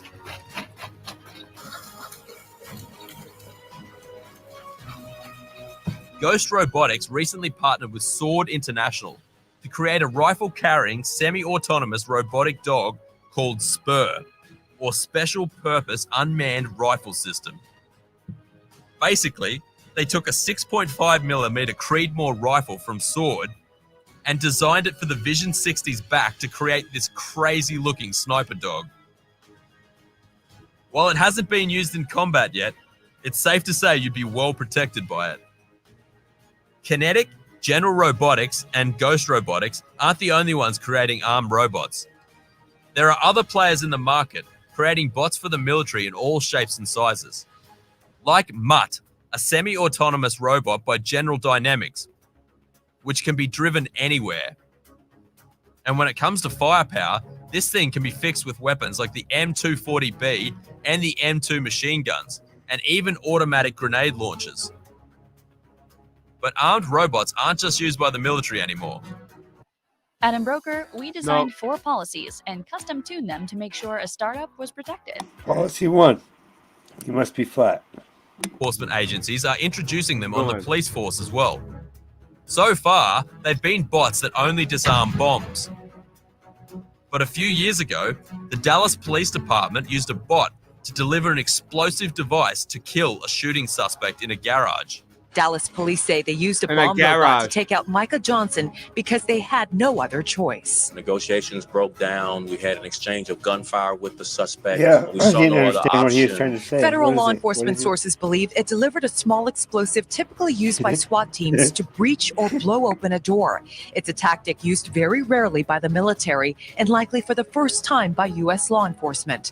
Most recently, the San Francisco Police Department decided to use potentially deadly robots in extreme situations. And although they've assured the public that these robots will only be used under supervision, it has sparked a lot of debate.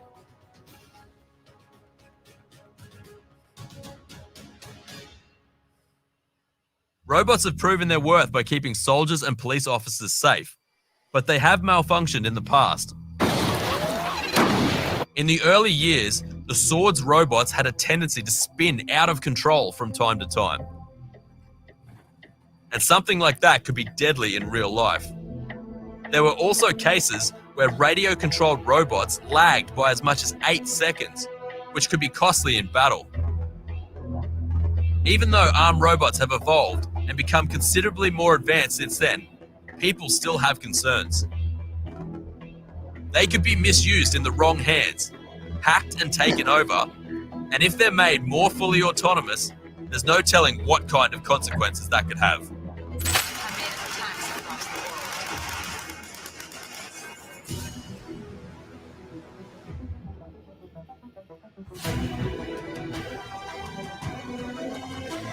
Mark my words, AI is far more dangerous than nukes.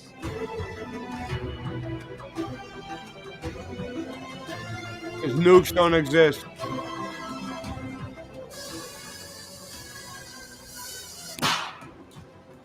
That little bang is enough to penetrate the skull and destroy the contents. Allowing machines to choose to kill humans will be devastating to our security and freedom. What are your thoughts on killer robots?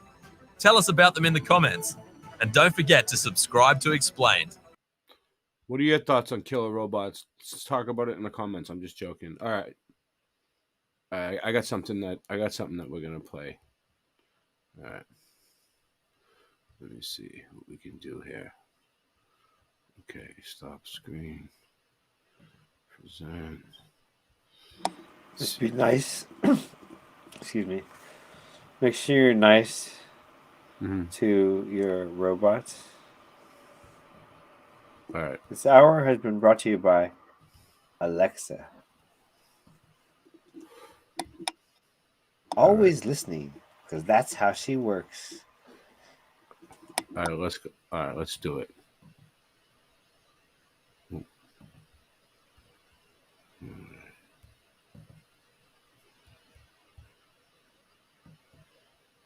Is it working? Or am I getting no sound?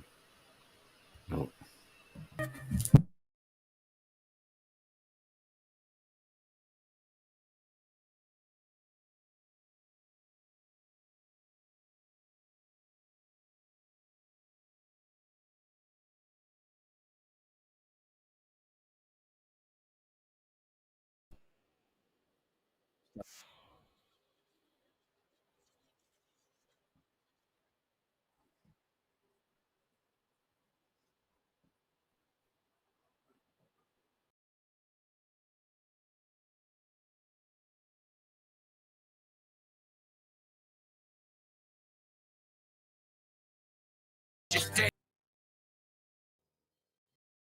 Is why I switched to Shopify. Shopify made it really easy for me to shift everything over and hit the ground running. I was easily able to migrate my products and all of my customer information over. We would not be able to go on the road without a platform that we can rely on. Start your free trial with Shopify today.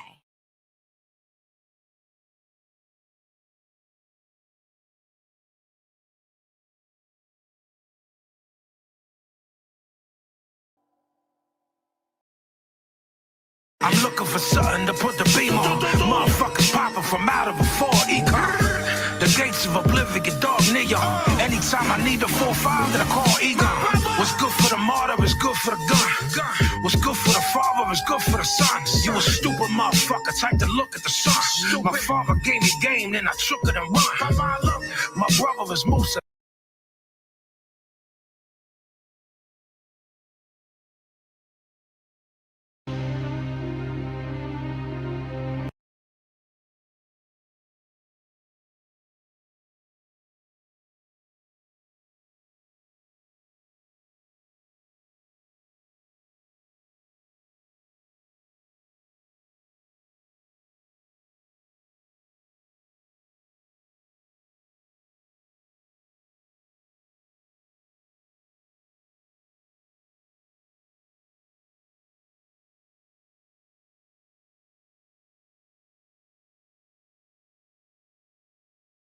Got a technical background? Looking to go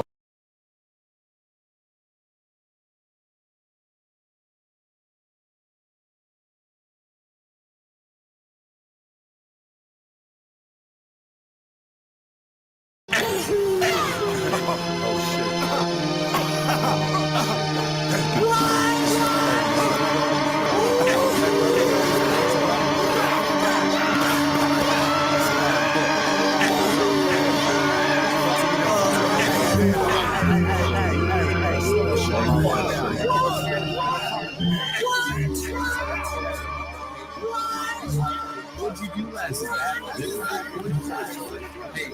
This isn't good for my business. From the bottoms on that wire shit, putting fire to meth like the triumvirate. I move the crowd using telekinesis, and you could tell him it's Pete instead of Jesus. I bet they believe. I skip the haters, forget the majors, still get the papers. Only cat out who black out with liquid paper.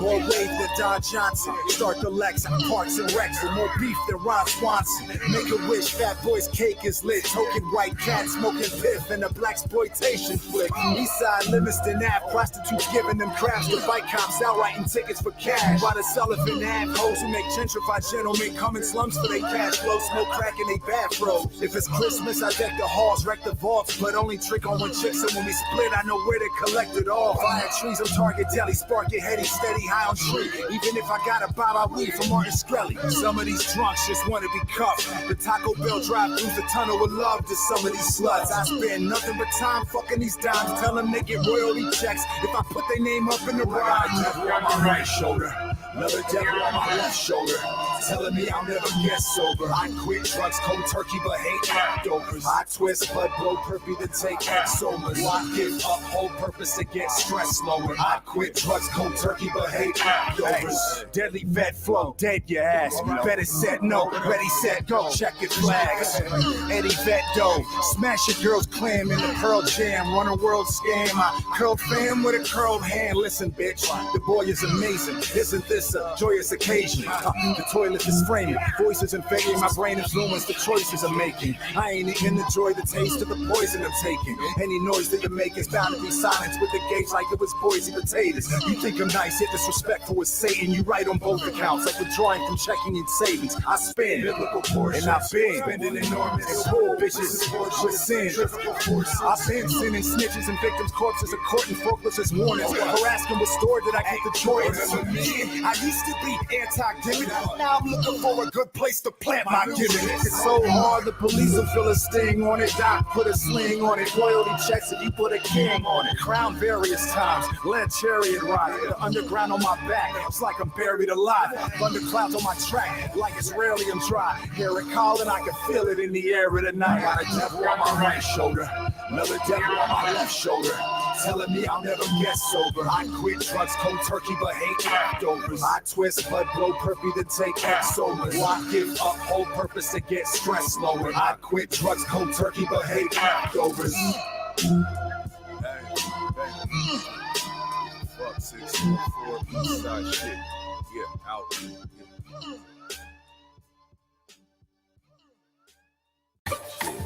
Yeah. Check. Hey, when mitoed cloned and cryogenically frozen, biochemically grown, Ohio's finna be on. Let it be known. Pass my ice, I'm back like Christ. First cat to die and rise from a dirt nap like lice. Repeat death, omnipotent. Delete stress like Nas's Motrin. Godly flow, but still crooked as Quasimodo's posture's broken. The name most quoted for flame most know it, but fuck rumors, I go off facts like King Ghost wrote it. Get your main hoes raincoat soaking. Ain't no joking. See rock him space hoe in plain scope open. My halo broken. My Xbox stank on going. Her pussy multiplayer player pay a GameStop token. I'm the, oh how should I say it? When now can display it without sounding like every motherfucking clown who could claim it. Battle the pavement, I'm hot for return. And I know it's hard to wait when you're anxious. Thanks for your patience like doctor referral.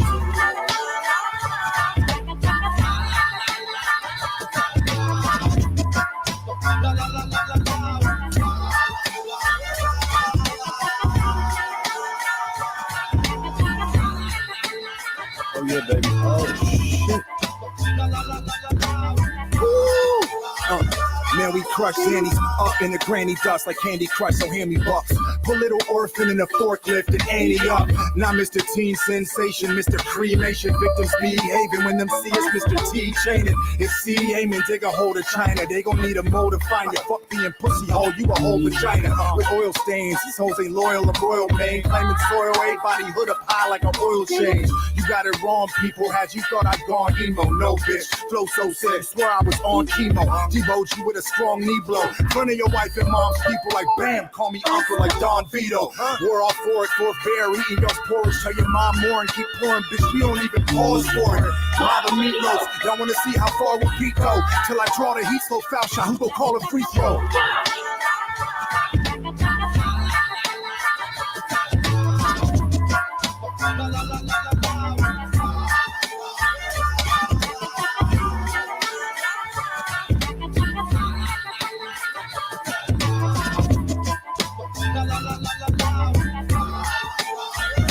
Lost diamonds fly as Tiffany's bird cut. Still hungover from last night, but like a lost item, I eventually turn up. On pasty racist white faces meant to be burned up. I also want enough cash to ask if I were drunk.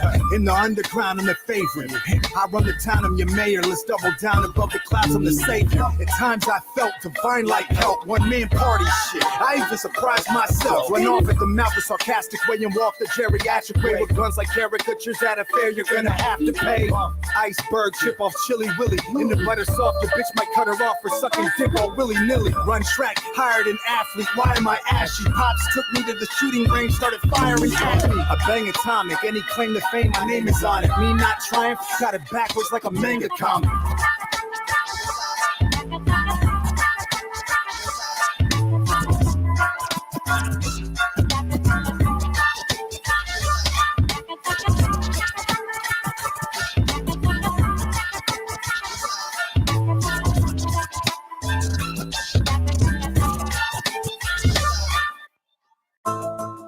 Check. Look, this that I don't give a fuck music. So go ahead, don't give a fuck to it. Poke a hole in the condom and fuck to it. You get the message like a Melly Mel, son. Roll my pop's ash with hash. Told you I smoke any L, son. Get it any fuck y'all. Y'all don't. It's cool. I was in the first grade. First time I skipped school. Now I show up at shows with Duke Dunk Blacks on. In a dyslexic mood, I get the fool with a Doom mask on. I'm early, gotta see my P.O. shit. Yesterday I supposed to P.O. shit. It's just little old me, oh shit. So tell me why John Cena wanna thieve my old steez, oh shit. I got the news from a fan out the blue. At first I ain't think was the truth. Till he sent the YouTube link as the proof. Now I'm trying to think what to do. There's two dudes in pink in the ring and sequence things on their boots, trying to sing and be cute. Look, I said that to Esoteric back in 05. I guess you thought I'd forget my lyrics, Jack, my old lines. You mixed to get it on your own merit. You did it was so apparent, so bad with no swag. When you did it, I was so embarrassed. Start changing to words, might disguise the shit. So many lines in there, bitch, all up. Itemize this shit. I wasn't built for the NBC. I was built for the WWE, for SmackDown Live, for the Royal Rumble, for moments like right here, right now. You gotta level with homie. It ain't that you ain't on my level, it's that you ain't even on the level below me. So I'm on a level with you, homie. Regardless of how good you think you are, you're not on my level. You're not even on the level below me. What the fuck was that? My time is now.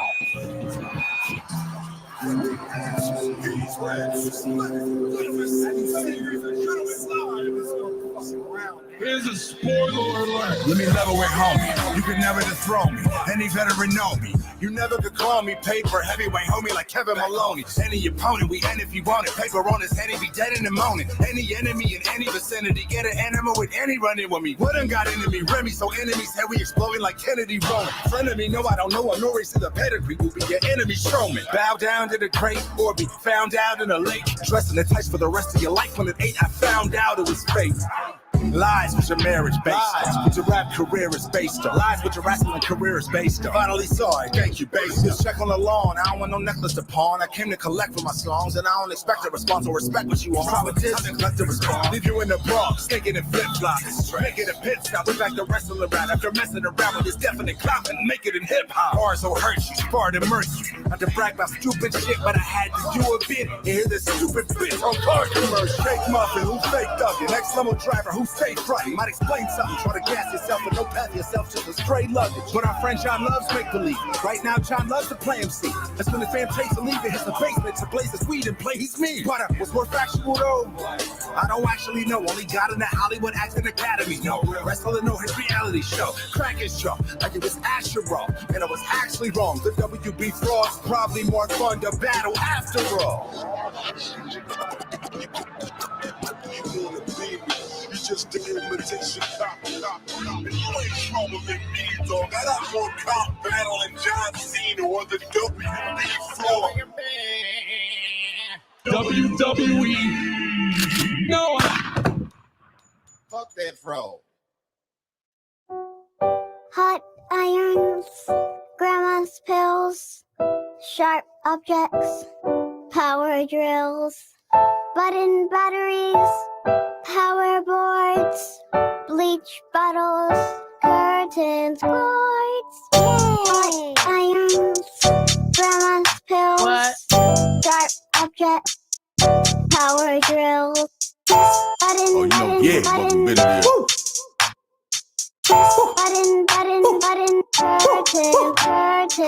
I'm that kid that nobody believed in me, now everybody is eating. Your audience leaving, they'll probably be in the Coliseum when I'm bodying Cleveland and Gallium. I just put a brand new pair of shoestrings to some old ass Jordan 4s. Hot iron with shots fired, hot wiring every drop top by until I hear cop siren. Jimmy Lord, blowing loud like a semi-horn on any Ford when we bored. Forgive me, Lord, but all my homes have a chimney for. Drink to my kidney sword and fuck it, give me more. I came for the reason. To strangle police and anger the precinct. The brains will be leaking. While bodies will hang like the bangs on the weekend. I get strange when I'm tweaking. Hit a car chase for cash. Rip the bong and play with gas. Piss me off and face the facts. Bitch, Mr. Scarface is back. Bitch, it's the part makes them crack. When I hit cigars laced with hash. All four of us in tour bus with porn sluts getting torn up while your stripper mom lays in cash.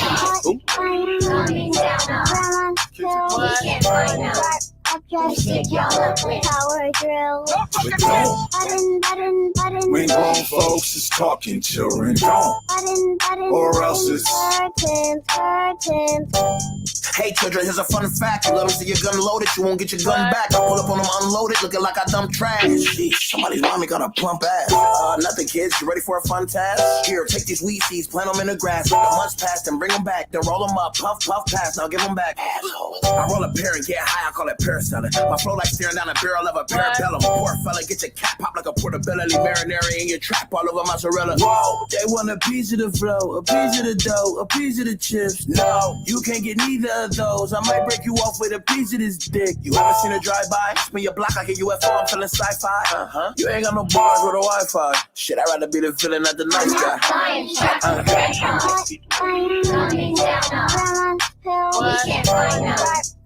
Stick y'all up with power drills. When grown folks is talking, children don't. Or else it's yo, probably wanna copy. Mommies call me Big Poppy. And ratchet hoes, they call me after shows. And after the after shows, the man, I'm the shit. Probably if you sniff off me, make it home to excel. And yo, bitch, catch a whiff of the scent off me. Shit, call me. Here's my card, you want dick, probably. Take a squat on your East St. Laurent, cause I hate the font, plus I just drank Ciroc. How we take a vacant spot and make it pop. Why she asking them questions, so drink the shot.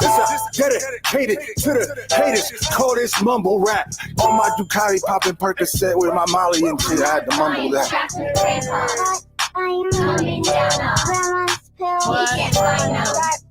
Stick y'all up with power drills. But don't. When grown folks is talking, children don't. Or else it's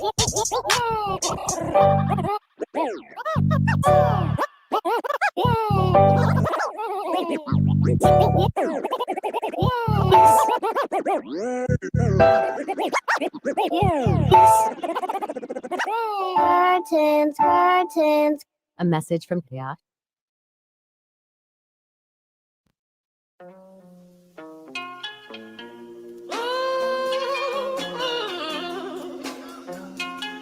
Please,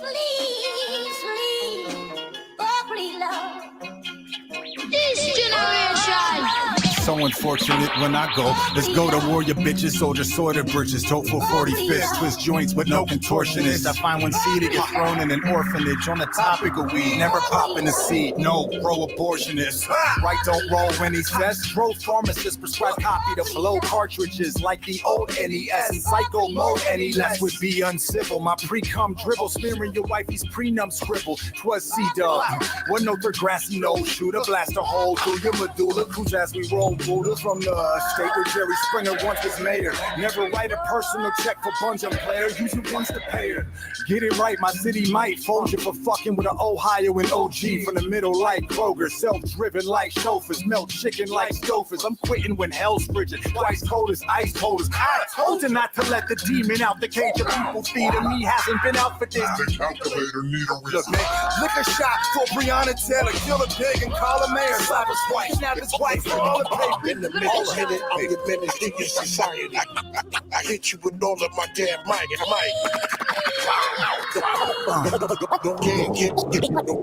You haven't lived until you wiped your own ass at your own show with your own merch. Hence why I'm on tour in your city and I have no shirts. We on the world tour with Muhammad, my man, but Muhammad, my man's Islamic with bombs in his hand. Idiot, your bitch, off of the dick. Even my cough is sick. This flick, you die at the end. We call it frosted tips. Christ, Judas might betray me. Stoned in a glass house and leave you assed out like preach babies. These little hoes think they grown. They small kids, I say. Little, but they blow big like faith. For me, I'm too evil. Mood lethal, bruised egos. My SB doom souls are transparent like you people. You fake as a fuck. His history, he making it up like old white folks in them books for school. Bring it again. Your flame get extinguished again. King of the pen. Y'all rhymers suffer from Alzheimer's. You think you went in. In the minute, I'm your menace to your society. I hit you with all of my damn might.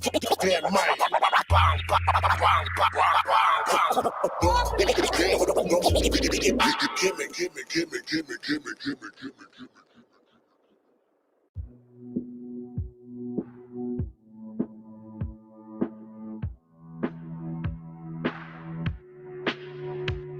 Make time to create lines, halfway through rhyme, have those trying to figure eight like skaters on ice, maintaining positive thoughts, reshaping our life, knowing some got their fingers crossed when shaking the dice, and it's safe to say, on the pave it's best to stay solid as a paperweight, while acknowledging that dollars can never take any real pain away. Sometimes it's hard to believe that as a true statement, when you gotta pay rent and put food on the table, cruising in a LeSabre with range, thinking when this thing's gonna change, wanting to remain, paying dues, trying to gain. It's a game when you move, as they say, the players is never the same, plus the plays thus made one rearrange, decision to sustain position, living in situations, spitting and scribbling on pages, thoughts that transpire in sight, one to get through long nights, while most slipping in the world trying to get paper, getting through minutes, gotta maintain, keeping the mind motivated.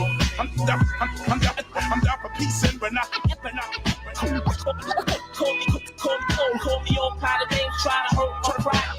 Turn the other cheek. I'm down for peace and get that flashlight out of my fingers, break me down and fix it, do whatever it takes. Hold up. Look, who protects us from you? Left fist up if you've ever been arrested, it's cool. I've been arrested, it too. I've been a pencil, the truth to invest in the youth. Look, I ain't gon' bullshit you, I ain't gon' bullpit you. Kings, be careful, these pigs will let us see a bullet hit you. We came for peaceful protest, ain't bring the peace for protest. Message get drowned in blood if we show police a slow death. I see white people's fists strike evil pigs, cause even white people sick of white people shit. Light me a split right in front of the state house with a blunt of the crepe out. I got all the cancer out, we defund the police, cut all the cancer out. Pigs think it's footloose, trying to cut all the dancing out. Closet racists don't see what the cussing and rants about. Blatant racists do see what the cussing and rants about. Some of them Amir Rice, Mike Brown, Oscar Grant, Breonna Taylor, George Floyd, Sandra Bland. Make no blood run in vain. Couple names y'all can chant. Peace to first responders in nurse pajamas and doctor pants. I'm down for peace and but not. Call me on pot of names, try to hurt my pride. Turn the other cheek. I'm down for peace and get that flashlight out of my fingers, break me down and fix it, do whatever it takes. Hold up. I'm down for peace and but not. Call me on pot of names, try to hurt my pride. Turn the other cheek. I'm down for peace and get that flashlight out of my fingers, break me down. Put your hands up. Boom. Any last words? Before y'all pull the switch, let me hold the crucifix and pray to Christ to take my life and make it nice and smooth in this. I can feel the sweat squirt on my hot face, and I can see the dumb smirk on a cop's face. I made a lot of mistakes, so before these faults cause my body to shake, I gotta be straight. I can't apologize to everyone I ever betrayed. I told a lot of lies and said some dumb shit honestly, man. I know I gotta die and never come back. God, is we straight? It's getting hot inside my shit. I feel a shock inside my head. I should have shaved it all. Talked all that shit, but I'm not brave at all. My life plays in full cinematically through my brain and score. Am I sorry? I can feel the flesh fry from my body. Really, I just wanna cry for my mommy. Maybe we'll reunite soon. So much shit I took for granted, I won't even get to see tonight's moon. I don't feel alright, dude. You sure this thing's working? I feel my brain short circuit and the pain short certain and the flame is more pertinent with each second. I take a deep breath, the next thing I know, I think I see heaven switch. Was America willing to make a noise, no matter what the call?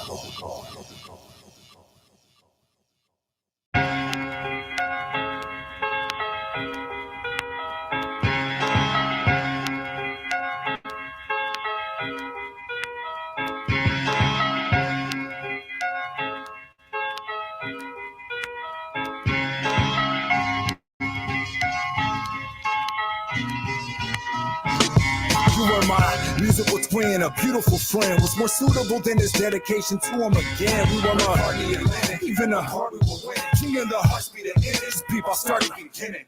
Hey, rumor had it you were nice. Rumor had it I was raw too. Had to be art school, nasty with cartoons. C to the A-M-U. How did you and I meet? Junior high teach sat you beside me. The next part soon is two of us doing desktop doodles, trying to prove who the best cartoonist in the room was. Smooth ended a friend of me for 7 days. They try to make us enemies. Guess some things never change. Though I've been drawn since the age of 4, still yet to see the way put into the page before. Anyone who knew us was all to engage in war into a cage match, played our friendship in ancient ores.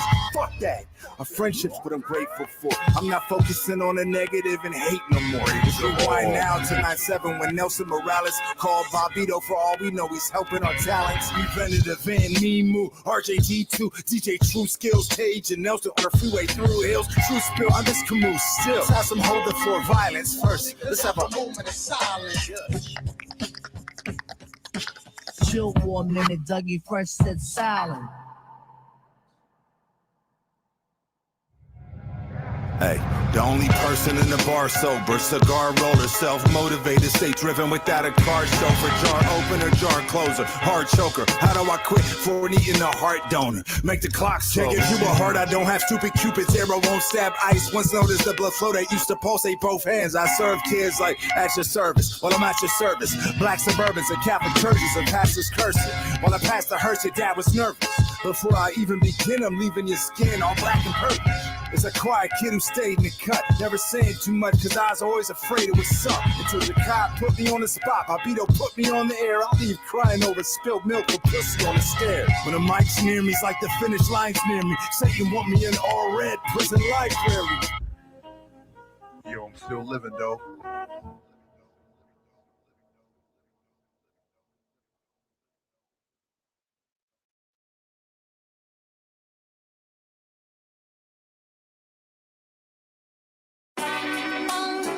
Yeah.